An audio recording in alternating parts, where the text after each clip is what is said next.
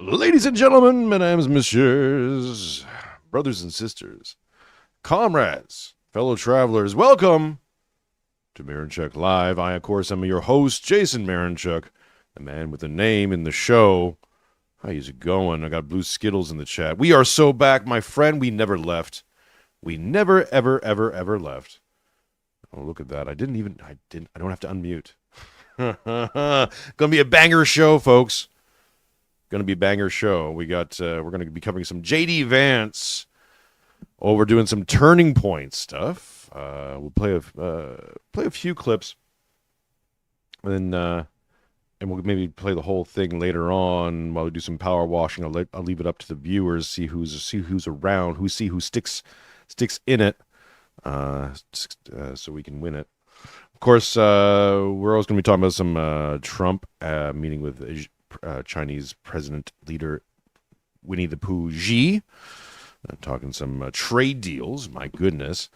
And we'll be talking to some Ukrainian Sitrep. I got Jim Jatras coming on in about an hour.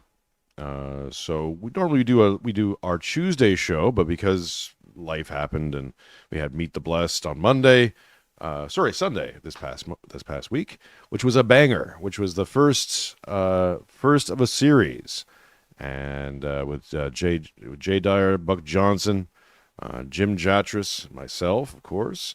Of course, the series is going to be an Orthodox panel show talking about the intersection of Orthodox Christianity, politics, culture, and many other topics. We already have a lineup for this coming Monday.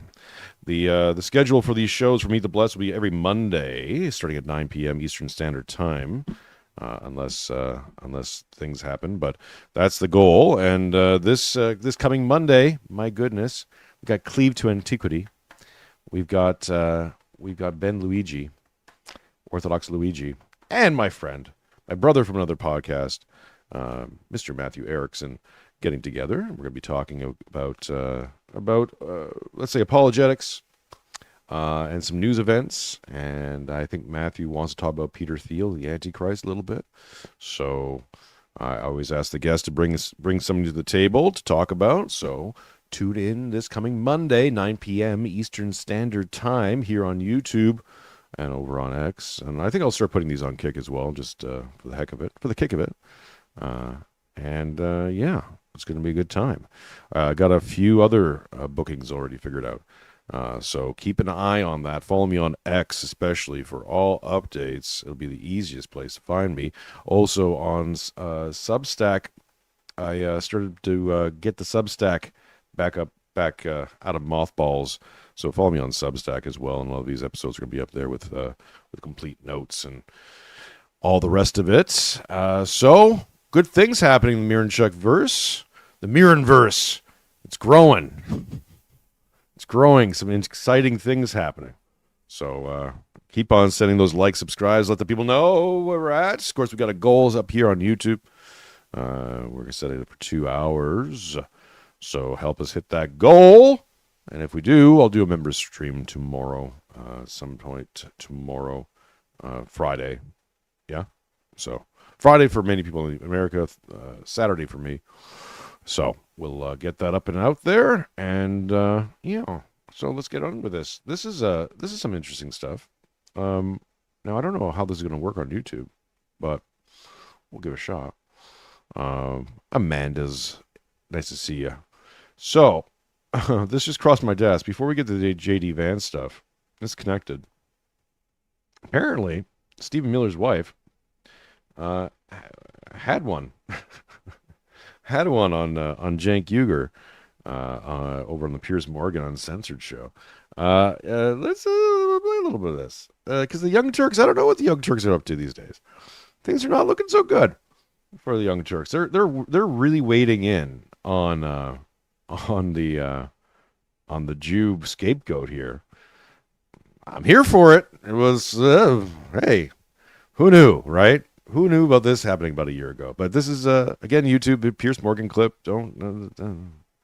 It's very normal for a Miller to be officially. We hate the anti-Semitisms.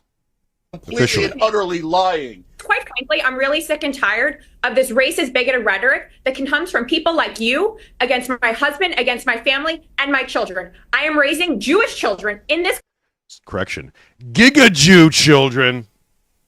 Yeah. Country. Who brought your children into this? What a weirdo. Piers, I'm going to be done with this if you're going to allow racist and bigoted attacks against one of your commentators just for the sake that he will not... No, hang on. That voice, though. I mean, let's send some prayers to Stephen Miller for his wife to drop an octave, because that voice, if I had that voice in my house, in my ear anytime soon, I'd spend all my time at work, too. Speaking. Casey, to be clear. What is also just an aside? What's going on with this woman over here to the side here? Just to the side of Piers Morgan. She's just like leather. She's wearing a leather jacket, and her face it just matches. It's, I feel like she should be like on Hogan's Heroes, or like some 70s crime drama where she's the plucky She's the plucky investigative journalist. Be clear. He inserted a line that says the Miller's lie. Is that not coded language for therefore we are Jewish? Come on, Pierce. Where are you? What? Where are you? Right. God, you're so Katie, pathetic. if I can speak. Everything's your shield. If I can speak, anti-Semite. Fire him, cancel him, cancel him, America. Oh my God, Israel. Can we though? Can we cancel Cenk Uygur? That'd be nice. Oh, come on, man. Christmas is coming up. Come on. His nephew's in deep doo-doo. His nephew's being mentioned now in like Senate hearings. JD Vance just tossed out a thing about him recently. But come on. It's not looking good for the Uygur household here. Feelings have been hurt. Why don't you work for this country? Right, can we try and get this country? Yeah, you are against. Mandel says too much plastic surgery. Yeah, all the plastic surgery. All the plastic surgery. She I'm assuming she looks like a mannish woman now. Just a mannish woman with a jawline. On my show, and I appreciate you coming on the show, and I like you coming on the show. And I'm saying the two other guests on your show are welcome to participate in these anti-Semitic attacks that is so permeating on CNN and MSNBC. This is so ridiculous. I'm sorry. I have to jump in here. Somebody criticizing you personally is not an anti-Semitic attack. If somebody says that you are lying. Oh, we're back to this now. Even the left is like using rightist talking points from like 2016. This is amazing. What? Yeah. That is not an attack on Jews. That is an attack on you. And just stop hiding behind identity. This is all the snowflake behavior that the right is supposedly criticizing the left for, that you're simply repeating here. Yes, Stephen Miller is a destructive force in American society. That is not an attack on Jews. That is no reference to his identity. This is an attack on him individually, and just deal with the merits of this case. Total Giga Jew under attack. A destructive force in America. Of course, we don't ever find out exactly what that destructive force would be. But, hey, whatever. He's just doing the things. He's doing things. He's sending those beautiful, wonderful magic brown people back to their magical place of origin. I don't understand. I've never understood the whole thing, where we have to feel really bad for the immigrant who comes over, or, risks life and limb to come over to the wonderful shores of the West, but we can never send them home. And their home was great, and we respect their culture. And oh my goodness, aren't we being enriched by these wonderful cultures? But never send them home. Never send them home. Why? What's wrong with home? Oh no, it's horrible. It's a horrible place to send them. Oh, you're going to kill them. It's a horrible place back there. But is it what? Aren't they bringing the horrible place culture over here? Yeah, no. But when they bring it here, it's fine. What are you, racist? Come on. The recycling of the talking points is fantastic. Here's Anna Kasparian, and I don't know who this is. Just new talking point Foyd. Having one. You just hate Jews. I will not. No, I don't hate Jews. Then why can't they live in the West Bank? I hate disgusting, why can't they live in the West Bank? Propagandists why can't a Jew treat live in human Gaza? beings like trash like why you. Can't that sounds anti-Semitic to me. Let's one more time. You just hate Jews. I will not. No, I don't hate Jews. Then why can't they live in the West Bank? I hate disgusting, why can't they live in the West Bank? Propagandists why can't a Jew treat live in human Gaza? beings like trash like why you. Can't you? Yeah. My goodness. My goodness. Just having one. What's going on, left? What is going on, Democrats? You don't even know which way to go. Hey, wasn't it always every good Jew votes blue? Wasn't that the talking point from Sarah Silverman, all that stuff back in 2016 and 2020 and all the rest of it? Had to get the Cheeto man out. He's horrible for the Jews. He'll be horrible for the Jews, except that he now is being accused of working for the Jews.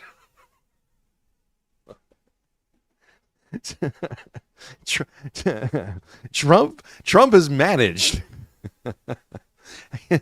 You know what? Honestly, I kind of hope that Trump's working for the Jews at this point, just because. I mean, this complete and total collapse on the left's narrative, and basically getting rid of one of their most major donation groups. At least it's looking like it's going to be hard for the Jews to vote Democrat over this, right?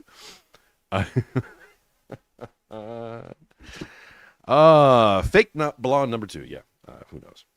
I don't even want to learn her name. It's one of those things where, why would I bother learning the name of someone who's going to be around for 15 minutes and then be just like a Laura Loomer or something? Just like, she's got about 5 years before she starts aging out. And here's another one.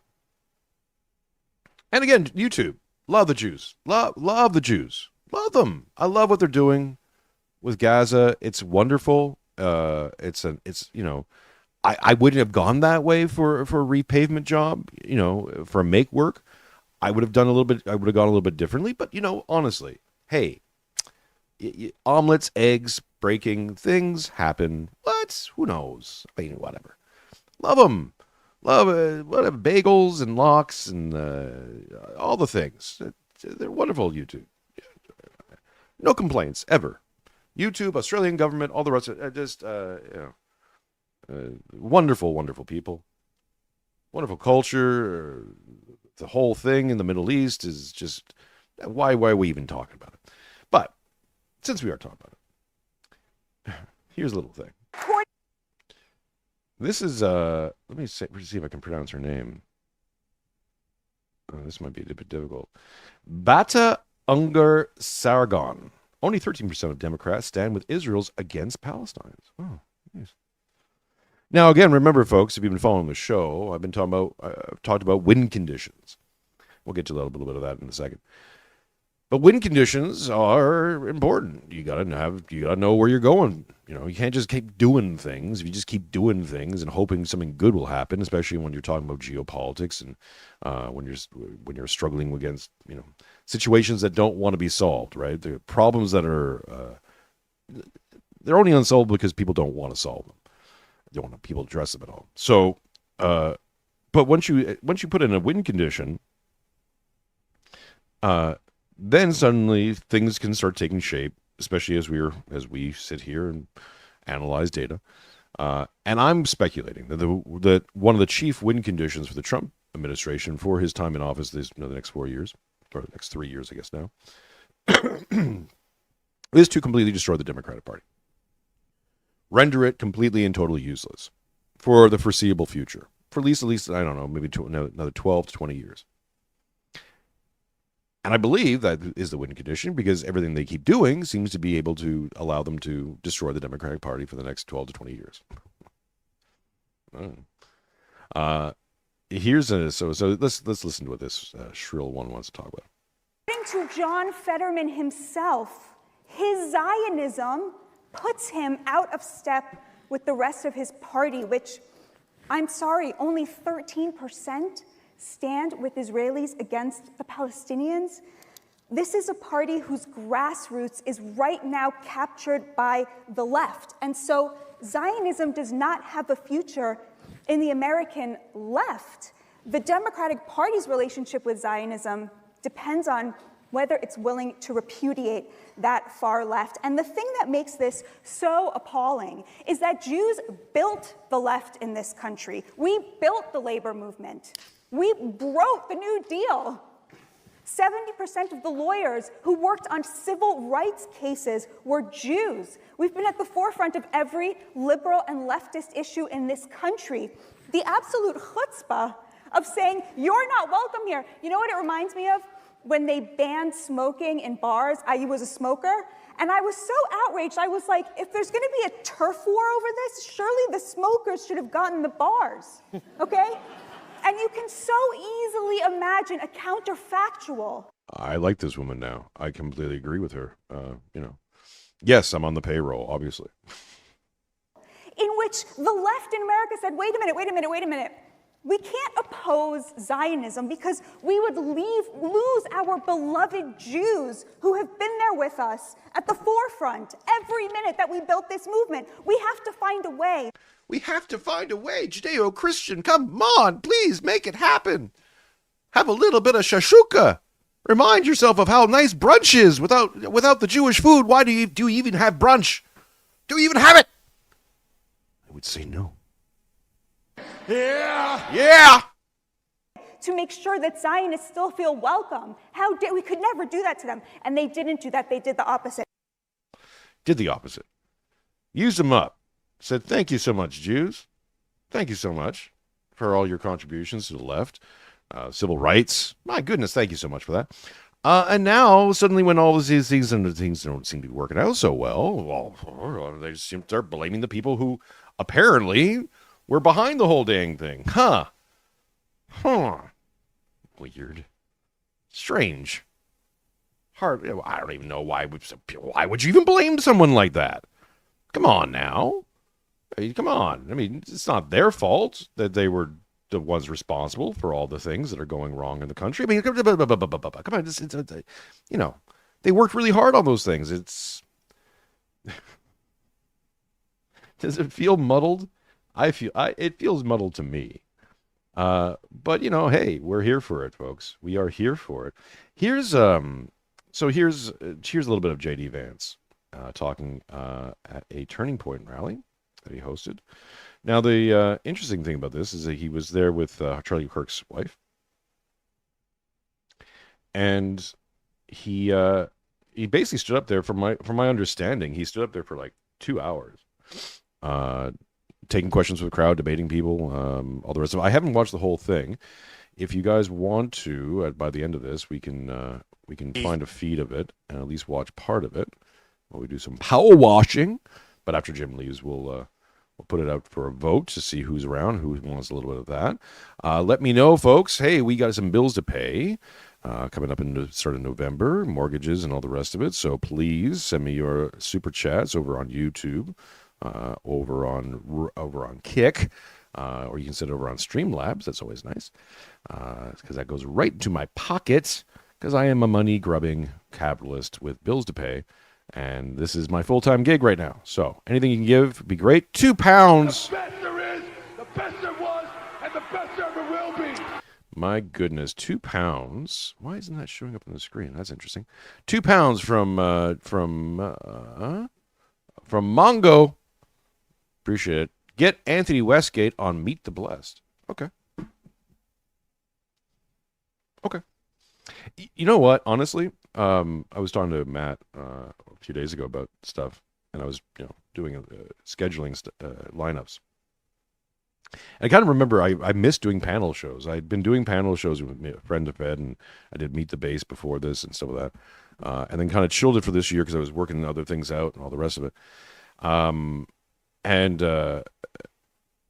it's weird. It's one of those things where when you're doing them, it can be a bit of a hassle and stuff like that. But I really enjoy scheduling the shows, like getting up the concept, getting the guests on. Okay, we're gonna put this will be an interesting combination. Da da da da. So keep an eye on Meet the Blessed, man. We got at least I got this Monday already scheduled. The following Monday already scheduled, and then the other 2 Mondays in November, waiting for some responses. So yeah, some big banger shows with some very, very interesting guests.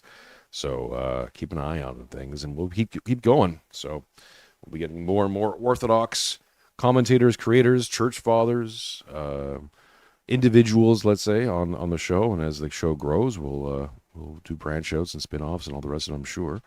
So thank you so much for liking and sharing. It's been a big response. It's an interesting one too, because oftentimes when you put a video up and it's getting good numbers, and you see the comments roll in, you're like, ooh, right? Comment section.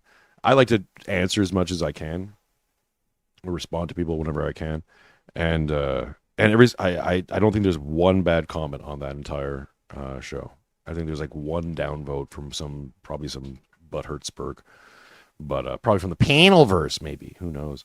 But amazing response. So, thank you to Jay Dyer, Jim Jatras, and Buck Johnson for making that happen. It was fantastic. So, let's play a little bit of JD Vance, Turning Point. Someone asked him about Israel. Let's find his response. I'm a Christian man, and I'm just confused why that there's this notion that we might have owe Israel something, or that they're our greatest ally, or that we have to support this multi-hundred-billion-dollar foreign aid package to Israel to cover this, to quote Charlie Kirk, ethnic cleansing in Gaza. I'm just confused why this idea has come around, considering the fact that not only does their religion not agree with ours, but also openly supports the prosecution of ours. Yeah, so let's say a few things about this. First of all, when the President of the United States says America first, that means that he pursues the interests of Americans first. That is our entire foreign policy. Now, hang on a second. Sorry, I should have this on.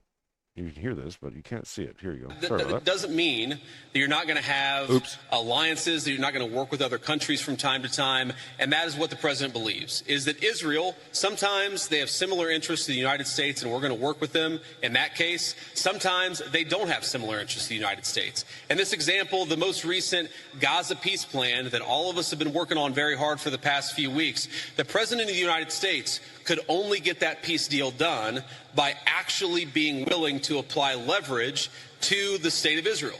So when people say that Israel is somehow manipulating or controlling the president of the United States, they're not controlling this president of the United States, which is one of the reasons why we've been able to have some of the success that we've had in the Middle East.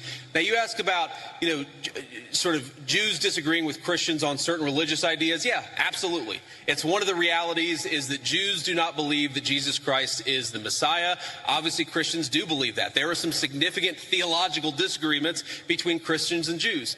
My attitude is, let's have those conversations. Let's have those disagreements when we have them. But if there are shared areas of interest, we ought to be willing to do that too. For example, one thing I really, really care about is the preservation of the Church of the Holy Sepulchre in Jerusalem. Christians believe that that is the site where Jesus Christ was crucified, and also that his tomb is right there as well. My attitude is, if we can work with our friends in Israel to make sure that Christians have safe access to that site, that's an obvious area of common interest. I am fine with that. What I'm not okay with is any country coming before the interests of American citizens, and it is important for all of us, assuming we're American citizens, to put the interest of our own country first. That's what we're going to do. That's what we try to do every single day, I promise you. Strong words from Vice President J.D. Vance. Mr. Kingpilled is in the chat saying not controlling this president of the United States, implying they have controlled other presidents of the United States. Absolutely. I mean, look, we know that lobby groups and all the rest of it have had control or have been able to have leverage on American politicians for quite some time now. Something I'll want to talk to Jim a little bit when he gets in.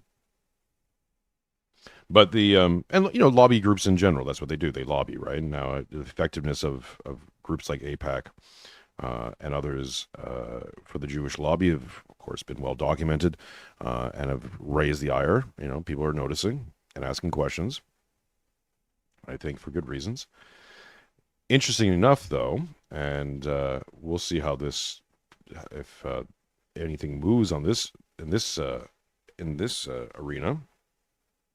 Because I know Catherine Whiteford, daughter of Father John Whiteford, who's a member of the Young Republicans, is pressing this issue, especially in Ukraine.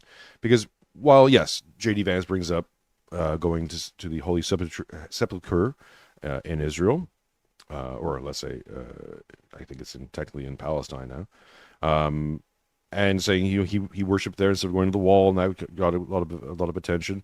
We covered that on Meet the Blessed this past Sunday, and good on him, right? Optics, interesting. It's an interesting optics move. Now, I would like to see him do the same thing for Ukraine, because UOCs, the Ukrainian Orthodox churches, the traditional church, the canonical church, Metropolitan Arnesty, released after a year and a half, immediately arrested on new charges. Metropolitan Arnesty, abbot of the Holy Dominion, I can't even say that name. I'll try to do my best. Sviatogorsk Lavra has been held in detention since April 25th of 2024 without conviction. Let's read a little bit of this. This is from Orthodox Christian Times. As we know, and we've been covering this on the show quite a bit, the persecution of the Orthodox Church, the canonical church, in Ukraine has been ongoing. They've been essentially made illegal by the Ukrainian state. Many of the priests, high-ranking priests, metropolitans, bishops, etc., have been jailed, attacked, put into hospital. Many other Orthodox priests have been seized and put on the front lines. And we haven't heard anything really official from the American government. Now, there have been a few members. I think Marjorie Taylor Greene has talked about this, and a few others. So these conversations are out there. But this is an ongoing persecution of Christians in Ukraine, and by all metrics, does Ukraine also control America, or does America control Ukraine? America is funding and supplying Ukraine with arms in its now, I believe, desperate attempt to liquidate as many Ukrainian men as possible. We'll talk more about that when Jim gets on, but let's just read a little bit of this. His Eminence Metropolitan Anarsi of Sviatogorovsk, the canonical Ukrainian Orthodox Church, was released from a pre-trial detention center in Dnipro yesterday, October 28th, after a year and a half, after his lawyer secured bail in the amount of 1.5 million hryvnias, or basically $36,000 US, only to be immediately detained again on security service of Ukraine officers on new charges, reports the Union of Orthodox Journalists. The 18-month detention and health crisis, Metropolitan Anarsi, abbot of the Holy Domination, Larva, has been held in detention since April 25th of 2024 without a conviction. His release was arranged due to severe health conditions. Doctors determined he urgently needed heart surgery and comprehensive medical examinations by a specialist. Let's send a prayer to Metropolitan Anarsi. Lord Jesus Christ, Son of God, have mercy on me, a sinner. However, immediately upon exiting the detention facility around noon on October 28th, SBU officers, in a move to humiliate the hierarch and the whole of the canonical UOC, met the Metropolitan and presented him with charges that had been issued 3 weeks earlier. He was taken to SBU headquarters, where he was held until midnight, while officers claimed they needed to establish all circumstances of the case. SBU officers stated they could detain the hierarch up to 72 hours. After midnight, SBU personnel took Metropolitan Anarsi out to a hospital, where they obtained a medical certificate stating he was allegedly healthy. He then returned to SBU headquarters, where he was forced to wait until 2 a.m., from 2 a.m. until 4 a.m., before being transferred back to a detention facility. A court hearing on a new measure of restraint was scheduled for today. So the intent here really is to let him die in prison.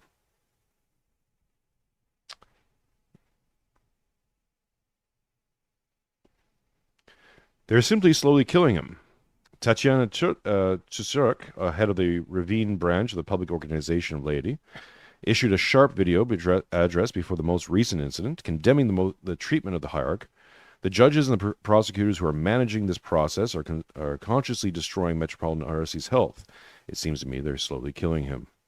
She emphasized that Metropolitan Anarsi had been held in detention for a year and a half, like a dangerous criminal, despite the ongoing trial and lack of proven guilt. This is, by the way, the guilt. What they're trying to establish here, and in case you haven't been following the news, is they're basically saying that the canonical Ukrainian church, because it was in communion with the Moscow patriarch, was basically a spy network for the Russians. And they were giving secrets and doing spy work for the Russians, and sending propaganda, pro-Russian propaganda, throughout the churches, which is. There's no basis for that. In fact, all the traditional canonical Ukrainian church, while it certainly didn't break ties with Moscow, certainly has been against the war in Ukraine since the beginning, since long before that even. And to keep it also in mind that the canonical church of Ukraine is the only reason why Ukrainians have a culture, because the canonical church actually kept the language alive and kept the culture alive in Diaspora for hundreds of years, especially during the Soviet era. And when it was, of course, when Ukraine was got its independence, the church came back from underground and now is being persecuted openly in Ukraine. She emphasized that Metropolitan Anarsi had been held in detention for a year and a half. Okay, so we said this. She emphasized that Metropolitan Anarsi had been held in detention for a year and a half, like a dangerous criminal, despite the ongoing trial and lack of proven guilt. The judicial process are constantly postponed and delayed, and they are simply extending his detention, violating all procedures. Everything is done as if the court and authorities are taking revenge on Metropolitan Anarsi, torturing him with unlawful detention. Tsarik noted that the stark contrast between Metropolitan Anarsi's treatment and that of other accused individuals, questioning why a hierarch who provided humanitarian aid throughout the conflict in eastern Ukraine now sits in detention, while others accused of more serious offenses remain free. The charges in humanitarian work. According to the investigators, Metropolitan Anarsi allegedly revealed the positions of Ukrainian defense forces checkpoints near the Lavra in one of his sermons. Tsarik disputed this interpretation, arguing the context showed the Metropolitan was discussing persecution of the church. She reminded viewers that since the beginning of the hostilities in the east, Metropolitan Anarsi consistently supported people affected by the conflict. The I'll say it right one time. The Sviatogorsk Lavra, together with Metropolitan Anarsi, became an island of hope, an island of peace, a shelter for thousands and thousands of people amid the fire of war. The humanitarian mission of the church and the Lavra Metropolitan Anarsi's leadership was incomparable to anything the state was doing at that time. So, last time I checked, there's a Jewish leader of Ukraine, held together by Jewish oligarchs, funded quite often by a lot of the Jewish and synagogues and through Israel as well. Of course, Ukraine and Israel have a special relationship. And yet I haven't heard anything from J.D. Vance or from anyone higher up in the administration about this. Now, maybe they're going to say something about this. Maybe there's work behind the scenes. Maybe there's other things being done. Maybe. And maybe I'm just, I'm a Orthodox Christian or becoming one. Excuse me. So I'm particular about my persecutions, let's say. But it does seem weird, right? That Christians are literally under attack. And we've covered this before on the shows, but Christians are under attack in Africa. Christians are, being killed. Christians are being rounded up and put into false military service against their will in Ukraine. Metropolitans and high-ranking priests and bishops are being detained and put into prisons and attacked and put on the front lines as well. Nothing about that. So this is what I'm talking about. One, about wind conditions, but also, if you've been following the show, we talk about, the dialectic.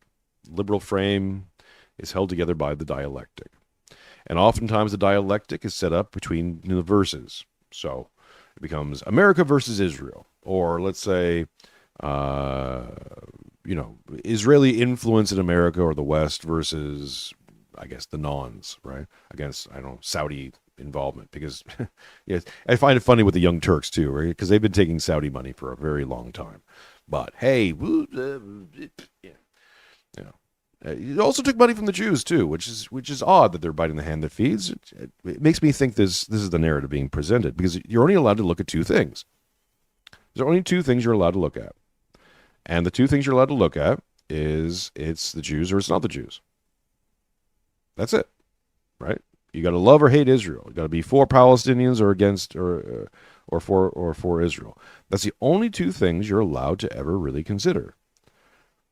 Now that's interesting to me, because there are other options here, especially in the West, where we come from a Christian heritage. Now, I know a lot of people want to, try to distance themselves completely away from Christianity and all the rest of it, and we've seen the disastrous effects that's happening on society and culture. Andrew Wilson's talked a lot about Christian nationalism, something I would like to talk to him personally about. I'm half in and half out on that. I'm willing to be convinced about any particular Christian nationalist kind of vision. But here's the thing: that one thing that we have to address and admit here in the West is that the West is built on Christianity. We are a Christian people. We are a Christian nation. Whether or not you profess and go to church yourself, you live all your systems, all the the culture itself is Christian. That's unavoidable. And for many places in the East, in Eastern Europe, it is Christian. And you can't get away from that. And as we destroy that religion aspect of that regio, the thing that binds, we're left without a let's say a binding morality. And we can be picked off easily from there. And again, we're going to be kept in the binary, right? There's only two things you can think of. The two-state solution is a classic one. I'm just trying to find this here. Because Bannon, Mr. Bannon, has come out with some interesting statements. Here we go.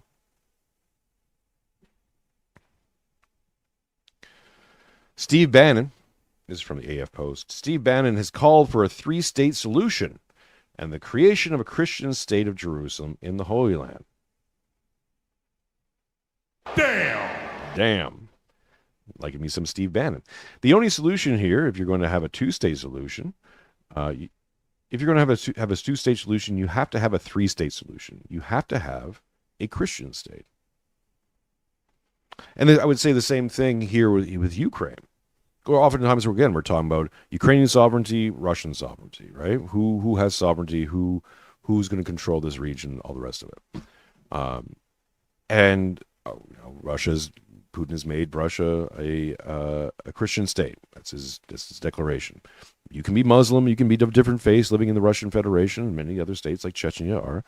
However, the state of Russia and its stated goal is its combined morality. It's part of that regio is going to be Orthodox Christianity. It's part of its culture, it's part of its history, and it's going to be part of its future.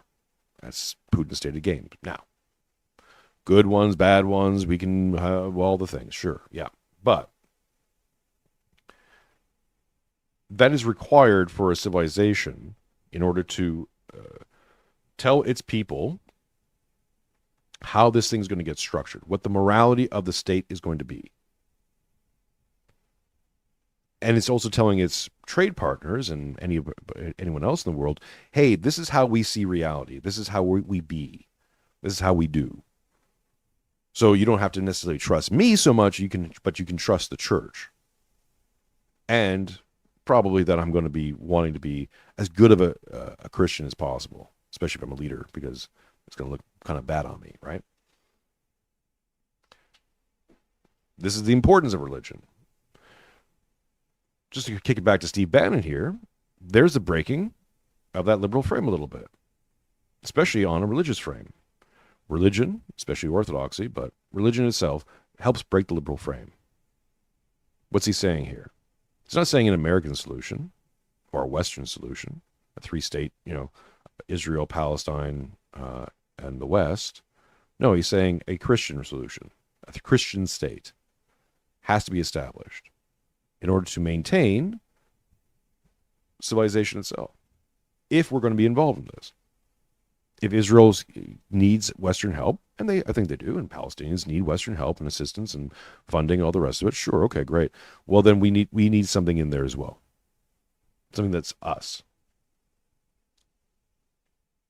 Which then puts the emphasis on us to actually become better Christians and to substantiate Christian nations again.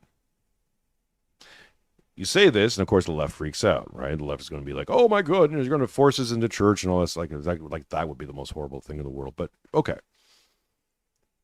It's not about you going to church or not, although you should. It's about substantiating a morality for the country that is definable and understandable to everybody, including partners. If you don't have that, then there's no trust. You can't have trust just based on trade deals. I'm sure we'll talk a little bit about the Trump-Xi thing. It's great. Yeah, okay, they signed a lot of papers and signed a lot of deals. What are they worth? If J.D. Vance, who I believe will be the next president of the United States, but let's say he doesn't get in and somebody else gets in, and the other person gets in and goes, I actually don't like these trade deals. I'm going to shred them. Then they don't mean anything. Why'd you bother? What? You need to have at least the formal recognition of, let's say Christianity, who says, don't lie, don't be deceitful, don't fall into avarice and to greed. And if that's informing the individuals, the people, and the state itself to some degree, to a greater degree than not, then suddenly these trade deals can be trusted. Something that Jim Jatras has talked a lot about the show, and a lot of people get upset about it. But it's true. It's that, look, even if Trump believes 1,000,000% in, let's say, peace between Ukraine and Russia, and meets with Putin and is being as authentic and as honest as a human being as he can be, okay? We'll just give him that. Easy. Here's the problem. His successor doesn't have to agree with him. J.D. Vance could get in and go, actually, that was Trump's plan. That's not my plan. Let's rejigger this. We've seen it before. Promises made, promises broken. The old Lenin line, right? Promises are like pie crust. They're meant to be broken. So when you're talking about, especially when you're talking about situations like Russia and Ukraine, where it's like, hey, this is a hot war. Millions of people are dying here, are being sacrificed, I believe. And the Russians have their casualty list too. It's not as extreme as the Ukrainians, but it's still there. And in an age where demographic collapses are happening and birth rates are low and all these other concerns are happening, you can't just go ahead and lose a third of your population in one way, shape, or form, either through through death or through dismemberment, and be okay. Expect to survive, or expect to not have to then import infinite immigrants from places.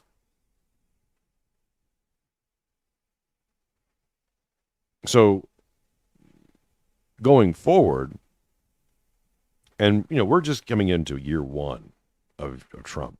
It's kind of incredible, right? All the people who told me like nothing ever happens, I'm like, well, a lot of things have happened. I don't know about you guys. But it's even hard to do show notes. Shout out again to Matt Erickson for covering all this time. I don't really know how he does it. But it's difficult for me just to concentrate on one area of the world that things are happening so much. A little teaser for the Ukrainian Sitrep. Donetsk, which is, the Donbass, which is a major area in Ukraine is being fought over. Russia's about to completely take it now. You have the encirclement of Pokrovsk, which from all my investigations, looks like that attack is almost done. Russia will claim that territory, which is, by the way, with the site of the largest iron ore mine in all of Ukraine. So Russia will now have all those resources, and then they're going to move on this other city town called. Let me see if I can do this one. Kotrensizov. I'm mispronouncing that. It's right next to Pokrovsk. And if they take that, then they've just basically almost secured all of Donbass. And the Russians are crossing the Dnieper. So they're finally moving into territory. It's looking like Russia's about to finalize this thing. Finally. Now, we've talked about this a lot of the shows with Jim, about speculation of why it's taking them so long, why they haven't been mobilizing in certain ways that normally you would expect an army to do. That Russia could have probably ended this 2 years ago. And even now, even with these more dramatic advances, they're still not taking territory the same way you'd think they would if they were really serious about winning this war on a complete, total ground victory. All the headlines tell you that. But all the headlines lie and move the narrative around all the time. I listen to a lot of the Duran, and this is not throwing any shade on the Duran guys, but it's hard to keep a narrative together because the facts don't fit the narratives half the time. This is kind of why I've moved to the narrative, which I think is the bigger meta narrative, which again, you're never going to hear anyone in the mainstream talk about this, but I believe it's a human sacrifice ritual. Played out by at least one of the two sides, if not both.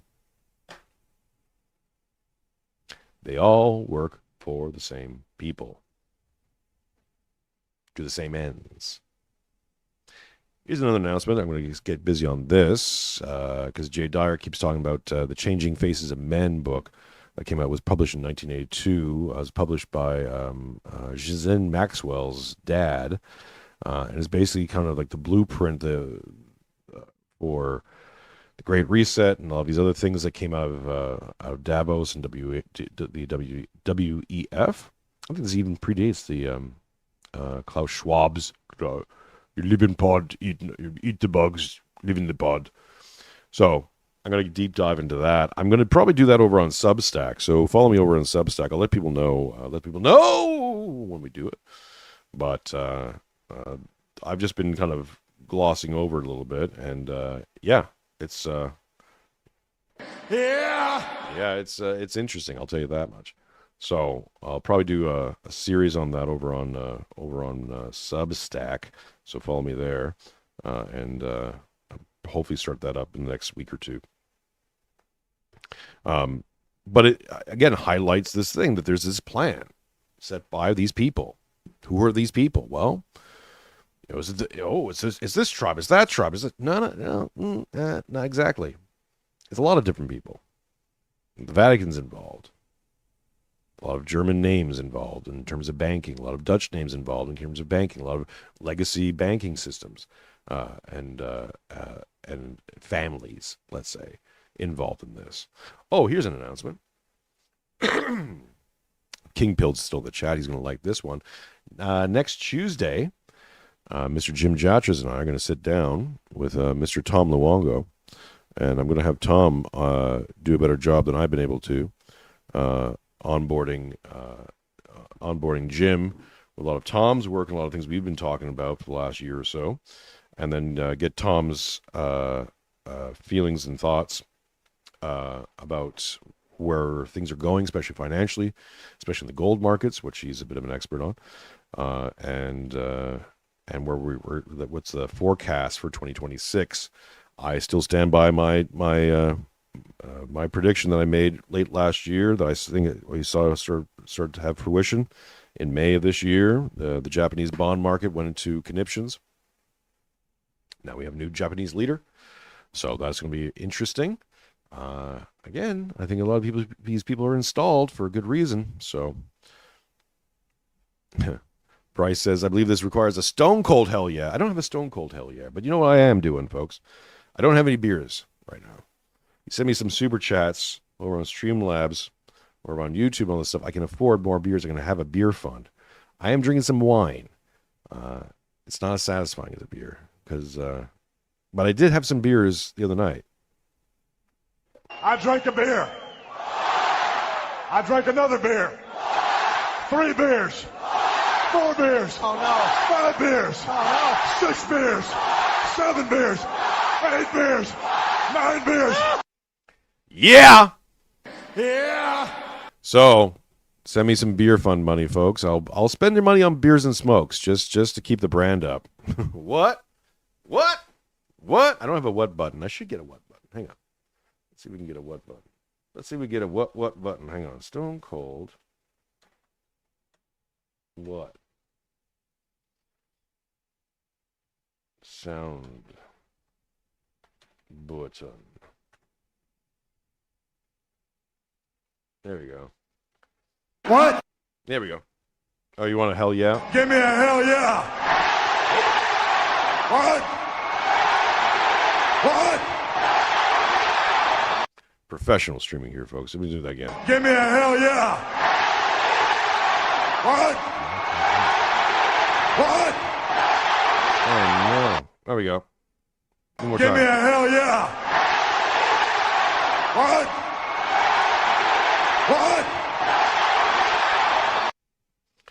There you go, my friends. Send over some super chats and we'll keep on going. I'm keeping an eye out for Jim, Mr. Jim Jatras, because he should be joining pretty soon. What time are we at here? Almost there, almost at 10. So,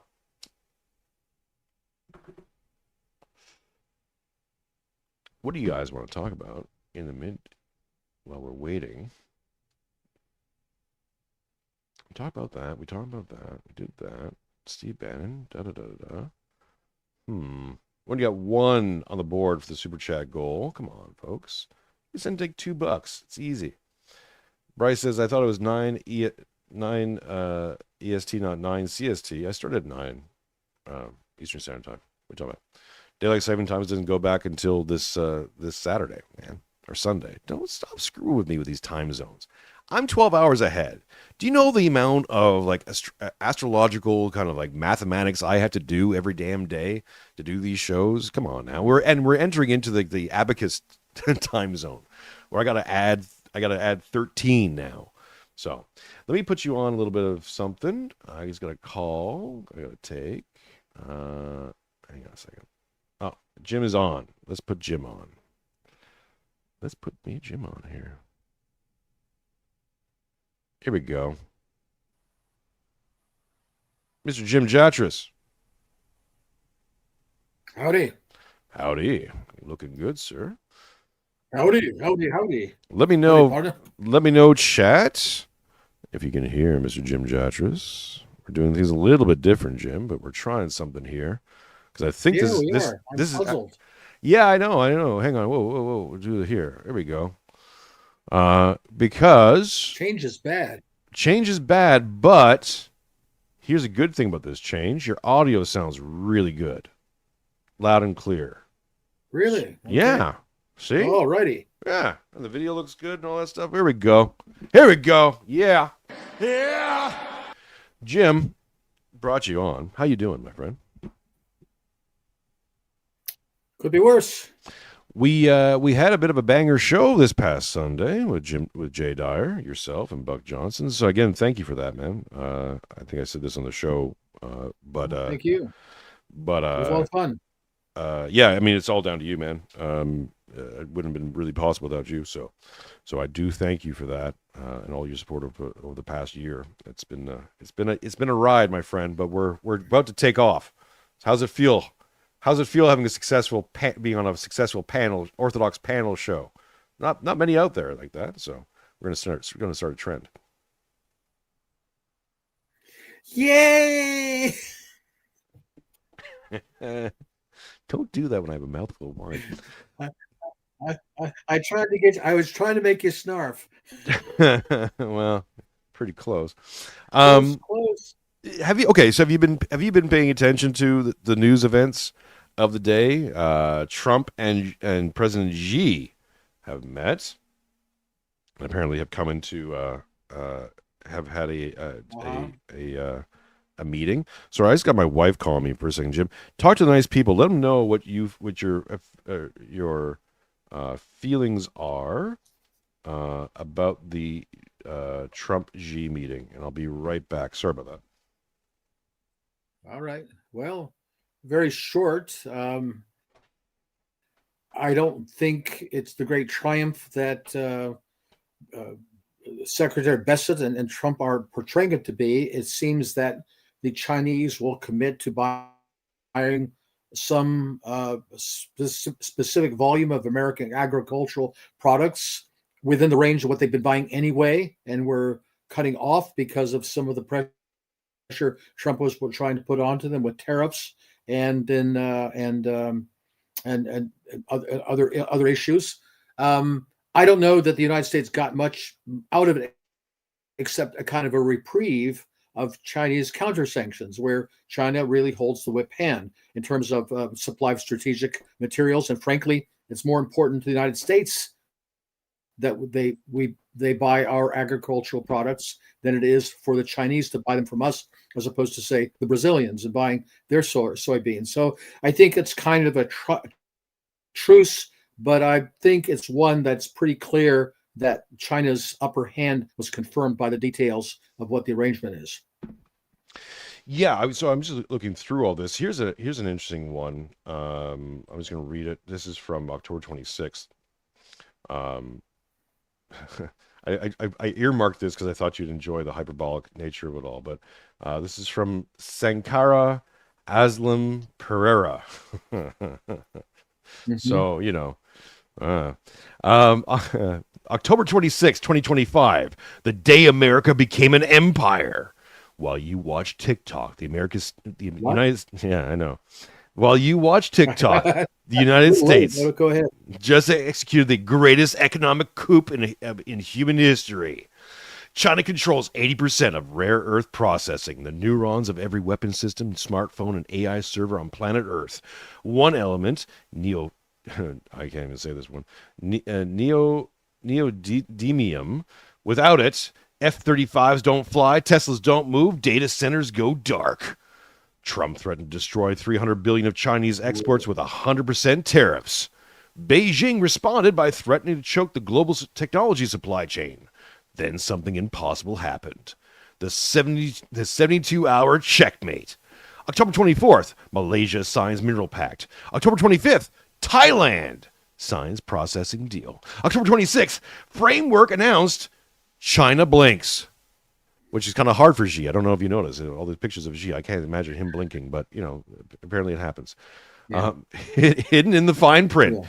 13 billion. Australian rare earth processing, Cambodian extraction rights, Japan's 2010 playbook, which cut Chinese dependency 30%, now deployed across 350 billion in American AI infrastructure. The number that ends globalization. Ready for this? U.S.-China trade, 758 billion in 2018 to 578 billion in 2024. That's a remarkable decrease. That 108 billion didn't vanish. It relocated to nations that bend the knee. Asian trade went up 20%. Chinese rare earth market share dropping for the first time in 30 years. American supply chains rerouting in real time while Beijing realizes the trap. Here's what they're not telling you. Sir, Jason, yeah. Where are you reading this crap? From a very serious person, from Sankara Aslim Pereira. I don't know. I don't know. In what publication? Okay. I'll just say he's an author and idealist, exploring money, AI, science, and sovereignty, mapping the collapse of the Reconstruction order. I have no idea who this person is, man. Where's the site? I mean, what's the site you're reading it from? I'm reading this from X. I can send you the link to this guy. I see. I see. But it's got all right. Okay, got it. Say no more. Say no more. Yeah, I'm having the flavor text, but I think you get the general idea. Like I'm enjoying the obvious AI rewrites. Right. The supply chains, the pattern that broke reality. 17 times since 2018, identical playbook announced announced tariffs, market craters. China, thank you. China retaliates, then exemptions appear for allies. Pressure multiples on Beijing. 63% of Chinese goods face maximum tariffs. Allied nations 4%. And then it keeps going on. You get the idea. So I guess the throw to you is this. Because we're seeing this playbook, right? The playbook is tariffs. Announce and threaten and all the rest of tariffs. And I'm starting to think it's starting to become a little bit of a decreasing. Like how many times are you going to whip this horse until? I mean, look, this latest one got an actual meeting between Trump and Xi, which is not something that happens often, right? Sure. Xi usually just sends his people. Sure. So it obviously something's happening. Right. But I'm starting to doubt this effectiveness of the whole thing. Is we're going to threaten 100% tariffs on you every time every time we want something from you. Eventually, the Chinese response is going to be like, right. Yeah, and look, or they will just continue to play rope-a-dope with us while we tire ourselves out. I mean, when you read the particulars in this article, I don't know the details about every one of them, but when you see one that's just glaringly stupid, you realize that all the other ones are probably faulty too. Like, for example, this deal with Jim Jatras. Wait, Jim. Are you doubting the integrity of Sankara Aslam Pereira? Sankara? Come on, man. Look at him. He's out there doing Aslan, God's work. Isn't he? Anselm. Isn't he the lion in the Narnia stories? Aslan. Yeah, there you go. Sankara. What is it? He's a decaffeinated coffee, I guess. He is. Look, I enjoy a little bit of it every morning. Like the thing that sort of exposes the absurdity of it is the mention of your prime minister there down under in this minerals deal in Australia. Right. If that materializes, it'll be how many years, if not decades, before you can have a volume of production processing that's going to be close to what the Chinese put onto the world market. That's just ridiculous. I mean, you're talking about investing all sorts of money by companies. I mean, companies are going to put, unless the U.S. government wants to foot the bill for it, and maybe they will, to put in a lot of investment to try to build that industry almost from scratch. That'll take years, if not decades, before there's any kind of payout for it. It just isn't going to happen. And for them to wave that around like somehow, boy, the Chinese are just, they're out of luck right now because the Australians are stepping into the void. I mean, that's just ridiculous. And if that thing is in there, I can only imagine what the other things about what Cambodia and Thailand and all that other rigmarole is about. Yeah, I mean, I think it plays into the bigger narrative, and we'll talk to Tom Luongo about this on Tuesday. Right. But there's the what started happening, and this is again from Tom's work, is the onshoring or reshoring of American capital, especially in the United States, but in terms of industry, right? This started happening because of essentially because of COVID and the lockdowns. They started saying like, hey, we're pretty vulnerable to, the fact that all of our major industry is in the hands of other countries. Sure. So, right. I mean, this is the narrative, anyways, right? So they've begun to reshore companies. This is the Nvidia stock. This is why they're pumping so much money into AI. Wait. Are they reshoring companies or reshoring capital? Are they reshoring production or are they reshoring capital? You can't eat capital. You have to produce something with it. And just because you reshore the capital doesn't mean you're actually producing goods and services. I mean, real services, not lawyers or something. I mean, things that actually matter in the real world of production. I don't see anything in any of this that points to a reshoring of American industry and production. Not yet, anyway. Well, I think it's about asset class, right? Because this gets into the what they're doing in Europe, especially in the UK, was when they started kicking out all the farmers and getting all that farmland. We're seeing other reports that what BlackRock's doing for residential commercial real estate, which is essentially going in, buying higher than market price for houses, locking people out of the housing market that way, buying up a bunch of property, and then reselling itself to itself through shell companies. And this is apparently what BlackRock's doing, what other private equity groups are doing. So then all of a sudden they're just acquiring all these all these assets, which speculation is them getting ready for a big move. Because once you have all the assets, then you can always use them in the future. Whereas if you just have money in the stock market or in 401ks and all the rest of it, well, that's non-liquid money. You can't do anything with it. It either goes up or goes down. It's not something you can access. But what's the big move? If they're buying up residential real estate, they're obviously going to drive up the price of people being able to house themselves. Mm-hmm. But what's the big move then? Rent it out to people. I don't know what the answer to that. Turn it into rent it out to people who can't afford it. I mean, basically, you drive up the prices where people can't afford to live. I mean, I can understand that they maybe feel they can wring more money out of people that way, as long as the people are there in a position to pay whatever exorbitant rents they're demanding. Is that the big play? I don't know.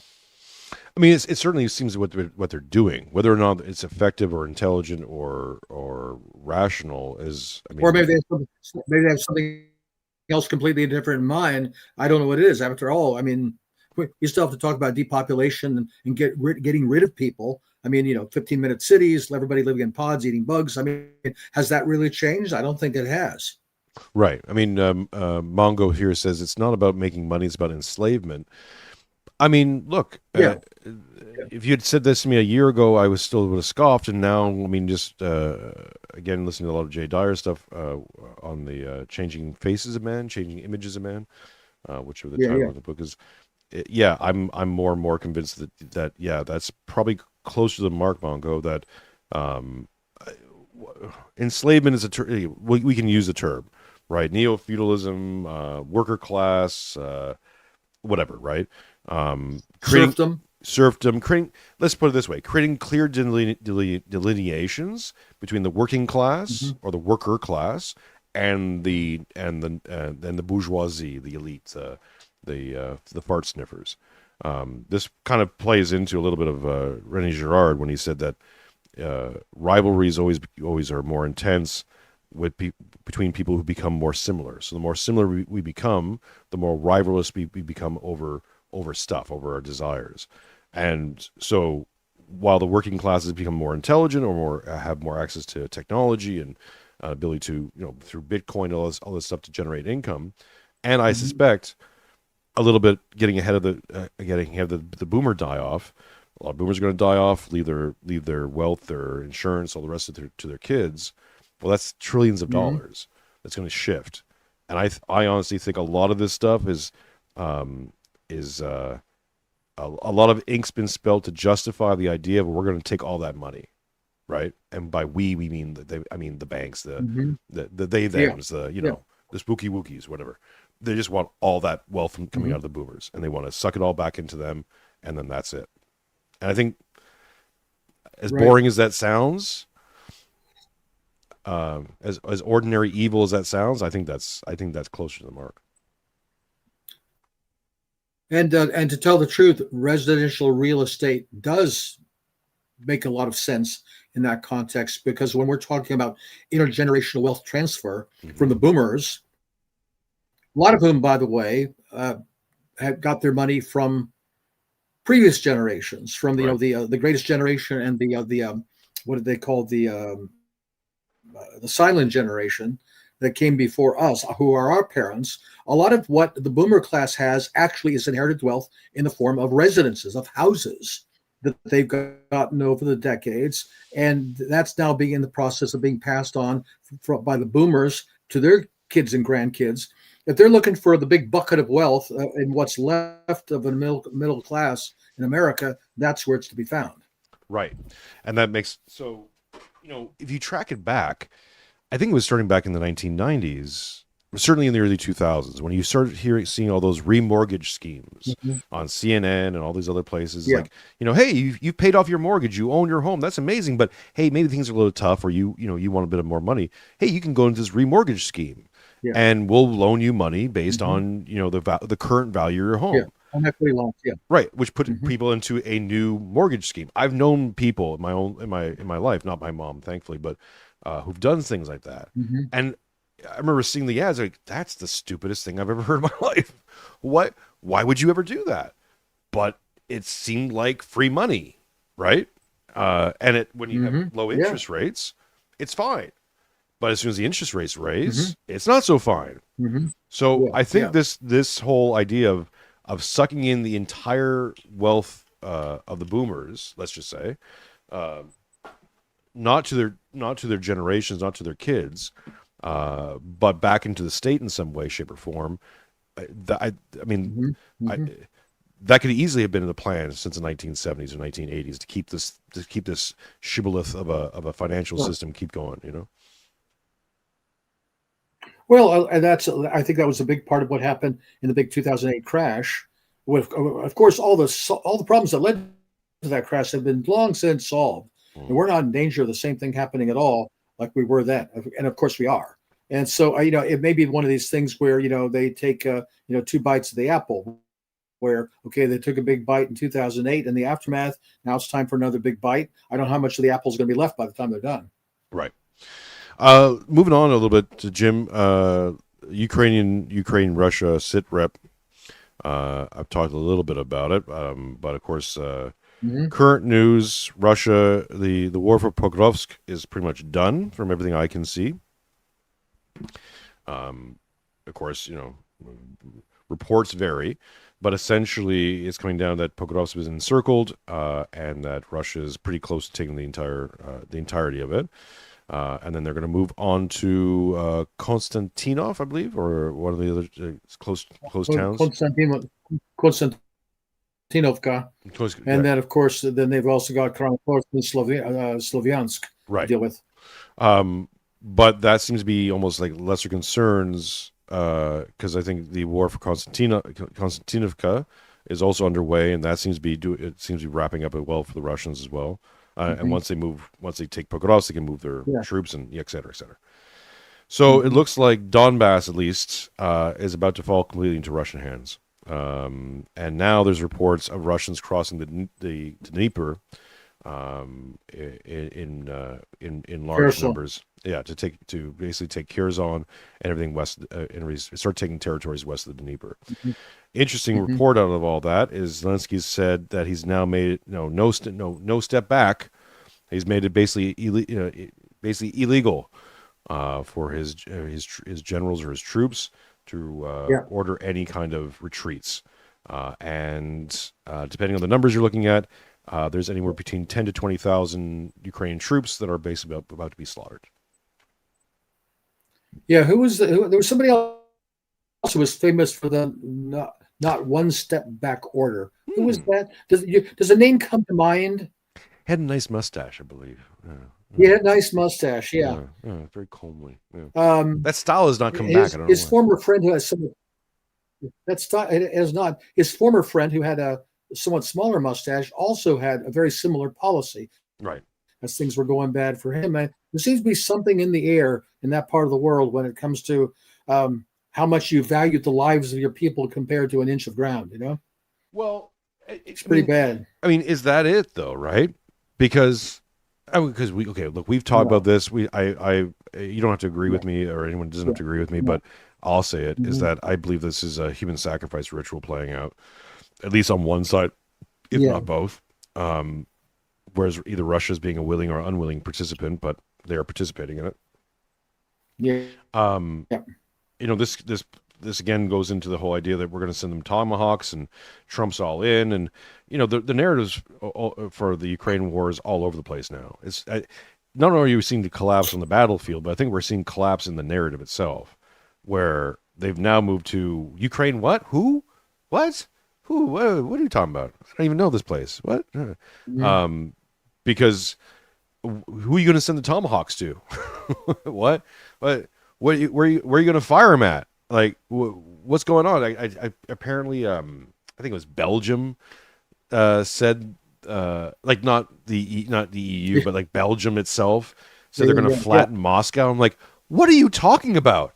With what? Like French fries thrown by the Flemish? Like, what are you talking about? Like, this is ridiculous. But this is where we're at. Other reports coming out of that place in the world is the European Parliament just voted to overthrow Belarus's government again. Great. Yeah. I'm sure to work this one. Well, because the community note says here, false, the European Parliament did not vote to overthrow the Belarusian government. It passed a resolution refusing to recognize Lushenko's undemocratic 2025 election and urging for sanctions and support for democracy, not regime change. I love it when the community notes are like, well, hang on a second. That's not what they did. They did this, which is what you said, but it's not that. It's this, right? Like, yes. Okay. They refuse to recognize his undemocratic 2025 election. So yeah. Well, yeah. Let's look at the bigger picture here. We got Trump slapping on secondary sanctions on Russian oil, India and China. China is again going to be impervious to it. Whether India is or not, I guess we'll see.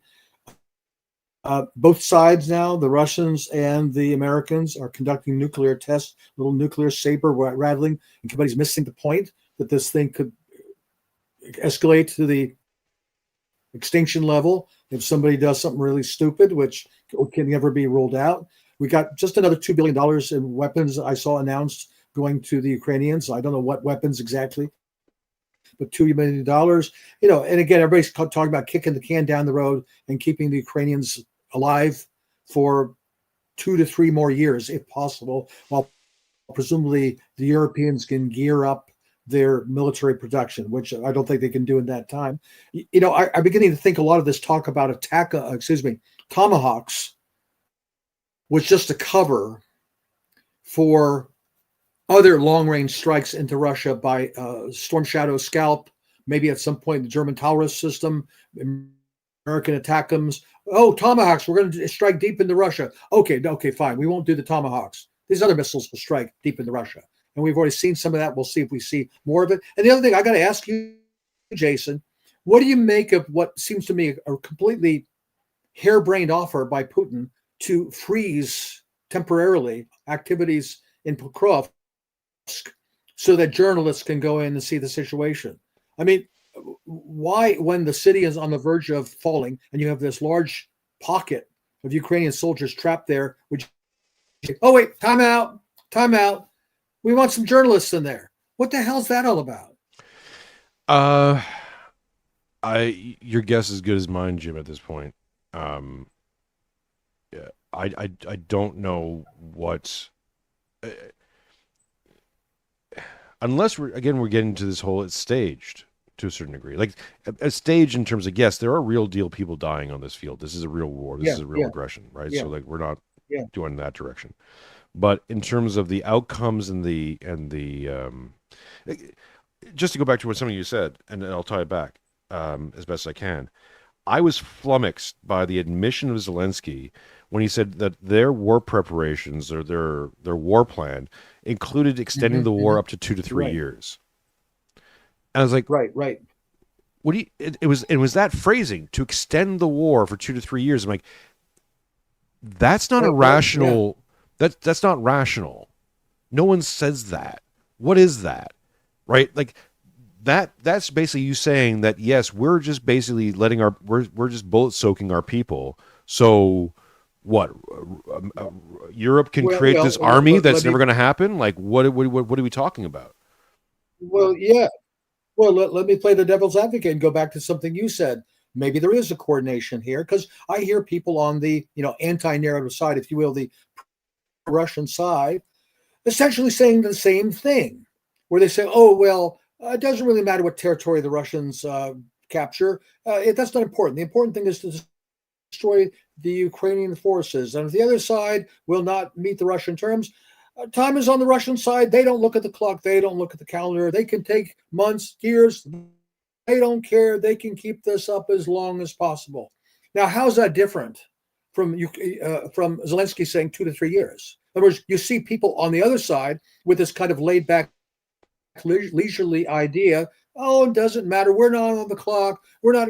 We'll take years. Is fine with us. We don't care. And I think that's honestly true. I keep hearing from people, well, finally the Russians are going to take off the gloves. They're going to go after the regime. They're going to put an end to the war. They know there'll be no negotiated solution. I don't see any evidence of that at all at this point. All I see is more pedagogical pressure on the West to finally fold, which they're not going to fold. And, it should be plain to everybody in Moscow that that's the case. And I think there's one man to whom it's not clear at all, or maybe it's even worse. Maybe, as you indicate, maybe there's something else going on there in terms of playing along with an agenda. I don't know the answer to that. I don't like to think about what the answers might be. Well, okay, Jimmy, I mean, you've been inside the beast, right? So, and granted, is a different time. But from your experience inside the government, you've said something that was really eye-opening to me, which was during the Cold War, especially, that the administration, or even I guess maybe right afterwards, that the administration really wasn't against communism, was against the Russians. That they were trying to defeat the Russians and not communism itself, which was very illuminating. Let's put it that way. So, carrying on from that kind of style of mentality, right? I don't believe for a second that the entirety of the government, the entirety of the U.S. government, and even people who are advising Trump, are completely out to lunch. Like I don't buy that. They might be. I agree. They might be crazy. They might be evil. They might be all these other things. But I'm not a Saturday night morning cartoon Right. person. Like people have plans. They execute things. Like there's a rhyme and reason to these things.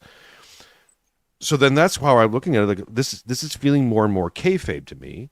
It's a wrestling term, meaning like it's Right. the preservation of a fake presentation, like making people believe that this is real when it's not real, when it's all been like worked out and we Right. know the finish. Like I think the finish has been figured out, and we're just moving towards that, and it's going to take the time it takes because maybe some other things have to go into motion in order for this thing to go. Okay, now we're going to wind it up, like the Palestinian Gaza thing. Like at any point, this thing could have been reached. It was amazing to me. Everyone was celebrating that Trump got Israel to stop doing the thing that Israel's going to do, and accept Hamas's offering to take the hostages, which they've been doing for the last year, if not longer. And everyone's like, "Yeah, well, great victory." Yeah. I'm like, but they could at any point they could have stopped this, but they didn't have the plan. Right. Right. So they stopped it when they had the plan. All right. Yeah. And that may be it. Now, by the way, I don't expect the thing in Gaza to hold. I think it's already falling apart, but that's a whole other story. I think maybe that was just an interim step to something else. What the something else is, I'm not entirely clear. But back to Ukraine, yeah, I think the puzzle is not really much of a puzzle. Maybe is why the one side that holds the cards, all the cards, doesn't play those cards, and instead keeps asking the other side to fold, which will not fold. And maybe it points to the fact that, they really don't want to play the cards. They really don't want the other side to fold. They want to find some way to get to where I wrote about in December of last year, some kind of a DMZ kind of Korea situation where both sides will claim victory, but both sides can have our side of Ukraine, and both sides can profit from a extended standoff that goes on for decades like the first Cold War did. Maybe that's what they have in mind. I don't know. Okay, let's go down that track. 1984, Orwell, right? Or a Brave New World, Huxley. But let's concentrate around 1984. We've always been at war with East Asia or Eurasia, what is called. Yeah. And many people as Jay Dyer's done a lot of work on this, and so this is like, and I think what we're seeing coming out of the UK right now, that's straight out of Huxley or Orwell. They even have Huxley too.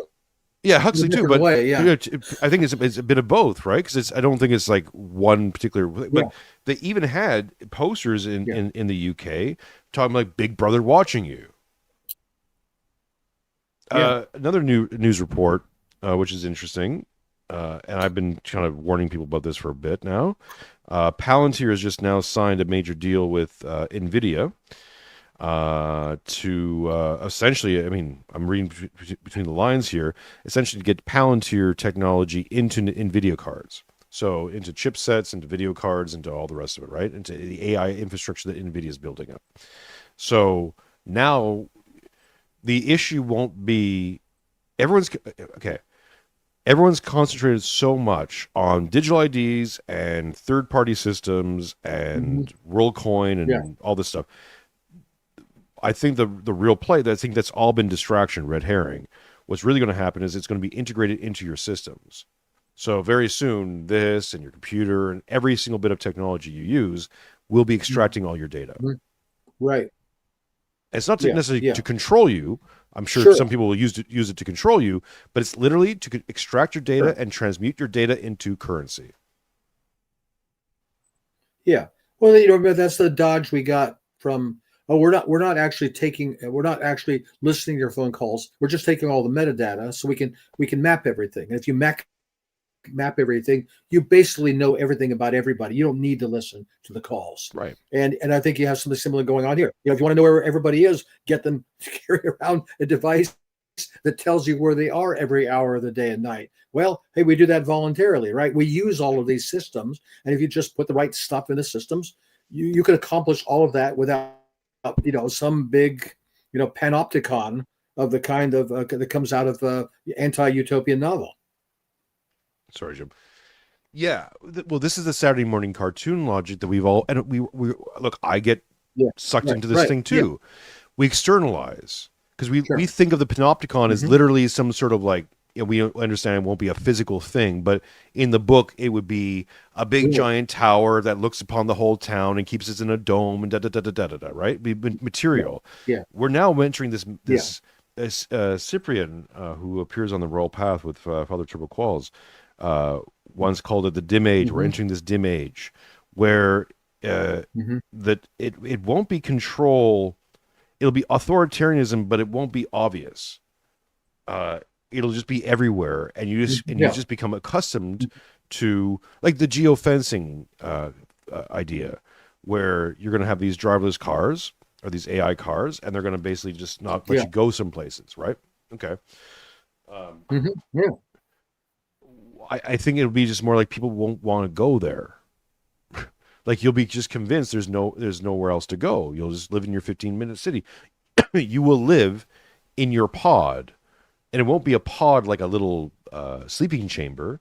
It'll just be your pod will be your city, your zone, and that's where you live. Yeah, exactly.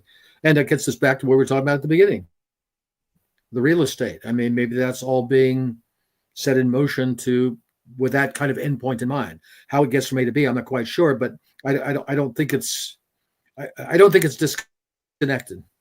Right. Yeah. And then we're unconnected. And it's setting up these wars of the future.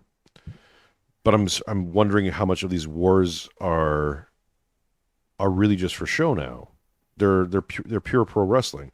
The news reports now out of Australia and Russia's doing their own version of this is nuclear powered drone subs, where Australia has signed a major deal with Lucky Palmer, part of the American Dynamism organization, and he's been, he's the guy who created the Oculus Rift, sold out to Facebook. He's now been on the forefront of all this sort of drone stuff. Matthew Erickson and I have been covering it for a long time. I forget the exact term for it, but anyways. So these guys are now are heavy into drone research. They're basically this sort of very public, but yet still kind of dark military zone of the military industrial complex for America. Now they're moving into subs.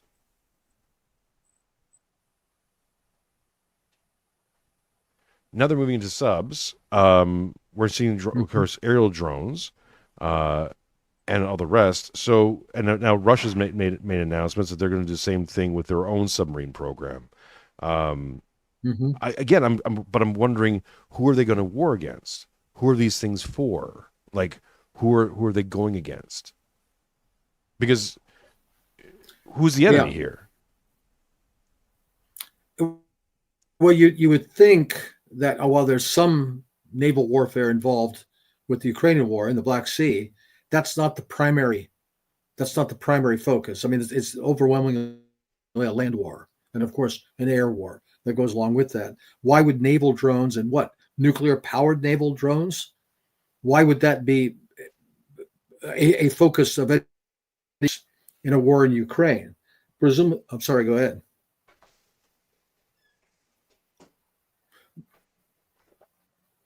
No, sorry, Jim, go ahead. That's right. I mean, presumably you're talking about either a planned or potential war somewhere else. Where? In the Pacific? That's the place that would make the most sense. That's the only thing I can think of off the top of my head. But I mean, okay, but then of course, just Trump's signed this big deal with Xi, right? So now everyone's going to be benefiting, right? China's benefiting, Australia's benefiting. That's bunk. There's no deal. I think there's just a truce, and I think taking down China remains it's the holy grail of American policy, and will be for the foreseeable future. And by the way, back to Ukraine for a second. I think that to sum it up, what I see is this. A lot of people, you see the people we would agree with on a lot of things, ripping their hair out and saying, it makes no sense. Ukraine can't win. no, Ukraine can't win in terms of taking back its territory and all that sort of thing, but it's conceivable they can avoid losing. And the flip side of that is the Ukrainians and their supporters don't want to lose, and it's not clear that the Russians want to win. So there is a potential marriage there in terms of outcome, where one side, which holds no cards and could be defeated, is trying to avoid defeat, and the other side, which holds all the cards and could inflict a defeat on its adversary for reasons that are not quite clear, is avoiding doing so. And that's what I see. I don't know the explanations for it, but that's what I see by all the behavior on all sides. So now here, let's call back to a Trump comment, which I thought was really interesting when he made it. For the Gaza-Palestinian deal, right? The Israeli deal. Where he said, like, if cooler heads prevail, we won't have World War III. We're not going to have World War III. And if we're smart, we'll never have World War III. I thought that was a very interesting... Because, I mean, World War III wasn't being discussed. It was, this regional conflict. Why talk about World War III?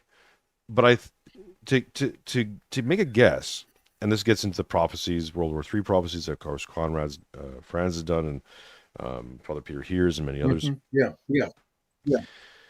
If we're looking at the backdrop, let's say they're aware of that too, right? Let's put it all on the cards. Let's put it on the table. And say that they're aware of multiple, let's say they know everything we know. Then the question becomes, okay, so if the win condition for Trump ultimately is, we actually just don't want to have World War III in our lifetime, right? And he's making those moves to try to prevent World War III. Now, for us on the ground, looking at this from an analysis perspective, it's crazy. It's Meshuggah. It's what it is. But behind the scenes, he's moving. I'm saying they're trying to move things away from having that World War III scenario play out, because I believe that was the end goal for Plan A. Right? I'm calling it Plan A. The Davos, the Great Reset, all that kind of stuff. I think their ultimate end was to have a hot nuclear war. It's conceivable. I mean, they really would have to be insane, because whatever plans they have very well might not survive that. I don't know that was Plan A. I think Plan A was pretty clear: defeat Russia, regime change in Russia, crush the Russians, crush the Iranians, then crush the Chinese. Unipolar world, and then the Davos world imposed on everybody, and into your pods you go. I mean, that seems to me that's the pretty linear path it was supposed to be on. I think the way things turned out in Ukraine through what did the Brits say? A spanner in the works or something like that. Anyway, it sort of messed things up. But I don't really see it that way, Jason. It seems to me that not deliberately, but based on the kind of stupid complementarity that I described earlier, one side that doesn't want to lose and the other side that doesn't want to win, that we are escalating, and that getting to World War III is very well where, in other words, I don't see them backing away from the escalatory steps that are taking us toward World War III. I think actually they're continuing up that escalatory ladder, not because they want World War III, but because what I said before, one side doesn't want to lose and the other side won't win, or refuses to win. We've talked about that's going to get us later if we keep this going. We talked about it a little bit on the show with Conrad, and I would like to do more deep dives into the situation going on with Turkey, because we're leaving out Turkey. Not we, but like I'm saying that people's I find the analysis and narrative very interesting. Right now, and I started the show off, right? Everyone's creating the dialectic, right? Jew, not, you're for the Jews, you're anti-Jew, right? You're pro-Palestinian, whatever, right? There's your dialectic.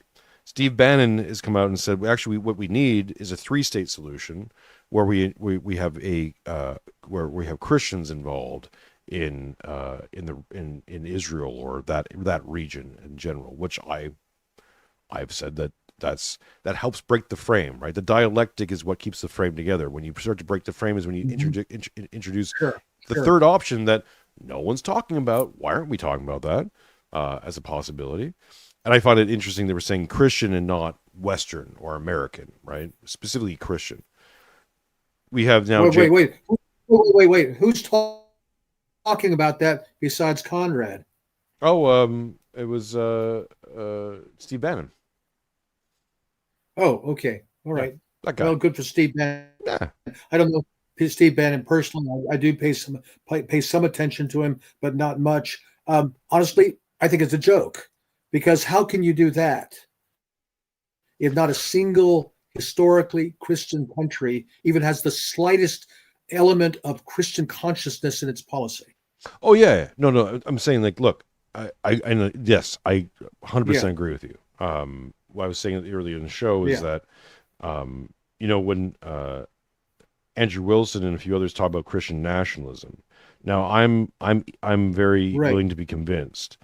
I happen to agree with Jay Dyer's comments on it, whereas, like, we need to have a clear understanding of what Christianity is in order to have a Christian nationalist system. However, I think in the short term, so the short and medium term, promoting people like Catherine Whiteford and other people into positions in government who are being informed by a Christian phronema, right, which is understandable on their own self. We may not have a symponesia in our lifetime, but we certainly have individuals who now are going to repopulate the government, right, and go, okay, we don't have a Christian nationalist state in terms of Russia saying they are a Christian, Orthodox Christian country. Right. We may not get that, right, or a formal version of that, but we could get people like J.D. Vance, right, which is the throw to, who just did 2 hours doing a Turning Point presentation for a whole bunch of people. I don't know if you caught any of that,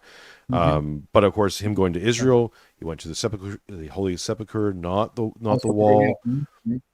I think it's a shoo-in that he's the next president of the United States. I don't believe that the Democrats can possibly mount any real offense. We'll see, right? But all things being relative from today, I believe that J.D. Vance will be the next president of the United States, and I think he will go on for at least 2 terms. Yeah. Well, if Steve Bannon says the next president of the United States is Jesus. Who? Jesus? I don't know. Who? Donald Trump. Oh, well, we'll see.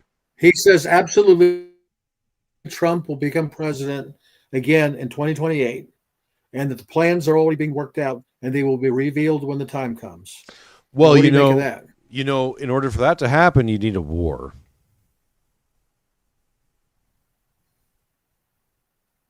Wait. Well, no. He's the peace president. Well, he was. He's the peace president now, and he'll be the war president in 2028. Come on. Wait. He's the peace president. All he wants is peace. Yeah. Peace. A little piece of Gaza. A little piece of Iran. A little piece of China. Wait, I've heard that. That would be a great musical. Oh, Lord. Springtime for Trump in Washington. So, okay. Let's do a wrap up. Again, thank you so much, Jim, for coming on. Hey, Jim Jatras, you wrote a book. It's called I Try to Warn You. I done wrote a book. It's a collection of essays and speeches and thoughts and all the rest of it for over the years, because Jim has been around for a little bit. Let's sit on Jim's learning tree a little bit. So he's J.D. Vance. Let's throw to J.D. Vance for a second. So he's obviously going. He's being unapologetically Christian, which optically, and we covered this a little bit on Sunday. It's a thing to see, right? I haven't seen this. Since what? Yeah. Reagan, maybe. That's true. I agree. Yeah. Oh no. Reagan was never prickly Christian. No, but I mean, in terms of but he courted the Christian right, so there was more of like a Christian coalition under Reagan. He never tried to promote any personal Christian image or bona fides the way Vance does. Fair enough, but okay, but let's just say this also, that every other president up until Vance, let's say, since JFK, right? So JFK to Vance. has been Protestant something. Don't ask questions. Yeah, right. Maybe church on Sundays occasionally. Yeah. With JD, right. He's presenting himself as a real deal Roman Catholic. Yeah. He made a statement about his wife because they were talking about mixed marriages and his wife, and so he's like, "Look, our kids. We've had this conversation, and we're raising our kids Catholic. His son just had confirmation, I believe. So yes, and he said publicly, he's like, and I hope that his wife, who's a lax Hindu, for lack of a better word, or agnostic, whatever. He hopes that she'll become a Roman Catholic as well. I don't know. You don't throw the poop. You're like, no poop, no thank you, no.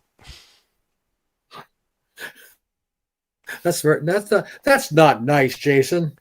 It's factually accurate, Jim. I'm just reporting the facts. They stop throwing the poop. I will not say they throw poop, but they have poop festivals, Jim. Poop festivals. I'm not making this up. It's well documented.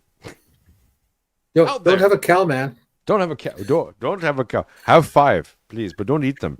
Don't have a sacred cow, man. Don't have a sacred cow. That is for Vishnu only. Do not touch him. So anyway, I mean, like he's making this play, which is interesting because now I think I think he is. Yeah. I haven't confirmed this with Matthew Erickson, but Matt and I were talking about Peter Thiel in his recent remarks about the Antichrist, and he had a sort of a conference recently about the Antichrist. Peter Thiel is linked with J.D. Vance, obviously. So there is a revival happening, but it's not. It certainly doesn't feel like the late 60s, early 70s, that sort of like Jesus fish, hippie Jesus kind of thing going on. There is a active conversation about what Christianity is in the West and how it's going to be, I think, right. What the Christian narrative is going to be. Let's put it that way. Any thoughts on that, Jim? Yeah. Because I find that we're in a really interesting time. I think we're going away from hippie Jesus to Jesus with a sword Jesus. Optically, one swallow does not make a summer. I mean, you can point to a couple indications here or there with somebody who maybe wears a cross on their sleeve and maybe has some sort of Christian consciousness, but I think you have to look at that in the bigger picture. And we do see that with more people, especially younger people, going to church. We've certainly seen that in the Orthodox Church and so forth. Whether that will really make a big difference at the national level and international level, I'm still highly skeptical. If it were to happen, it would have to be consistent and carried out over decades. And I don't think it's going to be consistent or that long term. I think that the power will still be held by people who have very malign motives, a very malign spiritual perspective, some of whom may call themselves Christians or pretend to be Christians. I guess I just don't see that happening. I mean, and it does, as Jay said, have a lot to do with what kind of Christians they are. If your idea of Christianity is, boyfriend Jesus, the American Constitution, and the Israeli flag, yeah. Nope. We just lost Jim. Why did we lose Jim? No.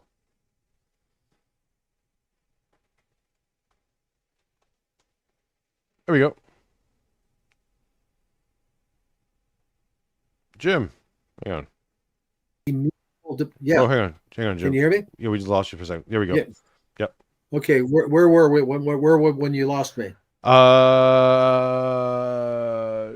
Narrative of Jesus. What kind of Jesus are we using going forward? Yeah.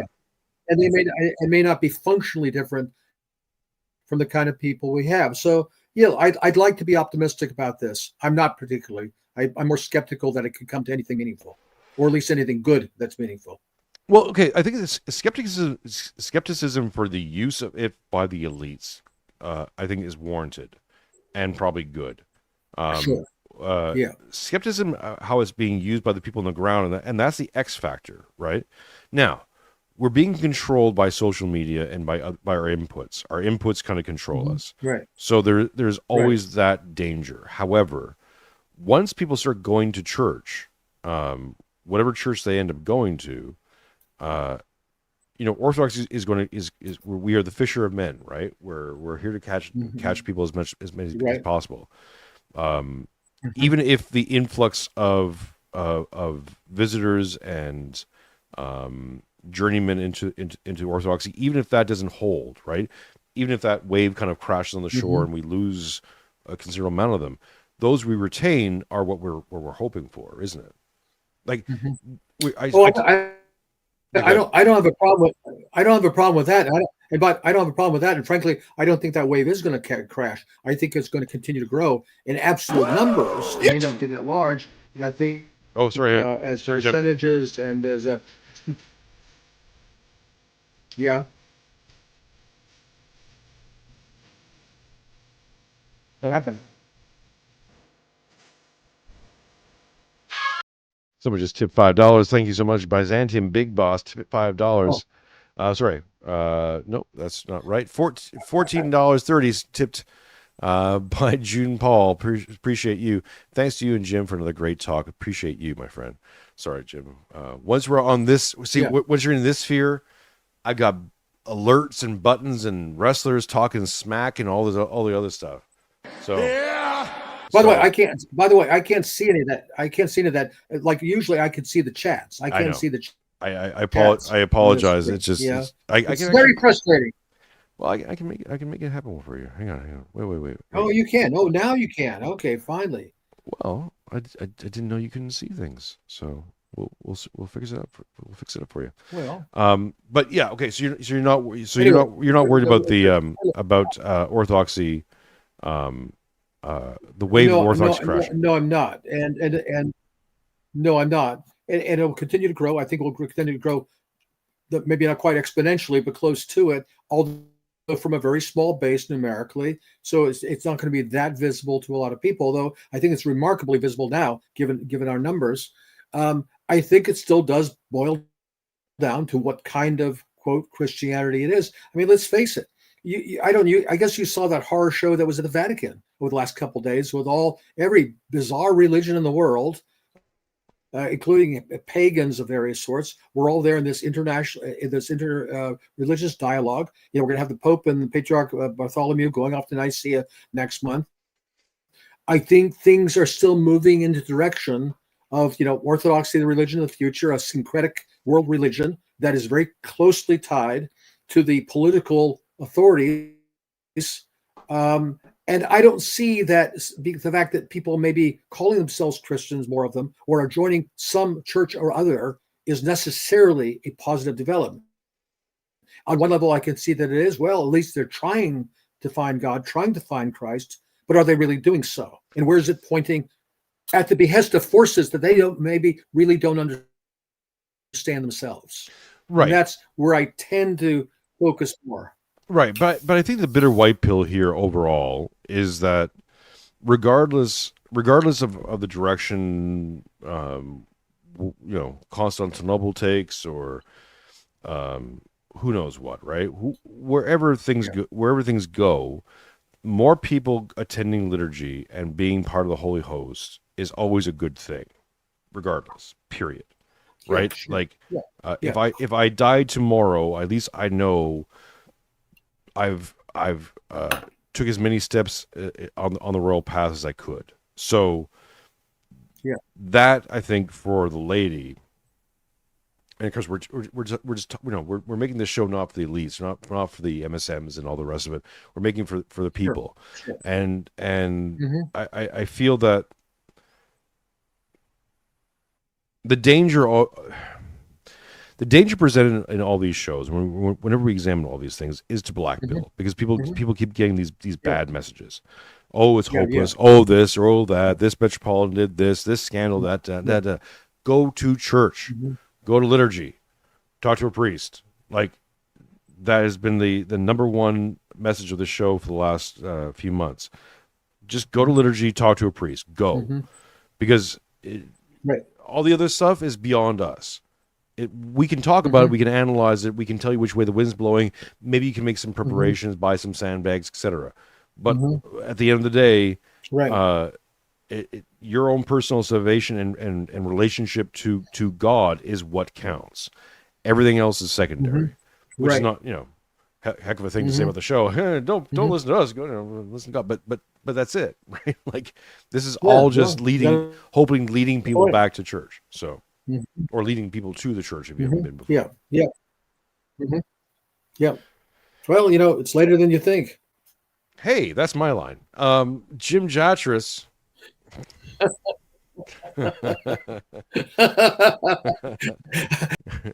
Oh, we lost Jim again.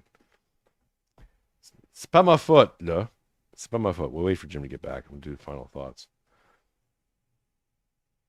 If he gets back, I do have half the internet open, so that's probably not helping. But we'll get to that. Is the Streamlab link not working? That's interesting to me. Hang on a second.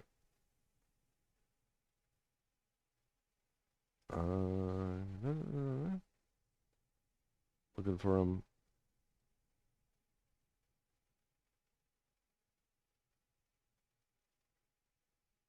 Okay, maybe Jim's not coming back on. But go buy Jim's book. I try to warn you. I'll put links in the description below if it's not already there. And I love me some Jim Jatras. He is. I know for some in the space, Jim talks about some stuff, and he's not on point with this or that or whatever that. But I always urge you to listen to Jim, because because if nothing else, Jim has a very interesting or a particular viewpoint that's born out from 25, 30 years inside the beast, in the belly of the beast. So when he says about things, how things are possible or impossible, he's talking from the perspective of someone who's seen what is possible or impossible in the current paradigm. Paradigm changes dramatically tomorrow, then hey, paradigm changes dramatically tomorrow. What are you going to do? But I do think it's always good to check your expectations, let's say, especially because this show is about taking narratives, pulling apart, re-examining the narratives, all the rest of it. So we got to consider all things. But Jim will be back with me next Tuesday. It's coming Tuesday. Talked with Tom Luongo. What? Tom Luongo about a bunch of economic stuff. So I'll be expecting to see a whole bunch of you there. Tweety says the payment screen flashed up and then disappeared. Tried 4 to 5 times. Interesting. Well, Jim is a great guest and a great co-host. Let me. That's interesting. I don't know why that's happening, but let's put it this way. Let's pin this. So if you've been having trouble sending me money over on Streamlabs, I just pre-pinned a new link. Use that instead, and I appreciate all the support. Of course, we still have a goal to hit. It's ending in 5 minutes. So get me your super chats in the next 5 minutes, folks. And then we're going to continue doing the show. I got a few other things to talk about. Tucker and Fuentes met up. Ooh, what's all that about? A little bit of kayfabe. Hey. Yeah. If you've been following the show, I freaking called it. Said that, I think that whole Tucker versus Nick Fuentes, when Tucker had Candace Owens on, and he's like, Tucker's a bit of a queer. And that whole thing, I'm like, There's the office giving the Fuentes kid the rockets, man. He's getting a push. He's getting a push from the office, which is Tucker and that whole crew. I have suspected that Tucker Carlson is part of a greater network, probably the Peter Thiel network. Hang on a second, sorry.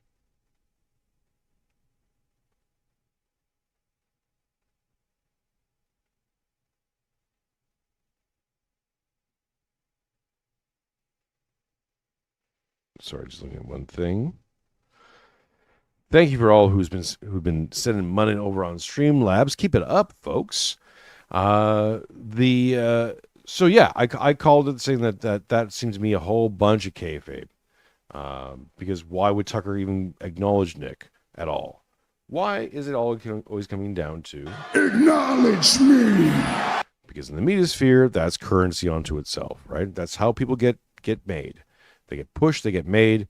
None of these things are really organic. The YouTube phenomenon that happened, I guess probably 10, 15 years ago, I believe that partly that was to create new stars, to create a new media elite. It created Sargon of Akkad, it created a bunch of others. Some have, of course, fallen by the wayside. Others have achieved more glory and have become mainstreams. Nick Fuentes is kind of part of that crew, but by the time Nick Fuentes comes around, things are getting more coordinated. Things are getting much more. We have the adpocalypse with PewDiePie and all the rest of it going on YouTube. None of these things are uncoordinated because there's a lot of money going on. Once you start having lots of money, and it becomes a moneyed venture, and you have people who can affect real deal politics in real life, it's no longer organic and fun and easy and like a whole bunch of people just making content. It's real. It's a real deal thing, and there's going to be networks and other entities and people, interested parties, who are going to get into there and start making their moves, right? I mean, I feel like this is pretty easy stuff, but for some reason, people just don't want to deal with that. They want to believe that this is all organic, and you can just go on YouTube and go from zero followers to 1 million followers overnight, just based on your content. Yeah, no. I still believe that you can go from 0 to maybe around 10,000 through your own work and perseverance. However, to get from that 10,000 to 100,000 and beyond route, you need help. Either through other bigger creators helping you out, or letting you in on the system, or whatever, or hiring other people who know how these things work, or whatever. Right? You need a staff, you need a crew, you need someone to help you out. And I feel like, whether that's on X, whether that's on YouTube, any social media, any decent social media platform, you're not going to get traction unless you get a push from a much bigger entity. So that's why the kayfabe idea between Tucker Carlson and Nick Fuentes is an easy one. It should be an easy one. So let's listen to Rob Knorr and Jake Rattlesnake. Oh my. I have a show with them pretty soon too. Keep following me on X and keep an eye out for things. End of November. These two gentlemen and myself might be sharing some space out here. But let's listen to what they have to say about the Tucker and Fuentes reunite after feud. To the industry, Tucker Carlson and Nick Fuentes. Here we go. I'm sorry I called you gay, by the way. I need to have that on my soundboard. But I'm always, I think I'm just too old or something. I'm like, what? Why is anyone married? You tell me, why aren't people married? Well, I mean, honestly, it's the women. I'm sorry. That's one of the old That's the truest thing. I could not agree with him more. I tried, Rob. I tried 7 Ways to Sunday to justify this when I was doing the whatever podcasts and going into the realm of dating a little bit more, being like, it's my both sides, it's the men and the women. He's just right, Rob. It's the women. It's the women. Feminism has corrupted the women. I think for the most part, men are still largely doing their duties out here. But yeah, I just think that there has to be some incentive for guys, and there isn't really at the moment. It's really like, I just think not only is Nick right there, but just what an all-time 12-second exchange. Sorry, I called you gay. What's up? It's the women. Yeah. Like, no. In fact, that's what guys are saying too. Why are you? It's the women. It's like, fair enough. Now it makes sense to a slight degree. And also, it's the internet. You know, yeah. And Mike Hunt says, Emperor Jatras went. I'm not sure, man. I would think that Jim wouldn't want the job, even if it was offered. Hey, all is well in the world when Tucker and Nick are making up. So I say good on them. That's good. Oh my God, people were losing their minds on X about it. Do you see this? You know, to hell with everyone. Whatever you think of either of those guys, I'm so tired of this virtue signaling bullshit. Like, dude, Nick Fuentes, the average lefty says 50 things more offensive every day than the worst thing Nick's ever said. So the idea that I'm supposed to shit my bricks because he's getting on mainstream platforms, the only regret is Nick can't be as blue with his material when he does a mainstream outlet as he can when he's doing his like regular show, because he's on his own. Yeah, but people just don't get it. Like, we've completely lost the ability to be able to do comedy these days. Yeah. Completely lost the ability, because comedy, the real good stuff, the real edgy stuff is off the cuff, and it's flying close to the sun, and it's offensive. And this is like what comedy is meant to be. Comedy is meant to be your sort of, we've got the parameters of what is acceptable in society here. This is our parameters. And the comedians go out to the edge and they poke and prod. That's what makes it funny. They go outside a little bit, like, hey, what's over here? But if we don't have that, if we don't have people who are able to do that and expand the Overton window a little bit, then we have this constricting society, right? Where everything is getting small. There's more rules, more rules, more rules, more rules. We need people who are going to be sort of like expanding the limits of what we can and can't say. And I think that people like him, they go on their show and it's just like very raw, off the cuff, comedic political takes. And I think that it's just very necessary, even though, he said offensive things. I don't care. I think the interesting thing was be this, right? Because I do not believe that the elites really care about people's perceptions of the Jews or the this or the that or the whoever. I do not think they care. What they've been caring about on this, especially in the digital space, let's say, is data. Tons of reports where, early AI models kind of created sort of racist, very pro mustache man AIs and all the rest of it. They just from basic user data, right? So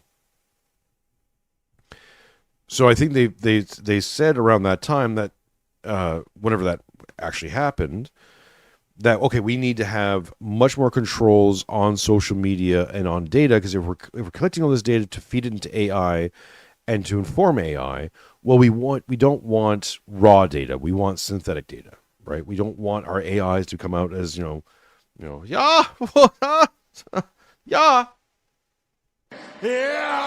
but in German, yeah. So they started to police the narrative a lot more and tell people strictly what they can and cannot say. They couch this in advertising and this and that and the other thing, sure. But ultimately, it comes down to they wanted more of a certain kind of data and not the other kind of data. Now, when you plug that into the matrix of understanding, I think things are becoming more and more clear. Because you could say a lot of things starting in 1996 or so, and certainly increasing until about 2016, where you could just say a lot of very blue off-color things. A lot of the comedians I liked, right? Which were much more liberal, all the rest of it. The Doug Stanhopes, even the Bill Burr before he's just completely cucked himself because he wants to work in Hollywood. Louis C.K., all that stuff. They were saying really outlandishly offensive material. And it was fine. They didn't get canceled. No one was having any big uproars other than the usuals, whatever, fine. But like, by and large, it had been accepted as like, that was fine. and then something changes dramatically. You get the woke in, right? And all of a sudden cancel culture, all the rest of it. I think it has far less to do with any real genuine social moral outcry, because morality changes all the time. Morality is the worst metric for morality. but what it is about is data collection. So they're training these AIs and large language models, and they want to train them in a specific kind of way, and to use them for any other future projects they want to use. They're basically saying, we don't want that data, we want this data. We only want LLMs to spit out this kind of language, not that language. So they're controlling our language only because we are the fonts for data. We create the data that gets put out there, and then that data gets used by the LLMs to do whatever they want. And to sell it and make money and profits and I don't know, whatever. I don't even, at this point, I don't even think they understand their motivation completely. Because it doesn't make a whole lot of sense anyways.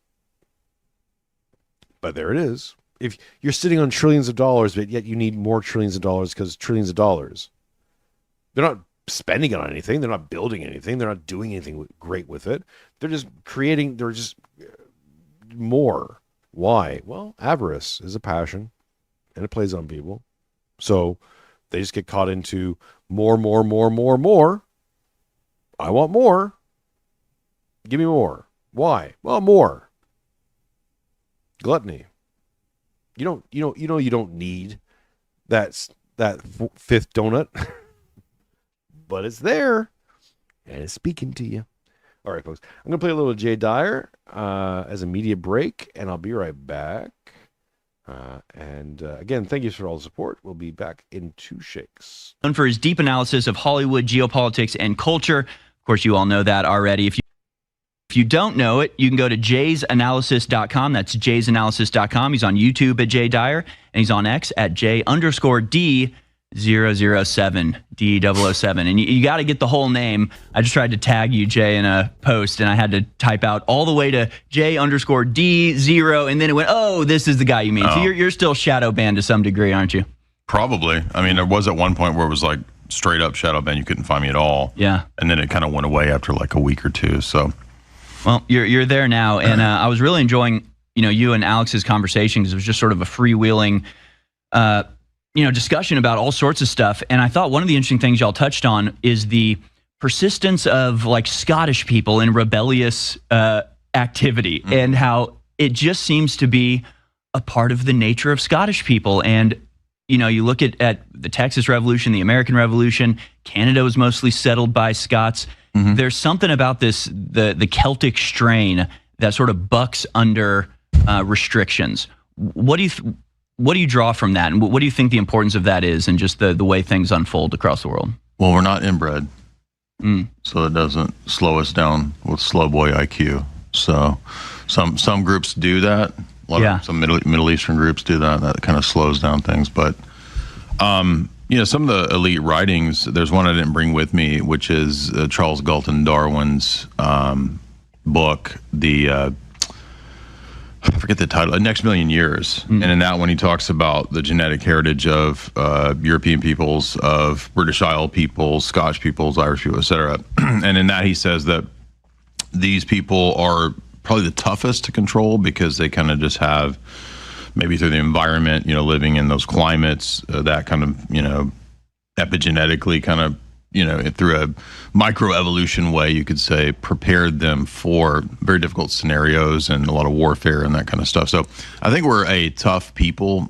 You can see, like, I still got the red hair here. But yeah, we're a tough people. Some people have even speculated there's this gene that's responsible for that kind of like both madness and like genius. In the Scottish people, there's a name for it. I forget the name of that gene, but yeah, I mean, it's a fascinating theory. But regardless, like, many of these texts say explicitly that Western white European peoples and their religion have to be subverted, and that's what we're undergoing right now. Yeah, and this, I mean, this is an established fact. I mean, this goes back, you can read, Julius Caesar's writings, and, he had a lot of trouble with the Germans because they have this proclivity to, you can't just order them to do something. I remember reading a Roman general at some point, and the Romans, you just say, go do this, and they go do it. The Germans, you had to explain why they're doing it. You had to explain what they're going to get for doing it. They weren't just going to follow orders outright. And then, of course, Julius Caesar obviously failed to conquer Britain, and they never really got all the way up to Scotland. They ended up just building, Hadrian's Wall after a couple hundred years of trying.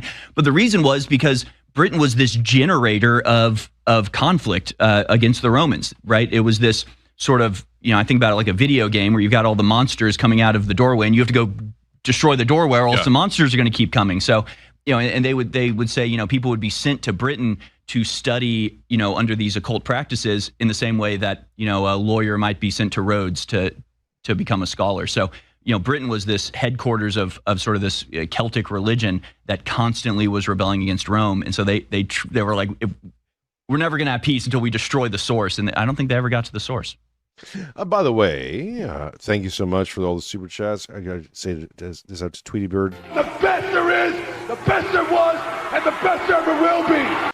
And to Mongo, I forgot to do this. I mean, although you did get the you did get the flare, but we'll give you a little bit of flare rub. Thank you so much, folks, for sending out the super chats. We'll set a new goal, because we're going to go on for a little bit longer, I believe. Start a new goal. Let's start a new goal. We didn't hit that goal. We didn't hit that goal at all. We didn't even come close to that goal. All the colors, 2 hours, Friday member stream. I'll do the Gold Club again. Whatever. You tell me how I can please you. But let's hit that goal first. Let's put it this way. We hit that goal, I'll do a thing. Okay? As we hit that goal, and I'll ask you what you want me to do to celebrate the goal. How about that? Where are we at here? Tucker. Yeah, well, they're trying that now, right? So the source is, I believe in the soul of a people. If you read, somebody like Oswald Spengler, who was very critical of Hitler, very critical of the Reich, and was eventually, I think he had to leave Germany because he thought Hitler was a tiny little man. But he's considered a right winger and considered kind of one of those historicist thinkers that classifies everything in terms of like cycles, and the Western people. I was just realizing I'm out of wine, so I'm going to need some booze in here, folks. You send me some booze funds so that we can I can report back to you about. I drank a beer. I drank another beer. 3 beers. 4 beers. Oh no. 5 beers. Oh no. 6 beers. 7 beers. 8 beers. 9 beers. That'll be all down to you. Send those super chats in so I can drink some beers.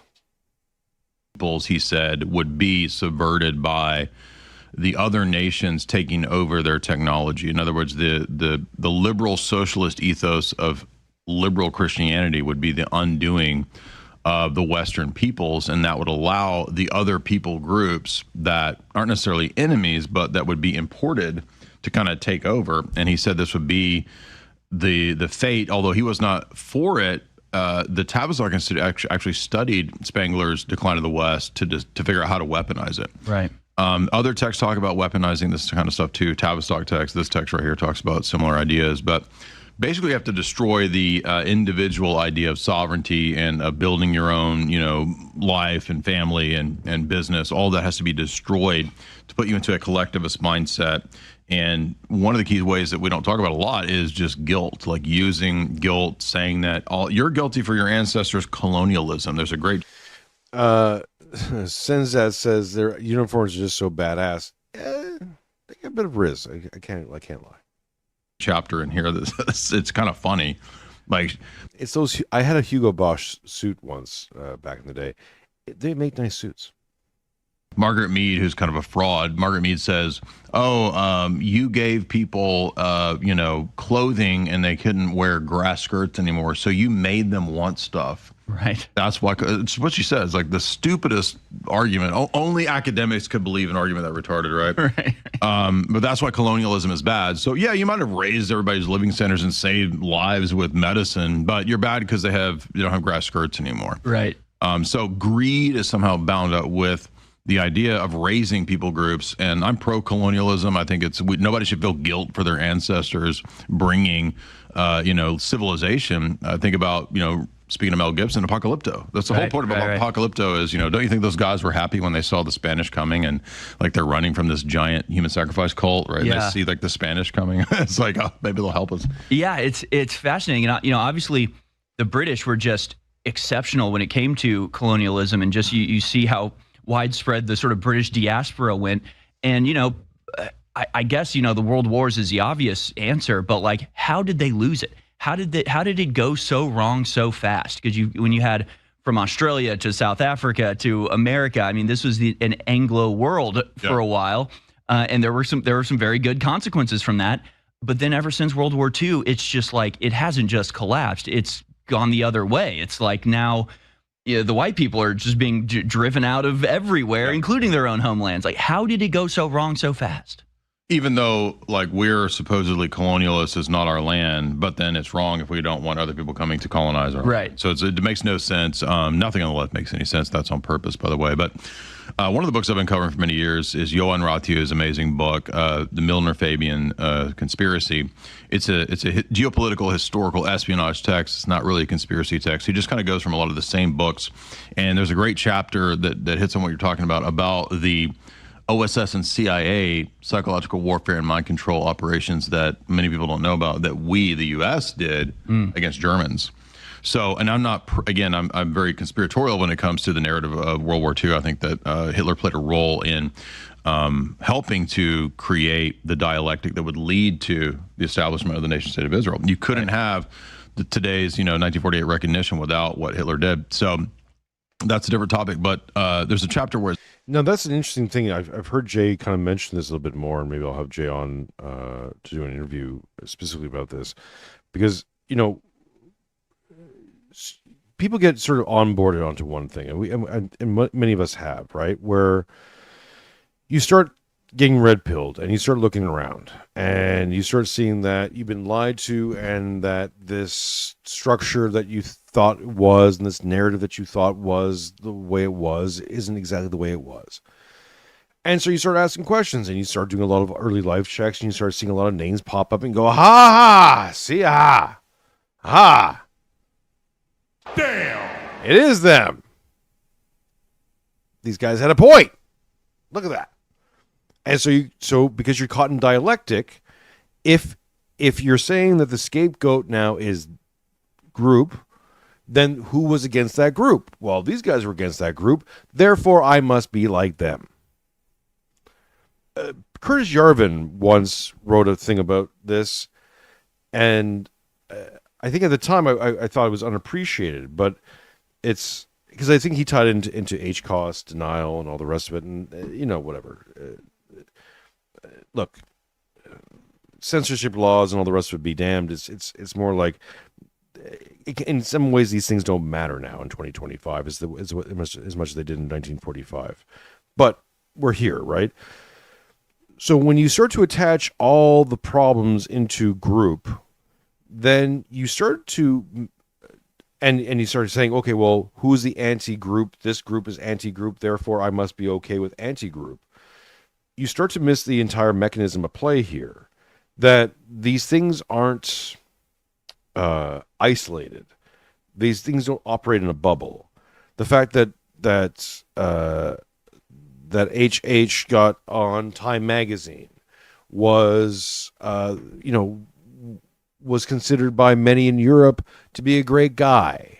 You can follow all the official narrative, and then the narrative changes. Stalin did the same thing, right? And many others. Like, you have these narrative shifts that we just kind of accept as, oh, and then something happened because he invaded Poland. So then he became enemy. And it's like, or it's kayfabe. Or there's a group behind all these people. And I know when I say these things, you go, the Illuminati, stop.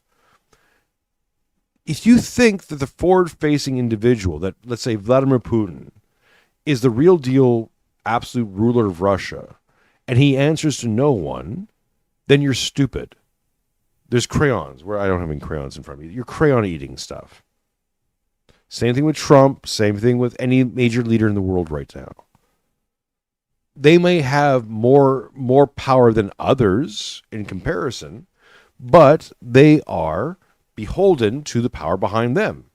And most of the other power is people who can take it out back of the dash out and put two in the back of the head, right?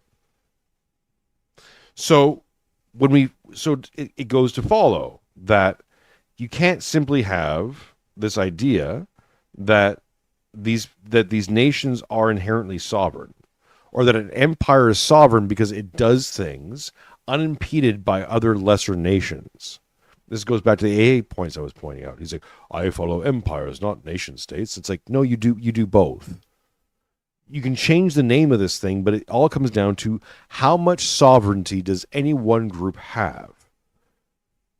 And generally speaking, other than very small little parts of history where one group in particular has got major sway over everything, and they're they're relatively unified, everyone else is a hodgepodge of craziness.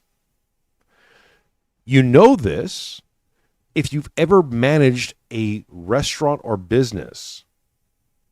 On a micro scale, this plays out, where getting everyone on board and everyone operating and producing towards one goal is actually very difficult and takes usually one or a team of people, very motivated dedication to get everyone on board.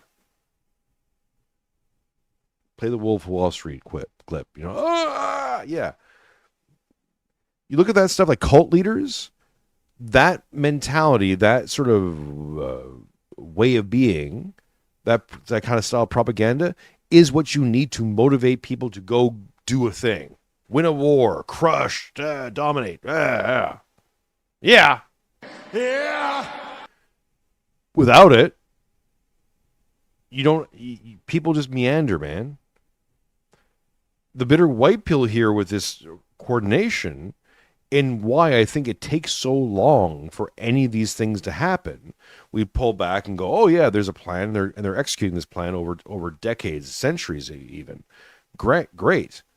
Here's a problem with that plan. Here's a problem, is that each step creates more coordination for them at all levels, because they have to keep promoting very corrupt, not so good, evil people into these positions to get certain things done. Well, guess what? Most of those corrupt people, like Biden, are only really good at being corrupt. That's it. Biden ain't running nothing. So, if we understand that Biden wasn't running anything, and Trump may or may not be running things, may not be having more or less greater say in things, then the question is, who's behind the throne? So we get to Milner-Fabian conspiracy. We get to these little groups who operate in the shadows, who get their ideas promoted and put out into public by public-speaking people. I've said that the way that this channel wins is not by me becoming a big giant guy. I'm not the guy to put on some of these shows, right? I'm just not. I recognize my own limitations.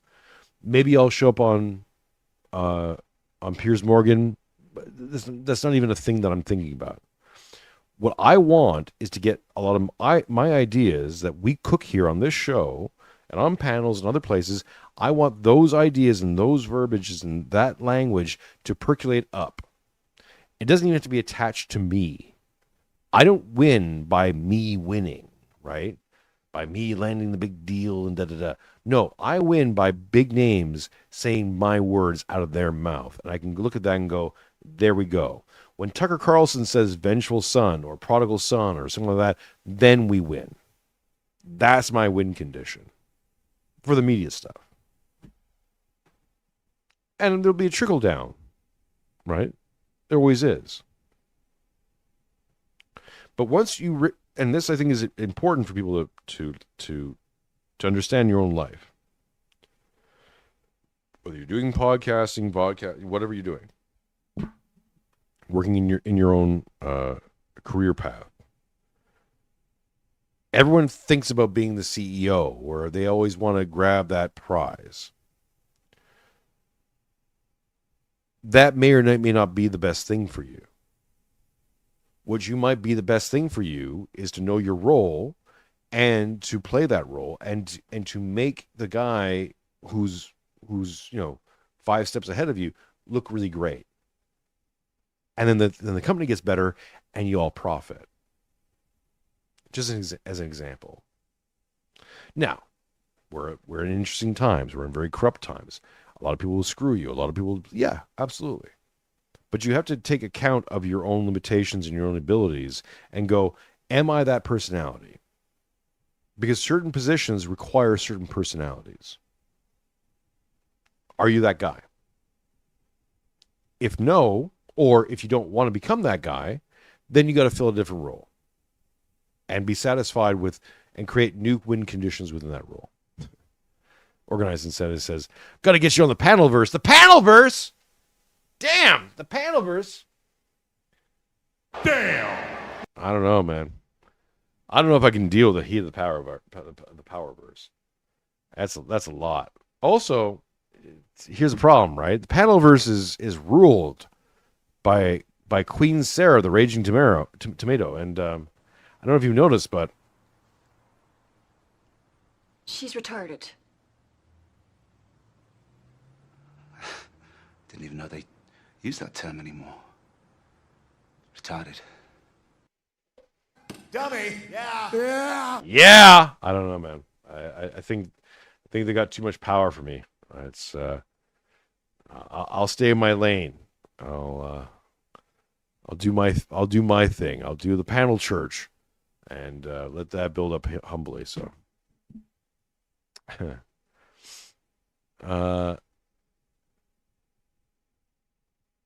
Sinjet Chimley says, should have played the know your role and shut your mouth soundbite. Well, I'll tell you what. Send me some super chats. And I will spend more time developing the soundboard. If we hit that goal, we got 10 on the board. You can send anything, $2. $2 measly in whatever currency you're dealing with. You could send like 10 of those, right? And hit that goal, and I will redevelop the soundboard. What do you want? Know your role and shut your mouth. I can do that. I can add those things to soundboard, but I need money to do it. Otherwise, it's not worth it for me. Why would I do it for free? Send me some money, $2. Send it over. Buy a membership, for Christ's sake. Come on now. Says that the OSS really went deep into studying the German psyche. And again, I'm not backing up Hitler. I'm against Hitler. I think he was a bad guy. He was an antichrist in the Orthodox Christian perspective. But, or at the very least, like, subscribe, share, put comments, up the ante, put me in better shape with the algorithm. That way I get more views. That way I get more passive income from YouTube. See? Like, you got to do something here, guys. Come on. It's not accidental that after World War II, the OSS set up all of these propaganda operations in Germany to make sure that Germans would never tap into their native strength, the soul of that people, to become an engineering powerhouse like they were before World War II. So they actually psyoped them into like being farmers and stuff. Yeah. Kind of weird. Yeah, and I was not that it's wrong to be a farmer, but they just didn't want him to be warlike. Well, they didn't want them to reach their potential and be designers of their own destiny. And I was watching some YouTube drama slop yesterday, and part of it was H3H3. They had a German guy, and the German guy was going, we've studied our history and we know how evil we are, and so Americans are not good at studying the history. And I just kept thinking, like, you haven't studied your history. You've been subject to a propaganda program that's going on 70 years that's convinced you to demonize your own people. And it's sad to see Germans pick up that mantle and like demonize themselves and think that they're doing a good thing. It's really a brutal way to treat somebody. And yeah, guilt. I mean, like this book talks about that they've studied the psychology of guilt manipulation, and that's what a big part of that is. So if you can manipulate an entire continent of people through faux guilt narratives, and that's really what all the social engineering is all about, is hitting those narratives. Yeah, and it is connected to the wider the wider geopolitical goals of the people manipulating even figures like Hitler into serving their ends. And I thought that was another fascinating thing that you touched on with Alex, is sort of how the Rothschilds were involved in the settlement of Israel 100 years before the 1948 declaration. So you talk a little bit about that, because that's something I think people don't understand enough, is that, you know, the Rothschilds are really central to the whole conspiracy, the whole global conspiracy. All really, if you, I mean, it goes back farther, obviously, but like starting with, you know, that first Rothschild, the first Rothschild with the 5 sons and the different. Here we go. Gonna mention the, and you know, the, just the, don't mention the, so. I mean, you talk about intelligence agencies, you talk about the control of these central banks. It all goes back to this one family in Germany in like the 1600s. Well, they were smart enough to really send out the family emissaries to the European countries to basically set up banks. And there's a great chapter in Quigley's Tragedy and Hope that's about the French banking system, the Paribas system, which was dominated and run by the Rothschilds. So eventually, and it wasn't all Rothschilds, there was also Protestant. And I always love this picture. It's just like, it's these weird balls that these guys have.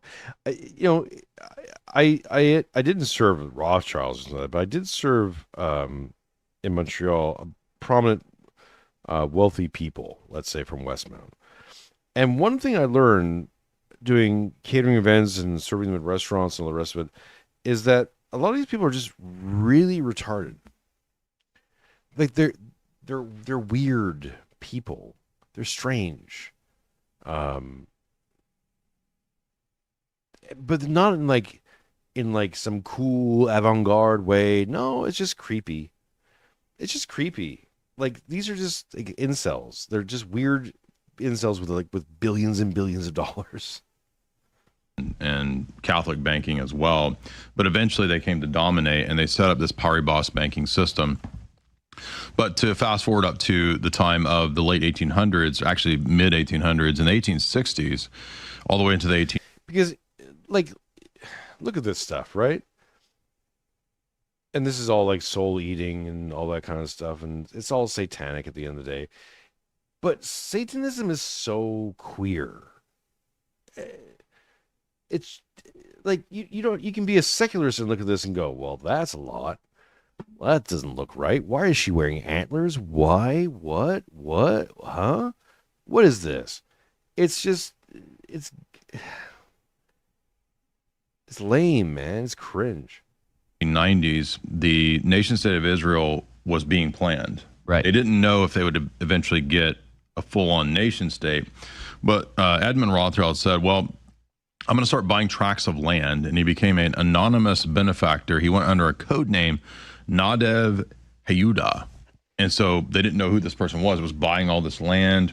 They were talking to a Turkish sultan who was happy to sell it. Right. There's sort of absentee landowners that would live in Istanbul and owned tracts of land in Palestine where they'd get tax revenue, but it was a pittance. And so, you know, when Rothschild comes along and goes, hey, I'll give you an exorbitant amount of money, of course they're going to say yes. And according to the biographer here, who's, you know, not partisan, it's an official kind of biography. I mean, he doesn't put it like they really that the Rothschilds themselves thought it would be super political. Supposedly, he just wanted a bunch of religious sites that Jews could go and be pilgrims to. Okay. But then he meets with Theodor Herzl. He meets with other characters involved in political Zionism, and they try to talk him into it. Initially, supposedly, they weren't that interested in getting political because they were actually pretty European, and they thought, this is going to damage our name in Europe if we are seen as a sort of hyper-political, you know, involved in the British Imperial project of setting up this nation. So they didn't immediately get that, but eventually they came around to it, and they did put money into the settlement of Palestine, massive amounts of money into the 1930s. This is after Balfour Declaration. At that time, the first donation, I think 1931, they gave $40,000 to Chaim Weizmann and the project. They tried to buy the Wailing Wall, and they wanted to try to find the Ark of the Covenant and all this kind of stuff. But for whatever reason, the Grand Rabbi of Israel at that time actually told Edmund that he couldn't buy the Wailing Wall. So I don't know what the reason for that, the biography doesn't say. But After this time, though, they do begin gradually to buy more and more and more. And then eventually, I think my theory is that they realized that they were not going to get the recognition of the nation state of Israel until there was some event that would occur that forced remigration. And that came in waves of tens of thousands. Eventually, they got 500,000, 600,000 Jews into Israel after the 1930s and 40s. But the Tiny Mustache Man event helped to do that. And after World War II, it's because of World War II that 1948 recognized it. The UN recognized Israel as because of World War II. So when you look at Quigley from that vantage point and you see him talking about the money that was put into funding him, aiding him, bringing him to power, giving him, as we said, like there's a whole chapter in Quigley and Tragedy and Hope on the dual strategy. And the dual strategy is that the British power structure was telling Hitler the whole time, we will secretly support you. We're not going to attack you. Go into Poland, go into Czechoslovakia, take the money, take whatever, take the loot. We're behind you, but we're going to have to tell the public that we're against you. Right. And after all this, they stabbed him in the back. They didn't keep supporting him. Then we got World War II. And why would we want World War II? Well, World War I was engineered, according to Quigley, by the same elite families and power structure to get the League of Nations. Right. The League of Nations didn't have any teeth. America opposed it. So, well, let's have a bigger war with a more villainous figure. Right. Then we'll have what we want, which wasn't just the nation state of Israel. That's one piece of an overall larger picture, which is, I think, what Changing Images of Man is about. And like, here's the thing. Everybody says, well, what is it, the Jews or is it these people who are like theosophists, socialists? These projects work together because the socialist Zionist project, because Zionism is all socialism, right? Especially with Hess and Herzl and these characters, it's the same socialism as these people, right? So when you read like Moses Hess, he's not a theist in the way that you think of like a personal God external to you. He explicitly says, I believe in Hegel, process theology, pantheism, Spinoza. Spinoza was a Jewish pantheist. He says that's what our project is. God is the dialectic of everything happening in history. That's God, dialectical process. So he thinks that the dialectical process is moving man towards, in Hess's view, the establishment of a nation state that would be the beacon for world socialism. Right. Now, not everybody has that same idea, right? The Theosophists, they didn't really like the Judaic idea of it. They said, no, maybe it'll be Tiny Mustache Man. Maybe that kind of an idea will set up a socialist world government, fascist world government, whatever. But it ended up being none of those, and it's basically the Fabian socialist model, which blends perfectly with the Zionist model. It's the same stuff. What's amazing to me is, yes, it's A/B testing. They're not really concerned about the operating system. They're just concerned about the operation itself, where it leads to.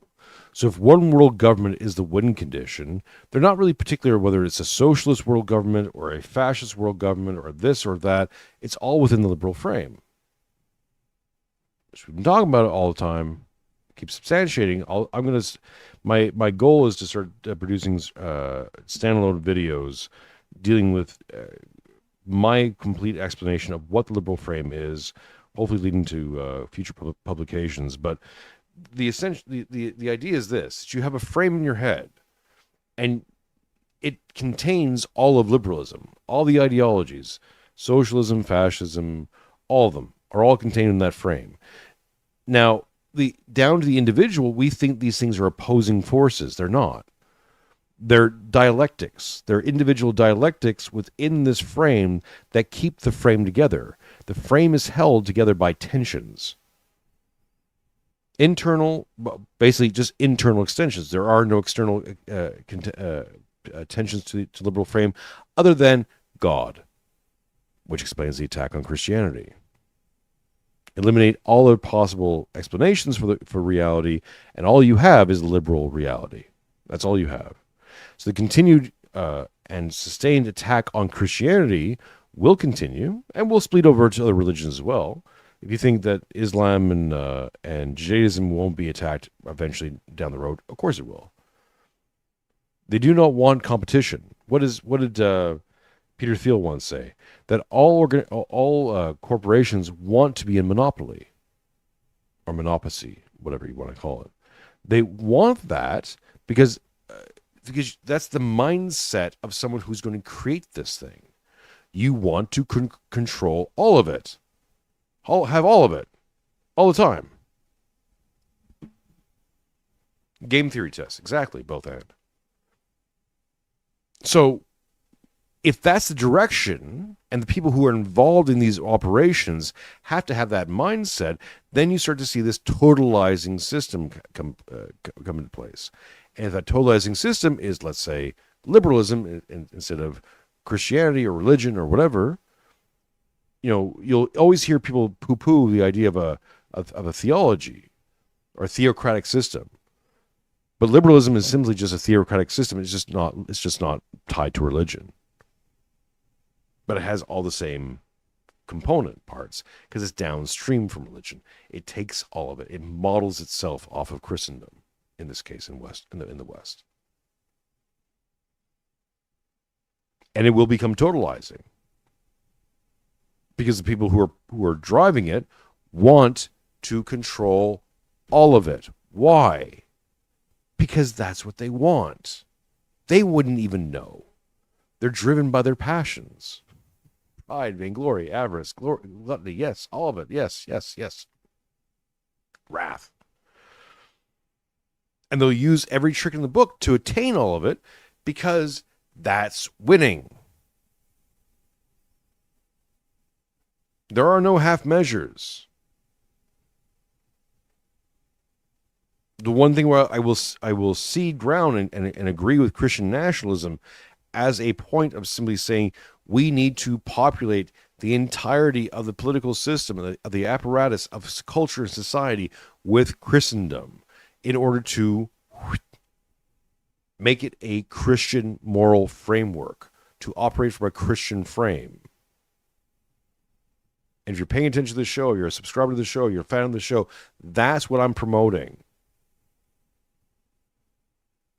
Because obviously we've been living under, and the effects of the liberal frame is disastrous.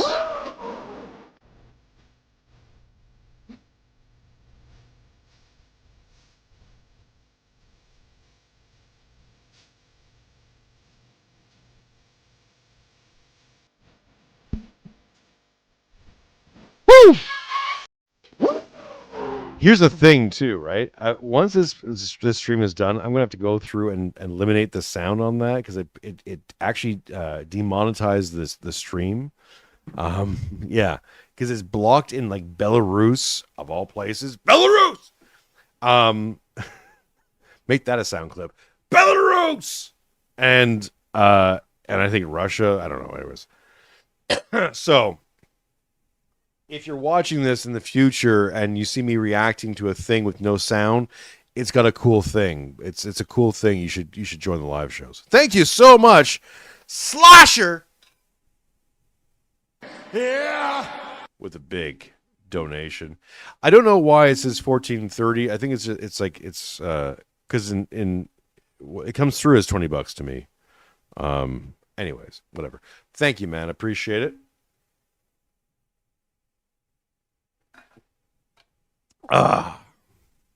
Nick Flair is Anthema. That's not even Nick. Yes, Nick Flair is. Right, and of course, a lot of the early settlers of the kibbutzes were socialists who had been driven out of the Pale of Settlement by the pogroms, and then they went and settled. And once the Tsar was overthrown, they took what they'd learned and went up and helped to establish the Bolshevik, government, the communist government, through taking sort of. $20 Canadian is still more in Australia. So when you send it over here in Australia, because we're the lesser of all the. The best there is, the best there was, and the best there ever will be. $2. God bless you, Vigo. Appreciate you. So yeah, help us hit that goal. We're one on the board now on YouTube. Of course, send it over to Streamlabs. Your boy's a cut. I still make money. I can send it over to the wife, and people are happy. And isn't that a thing? But yeah, send it on over in any which way you can. Appreciate you. Thank you, baby. Or the theories of Marx that they had been espousing previously, they put them into action in the kibbutzes and sort of learned how politically they could work out. Explain what you mean by Israel being just part of a much larger plan, because I think that's where people get stuck. They see Israel doing a lot of stuff, the Greater Israel Project, all that stuff. I always try to remind them that's just one part. And tell me if I'm wrong. My assumption is that they want Israel and specifically Jerusalem to be the capital of the global government. Yeah. It will be sort of inviolable. I always say globalism is sort of the marriage of communism and Zionism, where you have the nation state that's inviolable in Israel, but everywhere else is deracinated and the borders are empty. Is that what you mean when you say it's part of a larger project? Yeah, I think that there's certain people like a Moses Hess or a Herzl that would think that we'll set up a nation state, we will have the real beacon of world socialism that will save the world. And they actually speak of it in salvific ways. So like when they read Isaiah 53, the suffering servant, they say, oh, that's not really about some Messiah or, some person. It's about the Jewish people and the eventual establishment of this nation state that will be the salvation.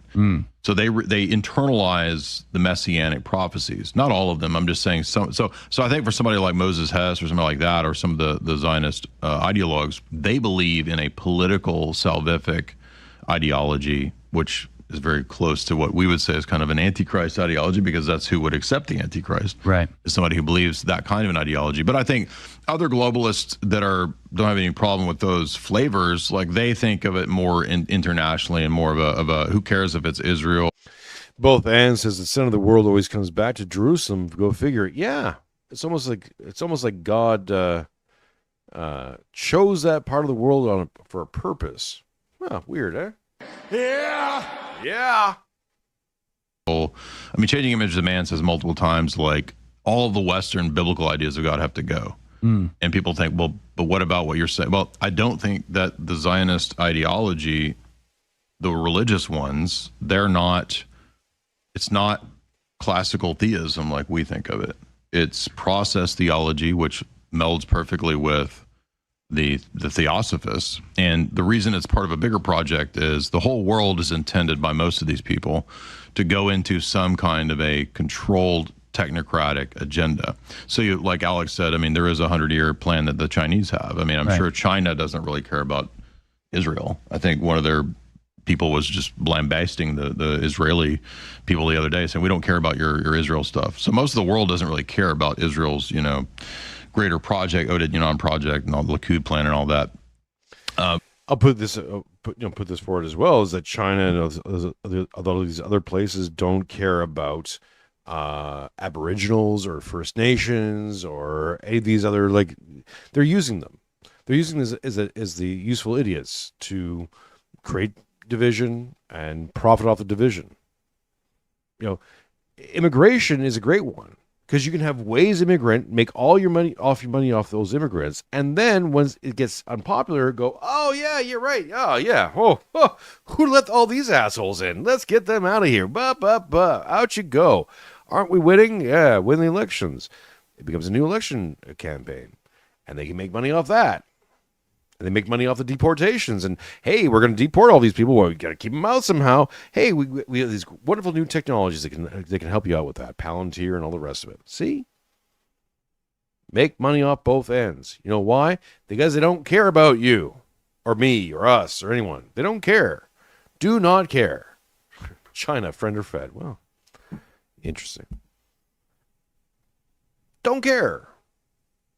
They just want to make money, and they want their own sovereignty and their own power, and to push their own agendas. That's it. Their discussions aren't with us. We just have to deal with it. We're downstream from all of this. Ultimately, that's why the best advice I can have for you is go to liturgy and talk to your priest and go get yourself figured out. Because no matter what else happens in your life, cataclysms, apocalypses, all the rest of it, all the things that could ever happen in your life are going to happen. Suffering's going to happen. The only way to contextualize and deal with suffering is through the church. That's it. That's all. Plain finale. And if you're a Westerner, that's a Christian church. I'd like to see that extend to everybody, but for now, let's just concentrate on our little patch of land. right? Send us your super chats. We got 10 goal. We'll keep going for a little longer, folks. We're almost at the midnight mark. I know some of you are going to get tie. So we'll keep going for a little bit. We'll listen to a bit more Jay Dyer, and then we'll at the around the 12:30 mark, we'll see who's still listening and who wants to do something else. If we can play some power washing, or we can listen to something else, or listen to a little bit of some future guests coming on the show. Well, it'll be up to you. But of course, obviously, they have a huge amount of influence in the U.S. government with what did Netanyahu say? It's very easy to move. Yeah. Right. So I think we know this kind of stuff. But apart from particular like regions, the Middle East or whatever, there is this overall global plan that people have in the power structure that, again, you don't have to be wedded to even care about it. There are plenty of anti-Zionist globalists like Brzezinski, somebody like that. He was like, Jews don't really like Brzezinski. Right. But George Soros. There you not go. a big fan of Israel, So it's bigger than this, but I'm not saying that it doesn't matter. Like, it does matter. I mean, the Rothschilds were a huge part of this, and they were kind of running the British Empire at one point. Right. So. After Waterloo. And I feel like a lot of people think when they think of conspiracies, they think that... the British, dun. I need a better soundboard, folks. Now that I got the numbers back, now I got the views back, we're gonna set the soundboard up. Send me your super chats. I'll make that a goal. You hit that super chat goal, I will make the soundboard of all soundboards. The people in power are just omnipresent, omnipotent. They can do whatever the hell they want, whenever the hell they want. They have this list of things they're going to do, and they're just checking them off the list. That's not really how it is, though, right? They have plans. They try one thing. It doesn't quite work. They try another thing. Okay, let's, World War I didn't quite have the oomph we needed for the world government. Maybe we're missing a figure. Maybe we need that single figure to make the Satan of our new religion. We need a guy. How about Hitler? So, I mean, do you agree with that? That, it's not so much these people are just sort of have a plan for the world and we're all just helplessly watching. They're having to react to how humanity reacts. Some of their plans work. Some of them don't. Some take longer than they think. It's not a foregone conclusion, is it? Yeah, I don't think they knew for sure that the way that they wanted to goad, Hitler into World War II, that was necessarily going to work. I think that they strategized and planned it. There's some really great. They're somewhat disputed, but I think they're pretty revelatory. There's a great document called Red Symphony, and it's an interrogation of a guy named Christian Rakovsky. He was the Trotskyite socialist president of Bulgaria, and he was taken in by the NKVD because Stalin wasn't a huge fan of Trotsky. So he arrested him at one point, and the interrogations are all real. This one, some people debate it because it's so revelatory, but you basically have this lower level NKVD guy, I think his name's Gabriel, and he's interrogating Rakovsky, and he says, what were you thinking by opposing Stalin? What did you think you would get out of this? And the guy says, oh, well, you don't understand that, like, we're going to get another war. We're going to have another, there'll be another world war, and we're going to have eventually world socialism. And he mentions like some really prominent British spies like Sidney Riley, and he says, we're all working for the Rothschilds. You don't know that. And the guy who's the sort of mid-level NKVD interrogator, he's like, how could we be working at the behest of banking capital? Right. We are socialist Marxists. Right. How could it blows his mind. And if you think that's outlandish, well, why would David Rockefeller be such a huge proponent of Harold Lasky, the most famous socialist in America? He studied under him. He wrote under him, promoted him. And, David Rockefeller wrote two famous New York Times editorials in the late 70s about how big of a fan he was of Mao. Really? Chase Bank was the first bank in China. Right. China. So there is no antipathy at that level between Marxism, socialism, and big capital. To go back to Spengler said it famously that there is no socialist revolution not funded by big capital. Right. It's absolutely true. And I mean, not just big capital. I mean, the American government basically built the USSR during World War II. I mean, we weren't just sending them weapons. We were sending them factories and trains and absolutely everything. Why would we do that if they're our big enemy? More with Jay Dyer on the other side. Don't go anywhere, folks. More to come. So what do you folks think? Sound off in the chat. Let me know if you think it's just the tiny hats, if you think it's just the City of London. Who's the groups you think are controlling things? Who's the they, thems? Let's put it that way. Sound off in the chat or in the comments in the future, and let me know what you think. Excuse me, about this kind of content, because I know it's inevitably it cuts against the grain, right? People want it simple. The dialectic always keeps it simple. Versus. This is kind of why I designed Friend or Fed the way that it was. It's a show that tries to break the dialectic. At the same time, it's a dialectic in the title, right? Friend or Fed. One of these two things. But these terms are nebulous. They're not. They're a whizzle or wazzle. They don't really mean anything, really. They're completely contextual, because depending on what side we're on, right? Who's a friend to me might be a Fed to you.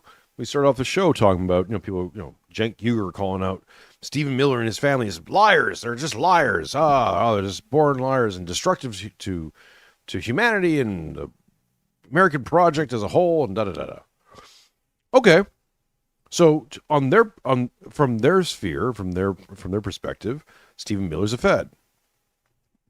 Works for the federal government, must be, right? But from our perspective, or someone from let's say a right wing, or someone who's a bit more amicable towards the Trump and his administration, as Matt Erickson has nicknamed him, Stephen Miller's the Giga Jew. Yeah. God bless him. Just doing the God's work, trying to get things done, trying to substantiate some order in this world. One of the good ones, right? But because he falls outside that paradigm, suddenly he's a bad one. In fact, it's in an amazing turn of events, they're just basically turning all Jays into the scapegoat. This is actually a pro-Jay message for all the Jays out there and YouTube and the rest of it. I am concerned because I think that once you start seeing a scapegoat group created, it's created by design. It's created not by, obviously, the people in that group. Why would they want to be targeted and put as the out group? They wouldn't want to be scapegoated. No. Someone else is doing it. There's your they, thems. Vigo says it's a triumvirate. Wall Street, City of London, Tel Aviv. Maybe. I think we're leaving out some key figures there, though. I think we're leaving out the Vatican. I think we're leaving out the UAE, the Saudis, and that whole world as well. They're major players. Saudi princes are sitting on trillions of dollars of wealth. You think they're just sitting there just buying cars? They're doing something with that money. The whole timeline, not just sort of reacting immediately to everything. So, I think InfoWars is a very unique outlet in that regard. And I hope that you support us at thealexjonesstore.com, thealexjonesstore.com. I know it's been just ever since I started hosting a show on InfoWars, I always reveled in the ability to, I'm going to take a segment just to ramble about Roman history. And I know our audience will appreciate it and not go, get back to the news. They understand how all this ties in together. And actually the background is necessary to understand the present. If you don't know how we got here, how are we going to get out of the trap they're trying to put us in? So please do support this extremely unique and powerful outlet at thealexjonesstore.com. You can go to thealexjonesstore.com/Harrison if you want to let them know who sent you. Of course, Jay Dyer is the perfect person to have on in this regard. jaysanalysis.com, YouTube, Jay Dyer, and on X at J_D007. Let's give some Alex Jones and his channel some love. Of course, Jay Dyer is a steady contributor to the Daily Wire, and we love ourselves some Jay Dyer. But Alex Jones and his network under fire, taking the risks. Whatever you feel about these guys, hey man, more voices out there, more data, more access to information, especially more platforms for our guys to get on and do well on is needed. So support the Daily Wire. Support the Daily Wire. Whoops. Support the Alex Jones Show as long as it's on the air. We just continued our conversation like we didn't even go to break. So I'm like, okay, wait, where did we drop off? Where did we leave off there? Left off at Cobra Commander. Yeah, well, yeah, that's how we started, actually. When I came in here, they were Harrison was in here watching like old G.I. Joe clips, and I was cracking up because there's a really good one that you should find on YouTube or on TikTok or whatever, where Cobra Commander actually creates Cobra Coin as a competitor to the Federal Reserve. And the funny part of it is everything that Cobra Commander is saying about the Federal Reserve being a scam is actually true. That's awesome. We're going to create Cobra Coin. The Federal Reserve is a scam. But he's actually Cobra's right. the good guy. In In this that episode, narrative, Cobra's the good guy. and then the G.I. Joe's like, we gotta prop up the dollar in the Federal Reserve. Nothing more. Cobra Commander, friend or Fed, it's going to have to happen. American than fiat currency. Absolutely. See, I never watched G.I. Joe as a kid, so I know, really, I've watched more of Alex Jones pretending to be Cobra Commander than I've ever actually watched Cobra Commander. So I saw that TikTok video. The facade has fallen away, and they're just outright satanic now at this point. And it seems like obviously the market is open for people that aren't pushing that to come in and scoop up some of that market share. And I know a lot of good people are doing that. For people like myself who have young kids, how would you suggest we navigate the modern media landscape? Just watch stuff from our childhood, because that's basically what we do.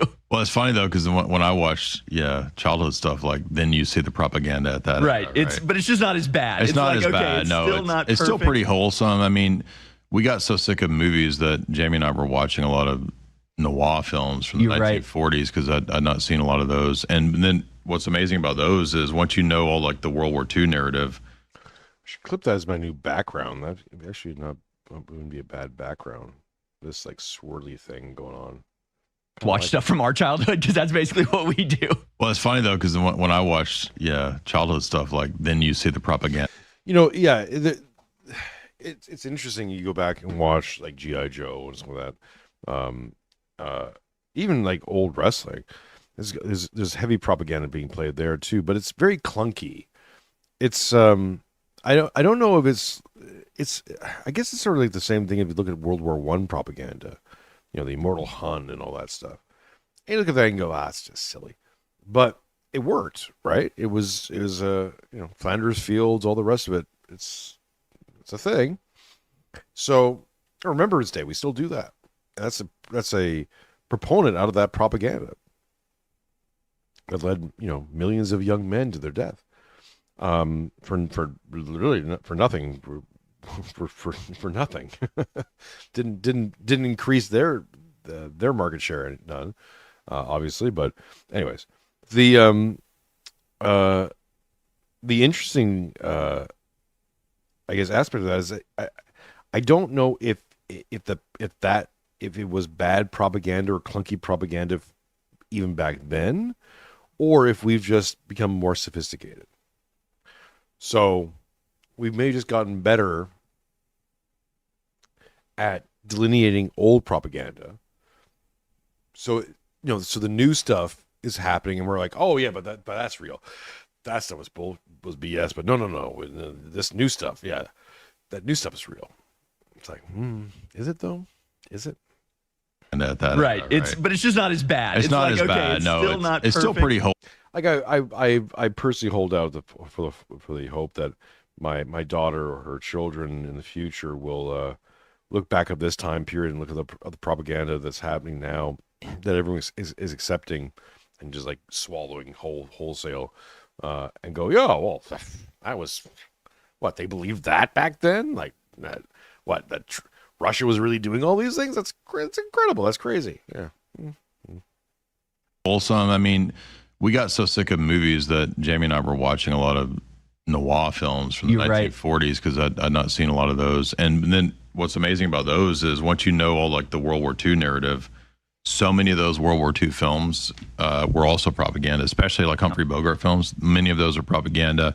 In my third book that's about to come out, Esther Hollywood 3, I had a whole chapter on there's actually a network of British intelligence spy fiction writers that came to write a lot of those movies in the 1940s. So even, Joan Crawford movies, Humphrey Bogart films, those are essentially films making America feel the necessity to be involved in on the side of Britain. And that was the job of some of those people coming over here for British intelligence. It's wild how involved British intelligence has been in American media since World War I. Although I think it was World War II, didn't they They had an office in the Rockefeller building in New York City. William Stevenson's office was there. His code name was Intrepid, and they set him up a specific propaganda office in Rockefeller Plaza. Isn't that great? So a British intelligence had an office in America to propagandize America. But I mean, YouTube and all the rest of it, they wouldn't do that there, right? Obviously not. Like, most of the, you take it, Young Turks, obviously that's an easy one, but like Tucker Carlson couldn't be working for any kind of network. No, of course not. No, we like those guys.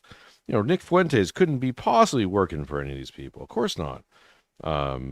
He's all organic, right? Like that's just how that works. He's a friend. He can't be a Fed. Look at all those things he's saying about the people we don't like. We've been told not to like. We don't like these people now, right? So, see, here's you knows. What's the payment? What is the payment? Is it money? Is it access? No. Every single time, it plays upon, pride and vainglory. Plays upon. Acknowledge me. Acknowledge them. Get them acknowledgement. Get them into the cool clubs and the nice conversations. And they get the ice on the wrist and they get all this. Yeah, sure. Yeah. Uh-huh. Mm-hmm. Yeah. Mm-hmm. Ah, sure. All the prestiges, all the glamour. Yeah. But as we know that if you make more than 75,000 or whatever it is, 75,000, 100,000, who knows if those numbers are real. But after a certain point, there's not enough money to make you happy. The money doesn't make you happy. Even the access and all the rest of it. Do you really need it? No. It's always comes down to acknowledge me. Acknowledgement and be on the island of validation. You're validated when you're on that island. When you're off that island, your content doesn't change. Your intelligence doesn't change. Nothing else changes. But you're off the island. Oh, you said the thing that you can't say now. Oh, you're off the island. Me too. All that stuff showed that, you were on the island before and you were benefiting and having a good time and partying on the island, and now you had to go. Why? Well, because we changed the rules. Too bad. So bad.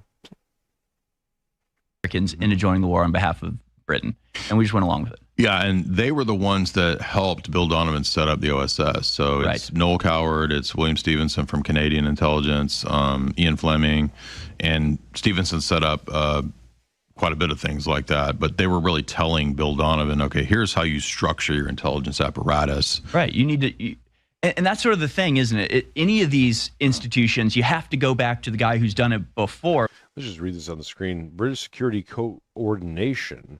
The British Security Coordination, BSC, was a covert organization set up in New York City by the British Secret Intelligence Service, MI6, in May 1940 upon the authorization of the Prime Minister Winston Churchill. Its purpose was to investigate any enemy activities and prevent sabotage against British interests in the Americas and mobilize pro-British opinion in the Americas. As a huge secret agency of nationwide news manipulation and black propaganda, the BSC influenced news coverage in the Herald Tribune, the New York Post, the Baltimore Sun, and the Radio New York worldwide. The stories disseminated from the organization's office at the Rockefeller Center would then be legitimately picked up by other radio stations and newspapers before being relayed to the American public. Huh. Wow. Where have we heard that one before?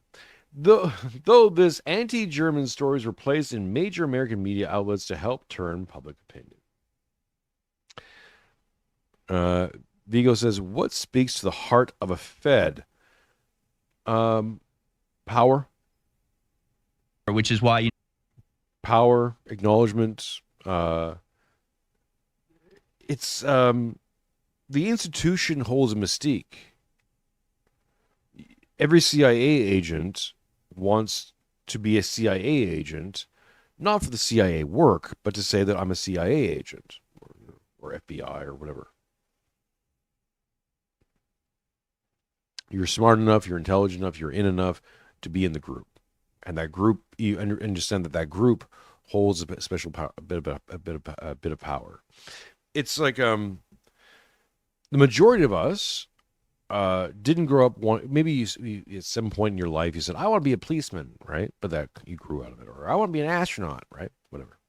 It was, oh, that's great, yeah, be an astronaut. The thing that usually knocks us out of it is that we're not the right personality for that job. Or you learn some stuff and go, oh, I don't want to be associated with that. But that comes later. As you grow up, you're just like, well, I'm not a cop. I don't have a cop brain. Some people do. And they go on to be cops, and they're good or bad or whatever cops. Same thing with the FBI, CIA, intel agencies, etc. It's a certain kind of person that A, wants it, and B, applies himself to become that thing. It's a stack. And some people have more of the stack than others. But if the Edward Snowdens of the world, sure, he turns turncoat, gets out for whatever reason. Maybe he's a double agent. Who knows what? Sure. But regardless, he's of that stack. He fits in. We all really want to fit in. We want to find a place that feels like home. I do. I'll speak personally. I've always felt outside of everything. I've always felt one step removed, unwanted, whatever, right? Even in industries where I've done well, I've always been like, not being myself until I started attending liturgy. And then I was like, this is what feeling at home feels like. And for many, many people, religion has that thing where it's like, this is home. You get to feel like yourself again, or like someone you want to be like eventually. So, got to attach yourself to the place where you feel the best. And then maybe examine, and then once you're in there, you have to kind of do the dual examination of, well, should I want to feel this way? Is this a good way of feeling? And is this organization itself a good thing? But that's a higher tiered or a conversation, let's say. You're talking about Protestant and Catholic bankers, even as far back as like the Middle Ages, but it's like, for them to get money, who'd they have to go to? How'd they learn the craft? There were people already doing it before them. So that's why when you trace this stuff up the pyramid, you honestly always end up at the Rothschilds. Because when you talk about intelligence and the way that, well, yes, you get to this family called the Rothschilds, who are, as we've discussed, about about many billionaires out there, the Mark Cubans, the leader of Microsoft there, anyways, most of these billionaires, I would even speculate even Elon Musk, is a spokesperson for a group.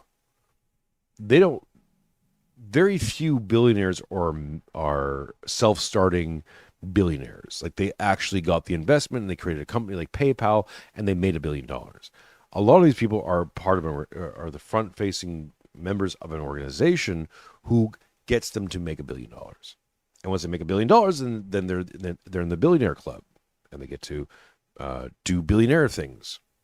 They become meat wallets, where they get to walk around and have these meetings and talk to presidents and all the rest of it. Bill Gates is the name I was thinking about.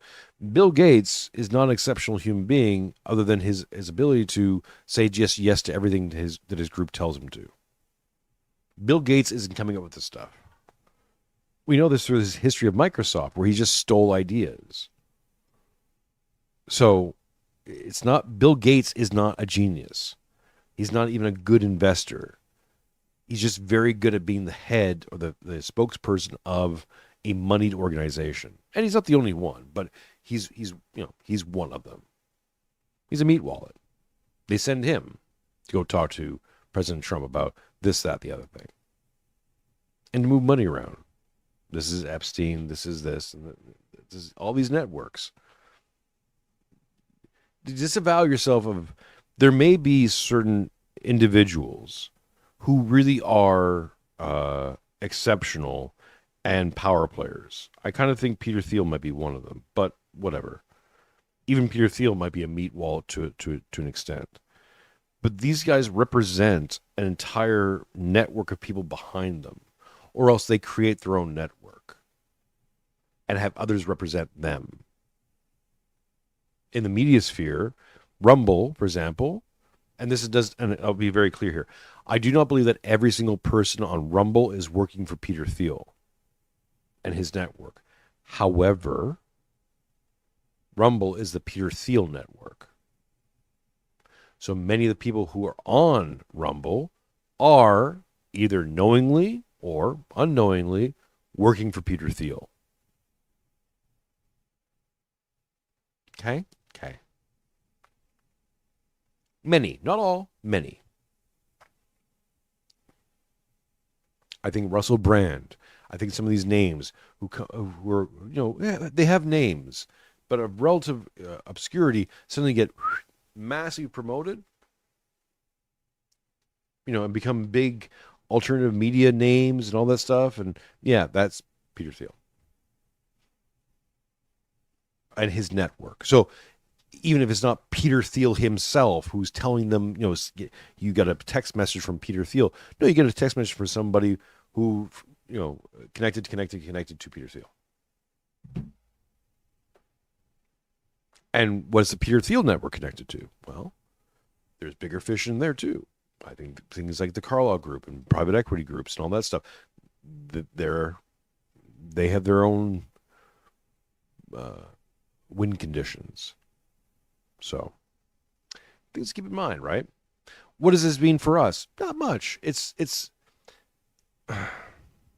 I say all these things for you folks and disseminate these things, not to black pill, not to make any sense of hopelessness or anything like that, but I guess my short or medium term goal is for my audience to look at more of these people as what they are, which is entertainment and propaganda combined. You can enjoy them like you enjoy Game of Thrones or your favorite TV show, but you understand that your favorite TV show isn't how you should live your life. It's not a phronema. It's not a substitute for religion. It shouldn't dominate your mind. It's a thing, it's a narrative that's happening in the world, and that's interesting, and we can play with it and have fun with it, but it's just a narrative. End of the day, doesn't really matter. It matters because you make it matter. We make these things real. We make them matter. We inject them with poignancy, with direction, with drive. We worship them through attention. The more attention we give these things, the more we worship them. That's the inherent value of propaganda. The more it seizes your interest, the more you give it to. And two steps removed is always data collection. So you have a speaking head, they're creating data, we're reacting to that data, all that data gets combined, it's getting sucked in through a big giant straw by these networks, organizations, etc., and being used to, they're either buying, selling it, trading it, using it for AIs and driverless cars and robots and whatever. That's it. Digital IDs aren't even to control you in that sense. I mean, they will have a control mechanism to them. What it really is, data collection. They will substantiate a digital ID that you need to have in order to access the internet, and they will just collect your data from the internet. This is why I mentioned with Jim, that Palantir is now partnering with NVIDIA, and they're going to put their data collection nodes into the hardware itself. So local governments can do all their little things and do their data collection to buy and sell data, because that's what they're really at. They're going for. It's a new economy, data economy. Data is the new oil. So they'll harvest it and sell it. But if Palantir and NVIDIA can go, yeah, cool, awesome, but we already have that because we have it as soon as people use the system. As soon as they turn their computer on, we're harvesting their data. Why do we need to buy your stuff? We're getting it raw from their files. See? That's how she goes. Setting up 5 banks in 5 cities all over Europe, they just sort of, in a de facto way, established a method by which information could be transmitted quickly and safely between all these countries. So they therefore established a better intelligence network than the countries that they were living in, which is why when, Rothschild went and started selling bonds after the Battle of Waterloo, everybody knew, hey, that guy's got the information. That guy knows more than we do. He's selling. We must have lost. That's how he, buys up the British economy. But that's sort of, to me, if you're tracing back the birth of intelligence, CIA to OSS to British intelligence to the Rothschild banking family. Yeah, if you watch Wall Street, I don't know how cognizant Oliver Stone was when he put this in there, but the Gordon Gekko character, it's an excellent analogy of exactly what you're talking about, how when Charlie Sheen, who's the sort of blue-collar guy, and he goes to study under Gordon Gekko to become like the, psycho Wall Street guy with the big fat, Yeah. Zach Morris cell phone. The coolest guy in the world. Right. Yeah.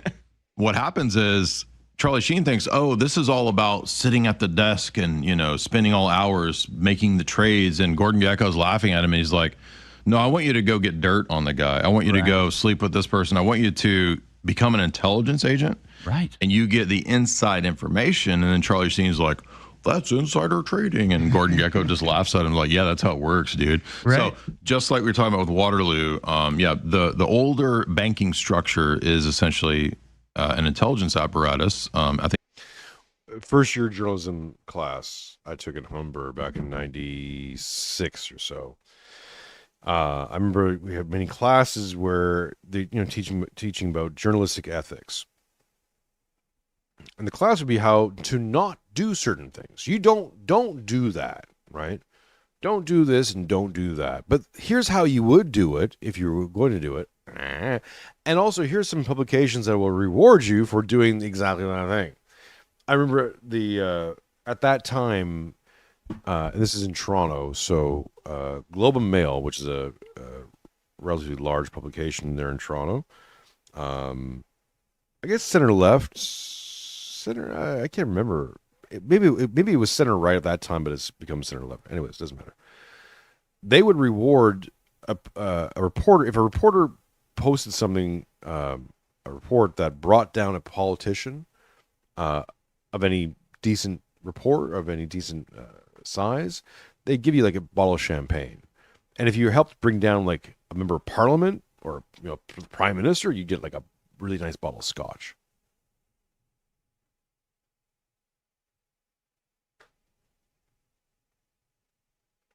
Incentives. Now, I'm not saying that political personages shouldn't be brought down. If they can, sure, go ahead, bring them down. If they're done they had some dirty dicks, that's fine. But also understand that this becomes now the modus operandi. The intent is not to share data and news for the public because they hear about the public. No, it's to get a bottle of scotch, a really nice one too. And all journalists are kind of alcoholics. The only thing I learned in journalism school is how to drink. Interpol comes out of that, right? Rothschild network as well. And so what they had figured out was secret societies are much like intelligence agencies, and they overlap with banking entities. And that's essentially what we have today is we're ruled by banker spies. Yeah. Technocrats. Spies working on behalf of bankers, because obviously you can have a lot of control economically as a bank, but you can't kill people. You need an intelligence agency to do that. So the intelligence agencies have formed a sort of the enforcement arm of the banking cabal that if I'm a major banking financial institution and I have information that no one else has, I have leverage over everybody. Data wars. Data collection will lead to data wars. Who gets to control the data? Who gets the data? Who gets it first? What can they do with it? Took power of the British Empire after the Battle of Waterloo. Well, a few years ago, maybe 10 years ago, a bunch of big stories came out. Alex reported at the time. There was in The Guardian. It was in all the big papers, HSBC, big, huge mega banks, hundreds of billions of dollars of laundering drug money. Yeah. How do you do that if you're not connected to intelligence agencies? Right. Well, obviously they are. And when you look at the document that we've covered quite a bit, I call it the Eagle 2 document, but it's a a leaked document that was made by the FBI talking about the CIA drug running operation, how it got started, and basically it says, at a certain point, this operation became so big, the CIA couldn't handle it, so it was control was given to Baron de Rothschild, and he was operating out of Paris with the, can't remember exactly what it is. It's not the Bank of International Settlements, but another organization like that basically took control of the drug running operation that had been the black budget, money generator for CIA. Well, that's Gladio, and another intelligence bank connected to Gladio is Charles Hambro. And he was a Jewish British intelligence operative who started the Hambros Brothers Bank, which was directly tied into all the Gladio Vatican Bank scandals. So this is not antithetical. It's not like, well, is it the Jewish banking or is it the Vatican Bank? They're all tied together because it's a giant global network of organized crime. And if you study organized crime, and if you go listen to the interviews that I've done with Sammy the Bull, he's very candid now, many years after that life, of talking about all these networks overlapping and how you got to grease the skids and you got to be in with the politicians. And, he talks about, of course we work with the Jewish mafia where all the mafias work together. And so it's a big club, I'm not a huge fan of George Carlin, but I mean, that's but I mean, that's what Gordon Gekko represents there. Right. And Gekko is a serpent, it's right. So. Yeah, that's super interesting. And of course now, they're rigging NBA games. Apparently, the Italian mafia rigging NBA games. I don't know if you saw that the gambling ring. I didn't, but that's nothing new. I mean, right. I mean, this has been going on since the World Series and what is it, 1911, something like that. Yeah. So yeah, and of course we've heard people like Ted Gunderson say, "Hey, look, there may be a high value person that wants a child, and you got to know where to get a child for him. We got to." Just got $2 from both, and I appreciate this propaganda. You know what? I appreciate you. Acknowledge me. Nope, that was the wrong one. The best there is, the best there was, and the best there ever will be. Thank you, both, and. Thank you, baby. Break the law, but that's what we do. We're saving people's lives. So they really are able to justify anything and justify their, partnerships with criminal enterprises because, hey, they can do things other people can't, and we might need it for national security. It's really a very brilliant, excuse to keep it secret and be able to do whatever the hell you want. Intelligence agencies really are the engine that keeps this New World Order operation moving forward.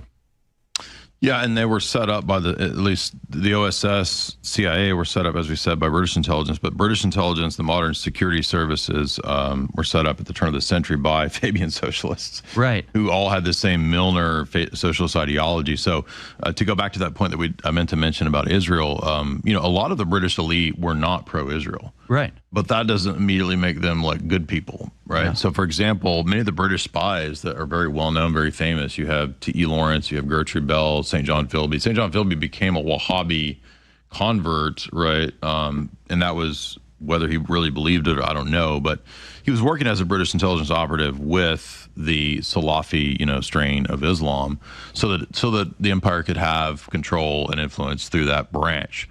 And they ended up using them quite often because that's where we get this whole Al-Qaeda Mujahideen alliance that we use, and then Israel's now using that with Jolani and al-Nusra and taking down Assad in Syria, Timber Sycamore, all those operations. By the way, I was writing about Timber Sycamore in 2014 and got called all kinds of names and, oh, you're such a crazy tinfoil hat, and then it comes out every time, man. It's what is amazing to me, and of course I'm like way downstream from Jay Dyer, so shout out to Jay Dyer. I'm not comparing the two things, but I've had this experience where you call something out and you start talking about something and everyone goes, you're crazy, you're crazy, Mironchuck, blah, blah, blah. And then the thing happens and you go, okay, so the expectation is like, well, then everyone's going to apologize and say how right I was, and then it never happens. No, not once, not a single time. I've had people who are on board with me, or maybe who are like, I don't know about it, not said anything publicly, and then things happen. They go, oh, okay, well, you were right. Good job on that. But my naysayers, never once have I ever heard a naysayer go, I wasn't with you on that one, but you know what? Congrats, kudos. You called that. Never happens. The New York Times, Timber Sycamore is the name of the project, billions of dollars. We didn't know the name of it. What is that? Sorry, I'm blanking on what. Yeah, just look up New York Times, Timber Sycamore. That was the name for the billions of dollars that were sent to topple Hello, Octavian. Assad back. Oh, okay. Yes, got it. Remember 2014, 15, 16, like that time? And it was like, you can't Mossad the Assad, and everybody was... So that was what we were writing about, talking about. The White Helmets was one of these big propaganda operations that they were doing. They got an Oscar. The White Helmets thing was so spooky when it happened. I remember when I started seeing reports of this, and this was in Syria and some other places in the Middle East. And I was like, well, that's obviously a spook. Those are obviously feds. Like, they spring up out of nowhere, much like, the Patriot Front guys, like spring out of nowhere, do some stuff and go away. And, when you say these groups, granted, there are probably some real people, like in terms of not feds, who don't know what's going on, who are working for these organizations, maybe more so in others than in some than others. But the organization itself is obviously a fed. It's like, what? And really, it was all over CNN. The White Helmets who go into these war zones and help the people. I'm like, oh, shut the front door. Stop it. Stop it. Stop it. You're embarrassing yourself. For the documentary. And of course, George Clooney was a big promoter of all that. It's not just Saudi money. Basically, if George Clooney's promoting it, it's a fed. They'll look up Timber Sycamore, and you'll get the New York Times headline, and it says it came to an end. Well, it came to an end because they ended up eventually toppling Assad. Right. And they put Jolani in. Jolani was the head of al-Nusra back when they were trying to topple Assad, when the CFR was writing articles saying, we need al-Qaeda in Syria. Yep, that's it. It's on the front page of the New York Times. But yeah, that's right. They are al-Qaeda. Yep. And of course, ISIS was mostly Saudi Arabian. A lot of people actually out of Europe that were radicalized in the Saudi Arabian funded mosques there. But when you look at the history of the Saud family, I mean, it doesn't go back that far. And that was a project of British intelligence as well, right? A British and American intelligence setting up the Saud family, which was just, it was basically just a bunch of barbarians. This one strong man, got them all together. And it's been him or his sons or his grandsons running the entire country ever since. All of the princes, they're all direct descendants of this one King Saud, who, British intelligence picked as the vessel through which they would control the oil. Yeah, the British carved up that whole area with the French, Sykes-Picot, and that's where we get Iraq from. We get Pakistan. We get Saudi Arabia. Those are all creations of the British Empire, and it was T.E. Lawrence that went and set up. Both hands says, but they were wearing white helmets. That's when they were rendering aid. Yeah, of course. Just like yellow vests. Well, they're wearing yellow. There must be just tradesmen, of course. The Sauds, Gertrude. It's a little mini. You hear about color revolutions, and you realize that there's color coded little operatives, like color revolutions and color operatives all over the place. They like it. These people aren't tremendously deep. They keep playing the same playbook because no one wakes up to it. No King's rally. Oh, you have to make sure they wear yellow. Like, okay. Obviously purple. And purple would have been the better choice. Come on now. You could play Purple Rain. The best there is, the best there was, and the best there ever will be. Octavian! $10. I also appreciate this propaganda exposes the evil propaganda. My propaganda is a good propaganda. Their propaganda is a bad propaganda. That's why you tune into my propaganda, because my goodness, my propaganda is the slappiest propaganda in the whole damn thing. God dang it! Now that Alex Jones might be off the air, I gotta come on. I gotta create a new Alex Jones channel. We gotta create models and clones. Populate, sprinkle it all wide. Because they're trying to turn the freaking frogs gay, goddammit. They will not win. I will not let them win. I am a savage. I'm a savage champion of good propaganda. Blah propaganda. Send me your super chat, folks. For this high quality entertainment.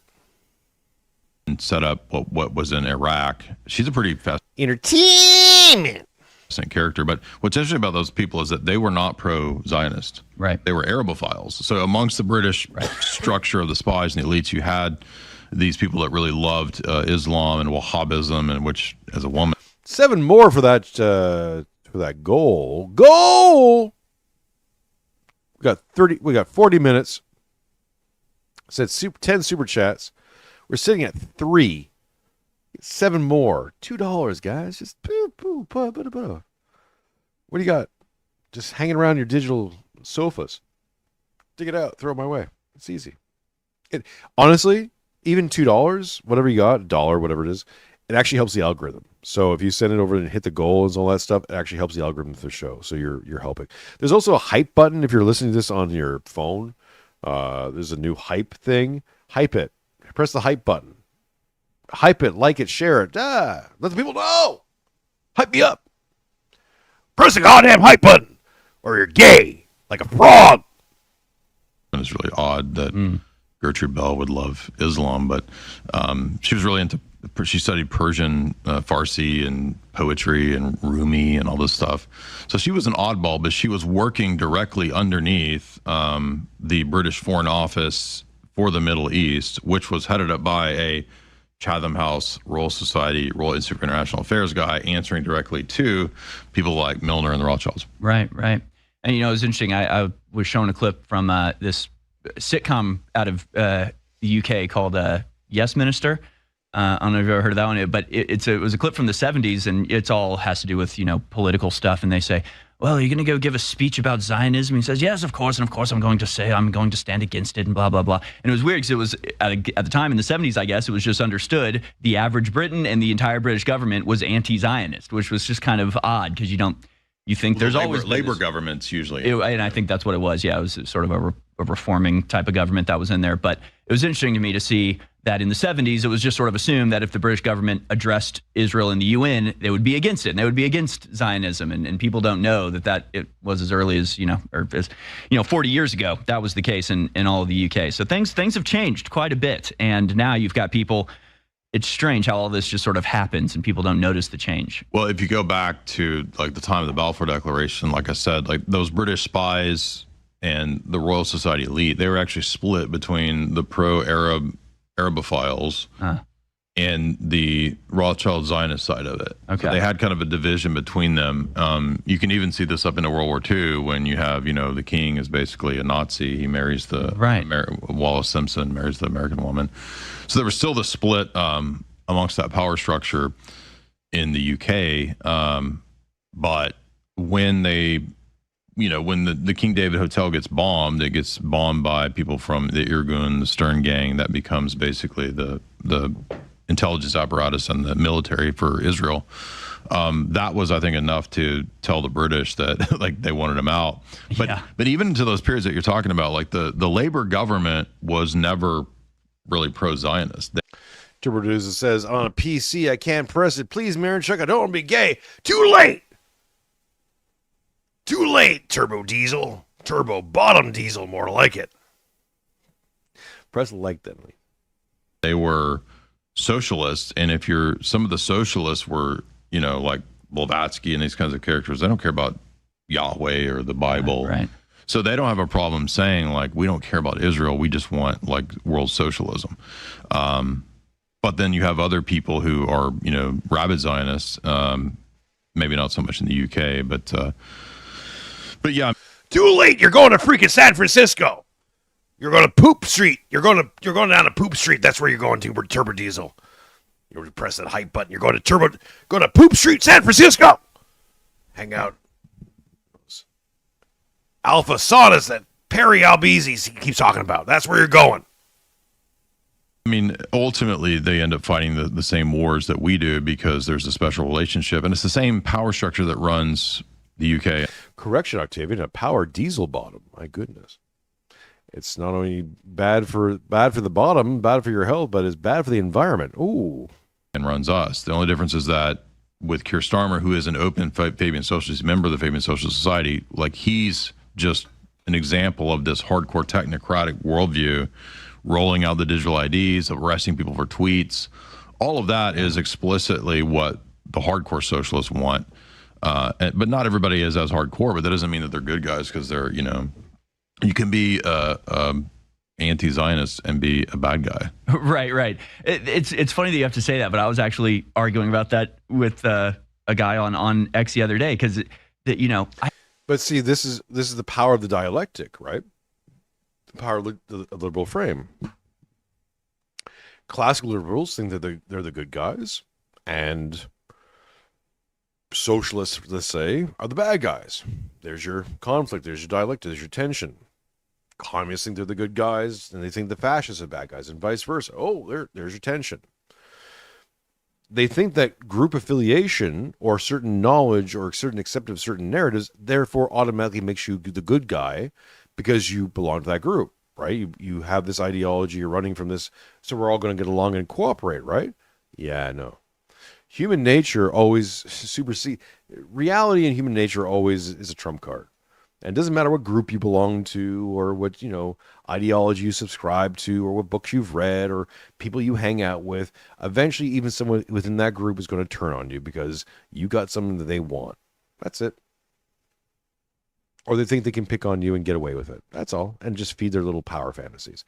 It's all the same. Like, it's why examining and understanding the passions in the Orthodox phronema is so powerful.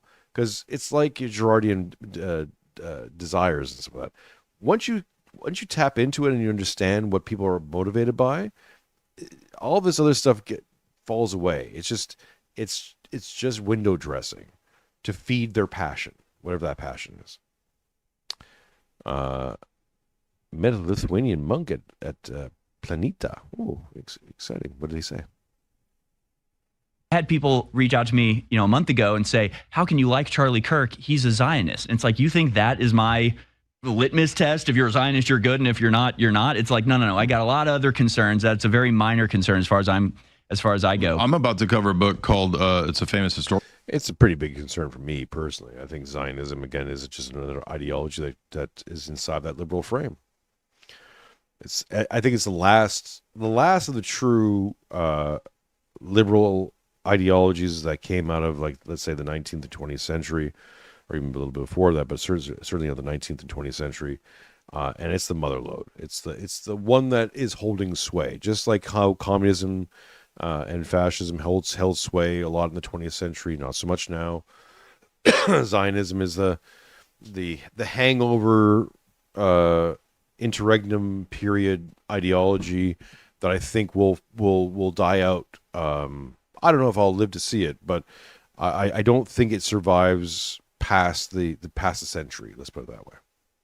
One way or the other. I mean, just demographics. It's going to die out because its chief proponents don't have birth rate replacement. So, I mean, that's why it's spread. I think to Christian Zionism is trying to really propagate itself.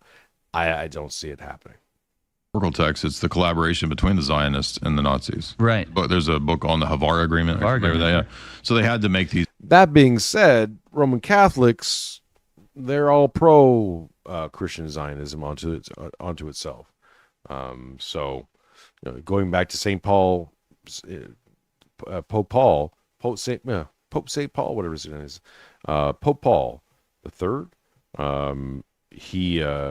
He came out with a lot of statements even during his papacy, which was pro-Zionism, pro everything, saying that Christians and Jews are one and the same, and why even be upset about it?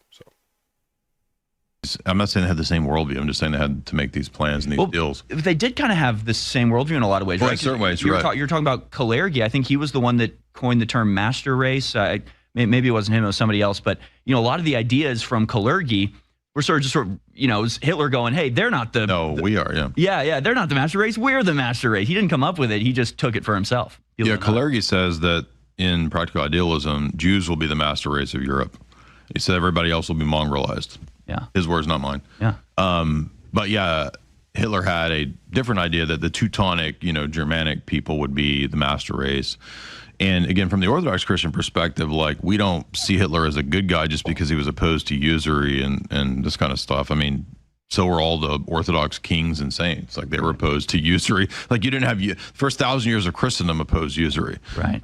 So setting the bar kind of low to just be like, I'm with whoever's against usury. Okay, well, I guess you're against the papacy then, because the papacy's pro-usury. But yeah, I mean, the motivation we would say as Orthodox Christians that the mantle of Christian civilization after the fall of Byzantium we believe that kind of fell to Russia. Right. Not that it was perfect, but it was kind of the preserver of the state apparatus of Christianity. Well, it was the third Rome, right? In the sort of last surviving. Yeah, exactly. The continuation, and then when that fell to the Bolsheviks, who many of which were Jewish, obviously Talmudic, they murdered the royal family on purpose in a ritual sacrifice. So like that leaves a vacuum, and it's odd the only monarchy that's really powerful is the British monarchy. I was going to ask you about that, because it seemed to me like that's what happened, is that the Rothschilds sort of took over the British economy and therefore the British Empire, and then sort of systematically, 100 years later, they're the only powerful monarchy left, and everything else is just sort of a symbolic, if they even exist. Obviously, Russia went down, France went down. That may have been related, but obviously became before. But yeah, it's like very clearly within 100 years, you have every other monarchy falling. Well, the same motivation that moves Napoleon to attack Russia, same motivation that moves Hitler to attack Russia. And I'm not saying that makes Stalin or that makes communism good. The idea is to wipe out Christian civilization. And even if you read Quigley, who is not, I'm not promoting him as a good guy, he's an admission text. Quigley says that the purpose of the two world wars was to destroy the remnants of Christian civilization, which he calls authority-based civilizations. He says the modern world will be based on democracy and markets and consensus. And the idea of the Austro-Hungarian Empire was a Catholic civilization, and Russian Orthodox Christianity and the Tsar is a Christian civilization. He says those have to go to have the new system. Right. It's all so fat. Like, again, we could just get into all this stuff endlessly. The creation of the CIA and the Dulles brothers and their involvement in like the Treaty of Versailles. I mean, this stuff is endlessly fascinating. I know we only have 2 minutes left, but let's touch on some modern and ongoing stuff here. What is your take on the Board of Peace to oversee Gaza and the inclusion of Tony Blair and these people in sort of an international body to oversee this land? Well, I mean, I don't know what to think of it. That's nonsense. He's a Fabian socialist. He comes out of the same structure of the Third Way. Bill Clinton, Tony Blair, they were at the same time. Octavian says France went down hard since the revolution. Well, I would think that actually the revolution itself was the problem. I mean, the French Revolution gives way to the Jacobins. The Jacobins are just proto-socialists. And then that whole thing happens, and basically Napoleon has to step in because France is about to be wiped out. So they had to reinstitute basically a czar or a king or some sort of monarch kind of figure who then sweeps Europe because no one's expecting it. But yeah, I think the French Revolution was probably the beginning of the end for France. Napoleon's kind of wrenches out of the jaws of destruction for a little bit, but it's been on downward paths ever since that. I'm under Quigley and people that have this kind of third way ideology. The third way ideology was this idea that you could combine Western capitalism with Eastern communism, and we would get this product. Dialectics, right? Dialectical synthesis. And that's really no different than the Fabian socialist model, which is the people above them anyway. I mean, this is he's Clinton's mentor, right? Right.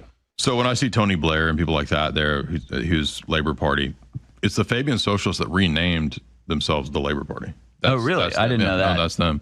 And the fact that they're don't care about Israel doesn't mean that they're good guys. They're just more openly sort of technocratic. Yeah. So you can have an internationalism that is Israel focused, or you can have an internationalism that's socialist focused and doesn't care about Israel. And or you can have a Chinese one. And there is sort of a weird sort of synthesis, right? Because it's interesting too, because you can see the division lines being split up right now, right? So we started off talking about the Democrats, the Labor, the Fabian Socialists, that whole group, because I'm sure the Democrats in America are infiltrated with some of these people's ideas, if not those people themselves. So now again, you have the dialectic being split up, right? Pro or anti-Israel. Well, Republicans are becoming pro-Israel in one way, shape, or form. Christian Zionists, all the rest of it, They're finding a home in the Republican Party. All the Knots are finding a home in the Democratic Party. And eventually you're going to see a lot of Whignats that become Democrat because essentially they're going to be promoting their views. These aren't values. They're views. They're what you see. What you see is making you react. But it's not a value or virtue system. There's nothing intrinsic to it. It's not a fronema. It's not a state of being. You don't have no skin in the game. You're just going to go to whatever party is going to be the most beneficial to you. And honestly, in the realm of politics, that's kind of not a bad idea necessarily. But we've come out of this hyper period of let's say, self-identification into a group. So I'm a good person because I believe that I am a member of the good group. So they're good, and they're good. I'm good. I defend them. They defend me. Right? This is sort of a moral patronage network, even if you're not receiving the gibs. And if you're the in group and really creating policy and all the rest of it, hey, even better, because now you have power and prestige and power and influence and all the rest of it. Right? Sure.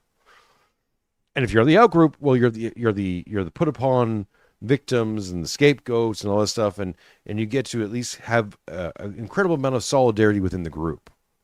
Both those states of being actually give those members a fervent state of being, like a feeling of meaning, and they're in something together.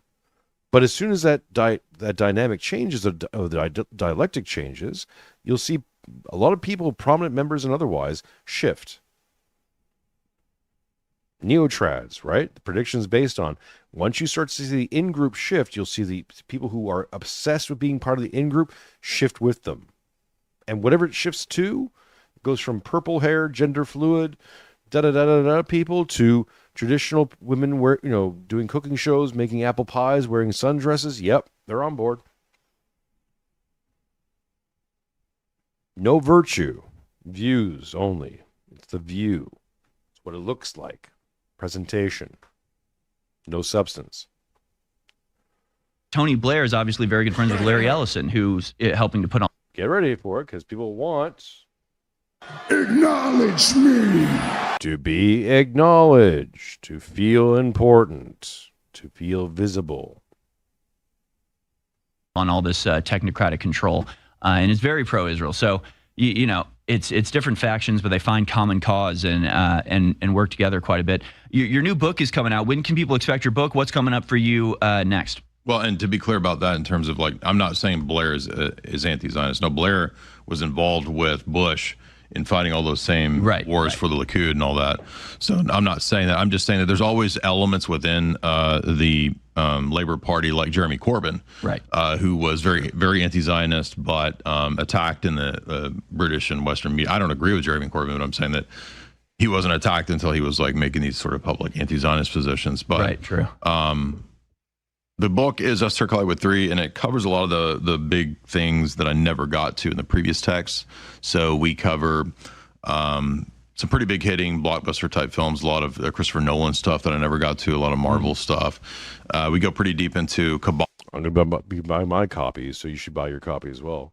Kabbalah, esotericism, Lovecraft films, B movies, and Antichrist films. So Esther Hollywood 3 is going to be a unique installment in the trilogy. It's the finality of the trilogy there. It's the way to find out the hidden secret meanings behind the movies that you may love. So if you want a deeper appreciation for what the filmmakers were really trying to do, you got to check out the first two Esoteric Hollywood books, and the third one's coming out soon. You can find all of those and more at jaysanalysis.com. YouTube is Jay Dyer, J_D007 on X. Thank you so much for joining us, sir.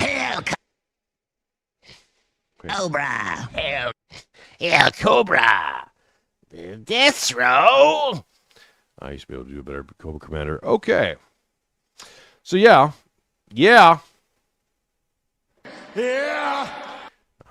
That's been the show so far, folks. Let me know how you feeling, what you want to look at. Oops. I'll show you DMs. What else is going on? What else is in my playlist? We could do some, we could do some of this. Give me a hell yeah. What?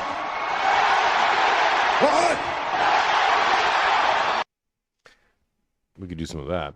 What else you guys want to cover? Who else is in the chat? Let me know. Maybe I'll put this up. Hang on. Wait. This is easier. Can we do a poll? Let's start a poll. Should we power wash or watch something?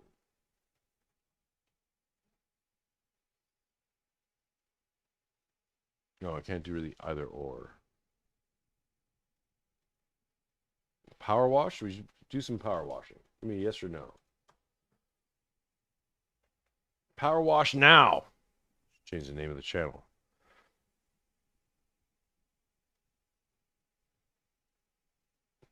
Let me know, folks. Whoever's watching, sound off. Let your voice be known. Vox populi, vox deus.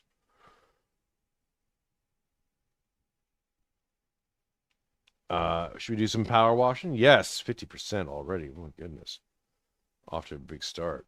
No, no, at 67%.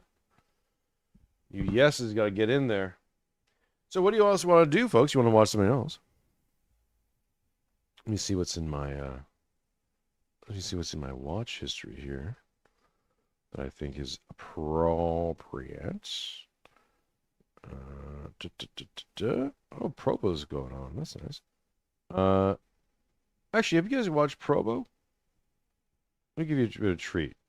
Especially with your puppy drama.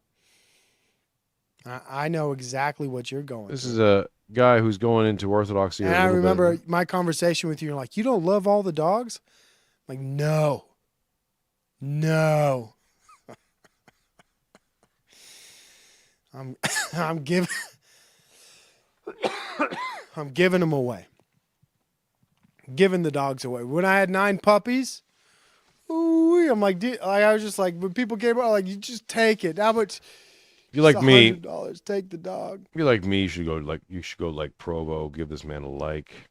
Go check out his channel. It's called Provo. Be gay for him. I don't even give a shit. You say that. Also, shout outs to Hello Listener, who's also doing stuff with Ortho Thugs. I don't even. And Here's one crypto. and One of Jim your Bob. problems. If you're gonna critique me and be. Okay, where are we at with the poll? We are at 67% no power washing. Oh, wait. We got 50-50. Let me know. We'll let it go for another minute. Let me know what you guys want. That's all I have prepared. So the rest of the evening is up for grabs. American Prize, Hidden Plot, Breaking News. That's me. Civil War. I'm trying to find something relatively short. Oh yeah. Wait a minute. Mate Freed. We've got Mate Freed up. This is we can listen to Jay do some of his Aussie accent, which is actually pretty good. Okay, people who don't know, there's Matt Frad, the Pints with Aquinas show. It's a Catholic Roman Catholic show. Did a lot of debates and otherwise other things.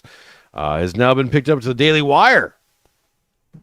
New acquisition for the Daily Wire. It's nice little gatekeeps. Again, just Daily Wire is kind of vastly approaching that status of mainstream media where I'm not sure who the heck is watching this anymore. Who's it for exactly? I'm sure they have a big audience, but what does that mean these days? I don't know who it's for anymore. It made sense like 10 years ago, and sort of because they were really trying to get the new conservatives on board, right? So the younger crew of conservatives. Now I'm not sure, but let's listen to a little Jay on Matt Frad on his latest. Jumping over to the Daily Wire. Wait a minute. Mate Freed. We've got Mate Freed over here. He's drinking Foster's out of his Catholic Jesus pint. He's got a pint made out of Jesus. It's a bust of Jesus, and he drinks his Foster's beer out of there. Tell you right. And he's got Crikey, mate. Oh yeah. Here's the thing though. If you say Foster's, if you tell an Australian to go drink some Foster's, they get right angry. They tell you to jog on, mate, because they don't drink Foster's down here. Nah. They don't even understand why the Foster's is popular. It's a British beer. They don't drink any British beer. They don't drink the British piss over here, mate. They don't even drink Foster's. It's a meme that was started because there was a Foster's advertisement back in like around 1990s, I reckon. And those advertisements showed Australians drinking Foster's. It's a complete disinformation, mate. That's why we got to pass this Digital Security Act. Keep people from thinking that Australians drink Foster's. I personally like it because it pisses them off. It makes them so mad. gonna join Daily Wire. The Daily Wire. Daily Wire. I built my channel. Octavian says it's Fox News for older Gen Xers. Yeah, that's pretty accurate. It's for yuppies. Yeah. To 400,000. I hate yuppies. Hate them. Transdimensional portal demon monsters coming to suck your soul in. Call themselves yuppies. What is that? Turn you gay just by saying the word yuppie. Oh, now I gotta go to the bathhouse. So that I could join the Daily Wire, so that Israeli money could tell me what Catholicism is. My name's Matt Fred. Well, we don't even have Catholics down here in Australia. We're just all Anglicans. Caleb, the head of the Daily Wire, wanted to meet with me, and I like Caleb. He's beautiful, and I've just admired him and the Daily Wire for a long time. I've admired them and the money that they have in their deep pockets, funded by a lot of heretical Aryans. Do you know their money comes from heretical Aryans? That's right, crikey. It's a Messianic Aryan fellowship that gives billions of dollars there. I know. I was like, hell. Oh, it's like, that can buy a lot of didgeridoos. We're going to do a lot of good with that. We can buy some new Aboriginal paintings. The dot paintings. Oh, they're really nice. Yeah, they're made out of dots. Yeah, really something to behold. You ever seen one of these things? Let me show you. Wait. Let me show you the. I wanted to give you gentlemen and ladies probably some cultural enrichment. Here you go. Aboriginal dot paintings. Images. Here we go. Look at this. Look at this beautiful thing. Oh my goodness. Yeah, it's all made by crikey. It's all made by dots. Look at that. It's like light bright, but with paint. Oh, what's that? That's a kangaroo. Oh, they got wallabies. They got drop bears. All manners of beasts. All manners because they're the protectors of the earth, don't you know? Crikey, sent here to the guardians of this great country. Welcome to country, mate. Hell yeah. Hell yeah. It's all about Jesus and Mary and money around here. So I said, okay, sure, I'll meet with him. And so I sit down in his office. Eventually, he's... Look, I've got a giant rosary here on the table. Says to me... It's a giant BDSM rosary right here. What would it look like Right for here. Pints with Aquinas to come under the Daily Wire? And here's what I said. Here's what I said. Think how many BDSM rosaries I could buy with that money, yeah? Yeah, Mike. I said, I don't know, man. I don't even know if I want to keep running Pints with Aquinas. I'm tired. Oh, yeah, I'd like my grift to go next level. Next level grift. No. Do I have to keep doing this? Like, what's the off-ramp for people like me? Is it? Do I have to wait until I have... That's a good question. I've asked that question many times myself, and I ignored that question and keep on going on. That's off-ramp, I just die. That's it. I'm hoping to die. I'm what, 48? Give me another 5 years. Another 5 years. We'll do 5 years installments, 5 years from now when I'm like, 53, I'll be like, okay, another 5 years, please. Dementia, and then someone's like, you should really stop. I mean, I don't even know if I want to do this, which is like the... That's horrible, Jason. You have a wife and child. Yeah, well, Didn't say they like me. I have them. They have me. It's not like they enjoy my company. They're probably better off. Worst. And then I saw in that big paycheck, and I saw the number of the shekels there, and I said, "Too right." No. By the way, did I not tell you that this was all actually, Jay? It's No. That's the correct pronunciation. It's No. yeah. Come on. About the Catholic grift. I told you guys this, and there you have it. And this also explains, by the way, why he was so shitty to Ubi in person, which Ubi was talking about underneath this. Con Inc. is part and parcel with Cath Inc. And you understand too that those people, I've kind of had this told to me.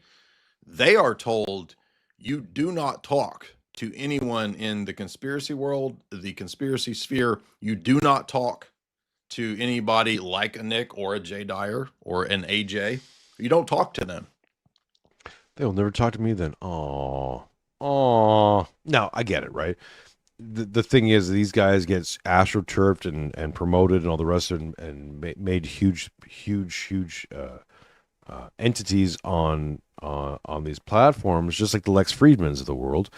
And even though even if no one's actually watching them, they do suck up a lot of like revenue and let's say market space. So imagine like they have the biggest tomatoes. It's all bullshit. It's all like, GMO tomatoes, but they're huge and they just take up the whole freaking room. And the rest of us are like, hey, but we actually have the better tomatoes. They're tasty. They're organic. They're actually wonderful tomatoes. They're the tomatoes everyone wants. Like, yeah, but like, look at this thing. So it is a problem. And it might even be part of, I don't know. This is allegedly my opinion. Might even be part of their little contract. That little contract. It's a little contract. Put your soul on the dotted line, Matthew Fred. Matt Fraud. My name's Matt Fraud. I gave Eric Ibarra an entire barrel full of cake icing, and I saw him in one gulp take down the whole thing. Tell you right. Sales pitch imaginable, but I wasn't trying to sell myself, and I wasn't trying. I like to anytime if you ever. I was in a meeting with a guy who owns Daily Wire, but I wasn't trying to sell myself. Like, yes, you were. Ever criticize anyone? I like how everybody says, "Oh, it's only because you're jealous." That's the only motivation that anyone could ever have for criticizing. I think the people, by the way, who always say that, they're just thinking how they would think. Right? Like when they criticize people, it's because they're filled with envy. I'm not envious of Matt Fradd. I don't care anything about Matt Fradd. I've always thought Matt Fradd is a goofball, a major goober. So no, I don't care that Matt. I think it's actually funny and it vindicates. It's yeah. I've had this experience as well. I find it very interesting. People reveal themselves, right? They tell you what they want or how they feel or how they think, quite often in their attacks against you, but. I'm very sincere when I say things like, I don't want anything that these people have. They go, oh, sure. No, yeah, of course you say that because you don't have it. It's like, no, but I wouldn't want it. I wouldn't want to be on the Daily Wire. I wouldn't be interested. I mean, if anything, I'd tell them like, oh, if you want the show, I'll sell the show to you. You can pay me whatever that's worth, but I won't work for you. Like, I'll sell you the show. You can find a new host. But like all the infrastructure, all the numbers, all that stuff, I'll give you that. Oh, yeah, sure. You want that? I'll sell that to you. And then you can put a new host in and call it something else, and it's cool. But if I wanted to make money off of it, but I mean, I wouldn't put myself through that. I wouldn't put my Jason Mironchuck on the Daily Wire. Like to me, I'm not interested in that. It's what I said, that Matt Fradd was aiming for something like this. All of these normie Catholics are aiming for that because they're wage slaves. They serve the fiat wage slave machine. I mean, he doesn't even talk about Bitcoin. So I don't think he knows anything. Thus, he's serving the fiat slave wage machine. By the way, the other thing, too, is that the normie the Cath Inc., there's Con Inc. and Cath Inc., and they work together. They synthesize butt to butt in their butt-touching activities. And the human centipede of media. The media human centipede. There's no advantage to go hardcore or to go to truth, right? That's what it's all about. So there's Matt Fried getting fat paychecks there, stacking fat cash. Yeah, you'll know you're dealing with a gatekeeping organization when they're sticking within this very tight narrative and will never consider anything outside of that. And if you bring them on, if you get on their show or something like that, and you bring them something that's outside that narrative, they'll squash it incredibly quickly. Not because it's not interesting or they couldn't make money or they spent no time investigating it. No, they squash it because it's outside of this, right? This is the acceptable places you can think. This is what the audience is allowed to think, and that's it. Anything outside of that is whoa crazy now. Until the Overton window moves a little bit and accept those ideas, and then they're all about it. So many cases, I won't even bother insulting your intelligence with it. Bill Maher comes to mind. Stacking fat cheddar. Oh, I've got a fat steak of cheddar I'm sitting. And if we can say that about Maher and some other prominent members, we all say that and go. I could say that they're gatekeepers of a kind or promoters of a certain kind of message, and goes, I'm like, okay, well, Daily Wire, Matt Fried, all these people, AA, etc. I can list some of the names. They're all doing the same thing, whether they know it or not, purposely or unpurposely, whether through modeling and mimetics or through their own personal designs. They're doing the same thing. On there. It's kind of going up in me bum crack there, sitting on so much cheddar. I might have to cut off all the pints of icing I've been given Eric Ibarra. I sell pints with Aquinas. I was just being really honest. And the more I thought about it. Yeah, I'm not saying that. I lost it there. What happened? Turbo power diesel. Matt Fried. We got a barrel of gold from the Vatican. We had to protect it, so we gave Eric Ibarra a bunch of sleeping pills and put them on the barrel, and now I can move them. Crocky.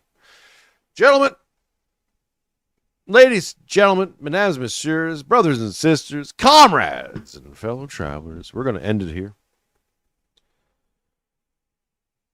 So I can, my wife's been calling and messaging. I don't know. I'm in trouble for somehow. I don't even know what I do anymore. But this is what I do. I stream for you folks. Starting next week, hopefully we'll get on a standard schedule. So wherever you're going to find me, wherever you want to find some Mironchuck Live, it'll be available to you on all the places. So like, subscribe, and share, and let the people know where we're at. Of course, this coming Monday, the 3rd, I believe, is it?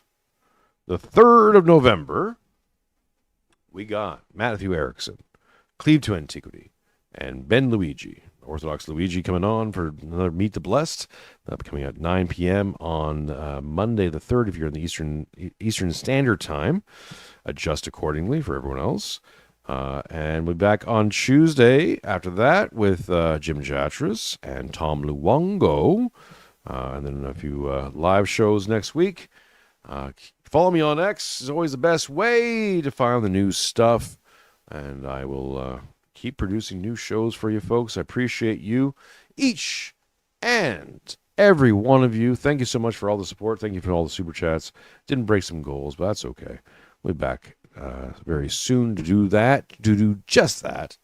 Enjoy your happy Halloweens as well. If you're doing that, or if you're not doing that, whatever it is, enjoy that. And of course, we'll be back next week. So check us out then. Thank you so much. From my family and yours, God bless. I'm Jason Mironchuck, and it's later than you think. This is the church Richard and his family belong to. Here he goes to Sunday school. There are other churches in town for people who worship in ways different from Richard's family. Millwood has a radio and television station. The programs come from this building. Many people, they are the men and women who act in these programs. Some men operate the big television cameras.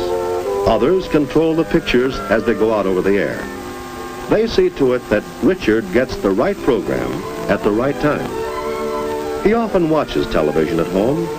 The programs are fun, and sometimes he learns a great deal from them. Then there are the movies. The Andersons go often to the neighborhood theater. One evening every week, Richard's father goes bowling. He belongs to a bowling league with some of his friends. That's his favorite evening recreation. At night, when Richard goes to bed, he may have thought very little about his community, what he has done for it, and what it has done for him. But the community's work never stops. There's bread to be baked, bread which Richard will eat tomorrow. There's milk to be processed, milk which Richard will drink tomorrow. There's the newspaper to be printed for people to read in the morning, and electricity to be made, and water to be pumped and filtered, and telephone calls to be put through day and night. So the work in Richard's community goes on day after day, night after night. People working for each other, depending on each other, all of them partners in making their community a better place in which to live.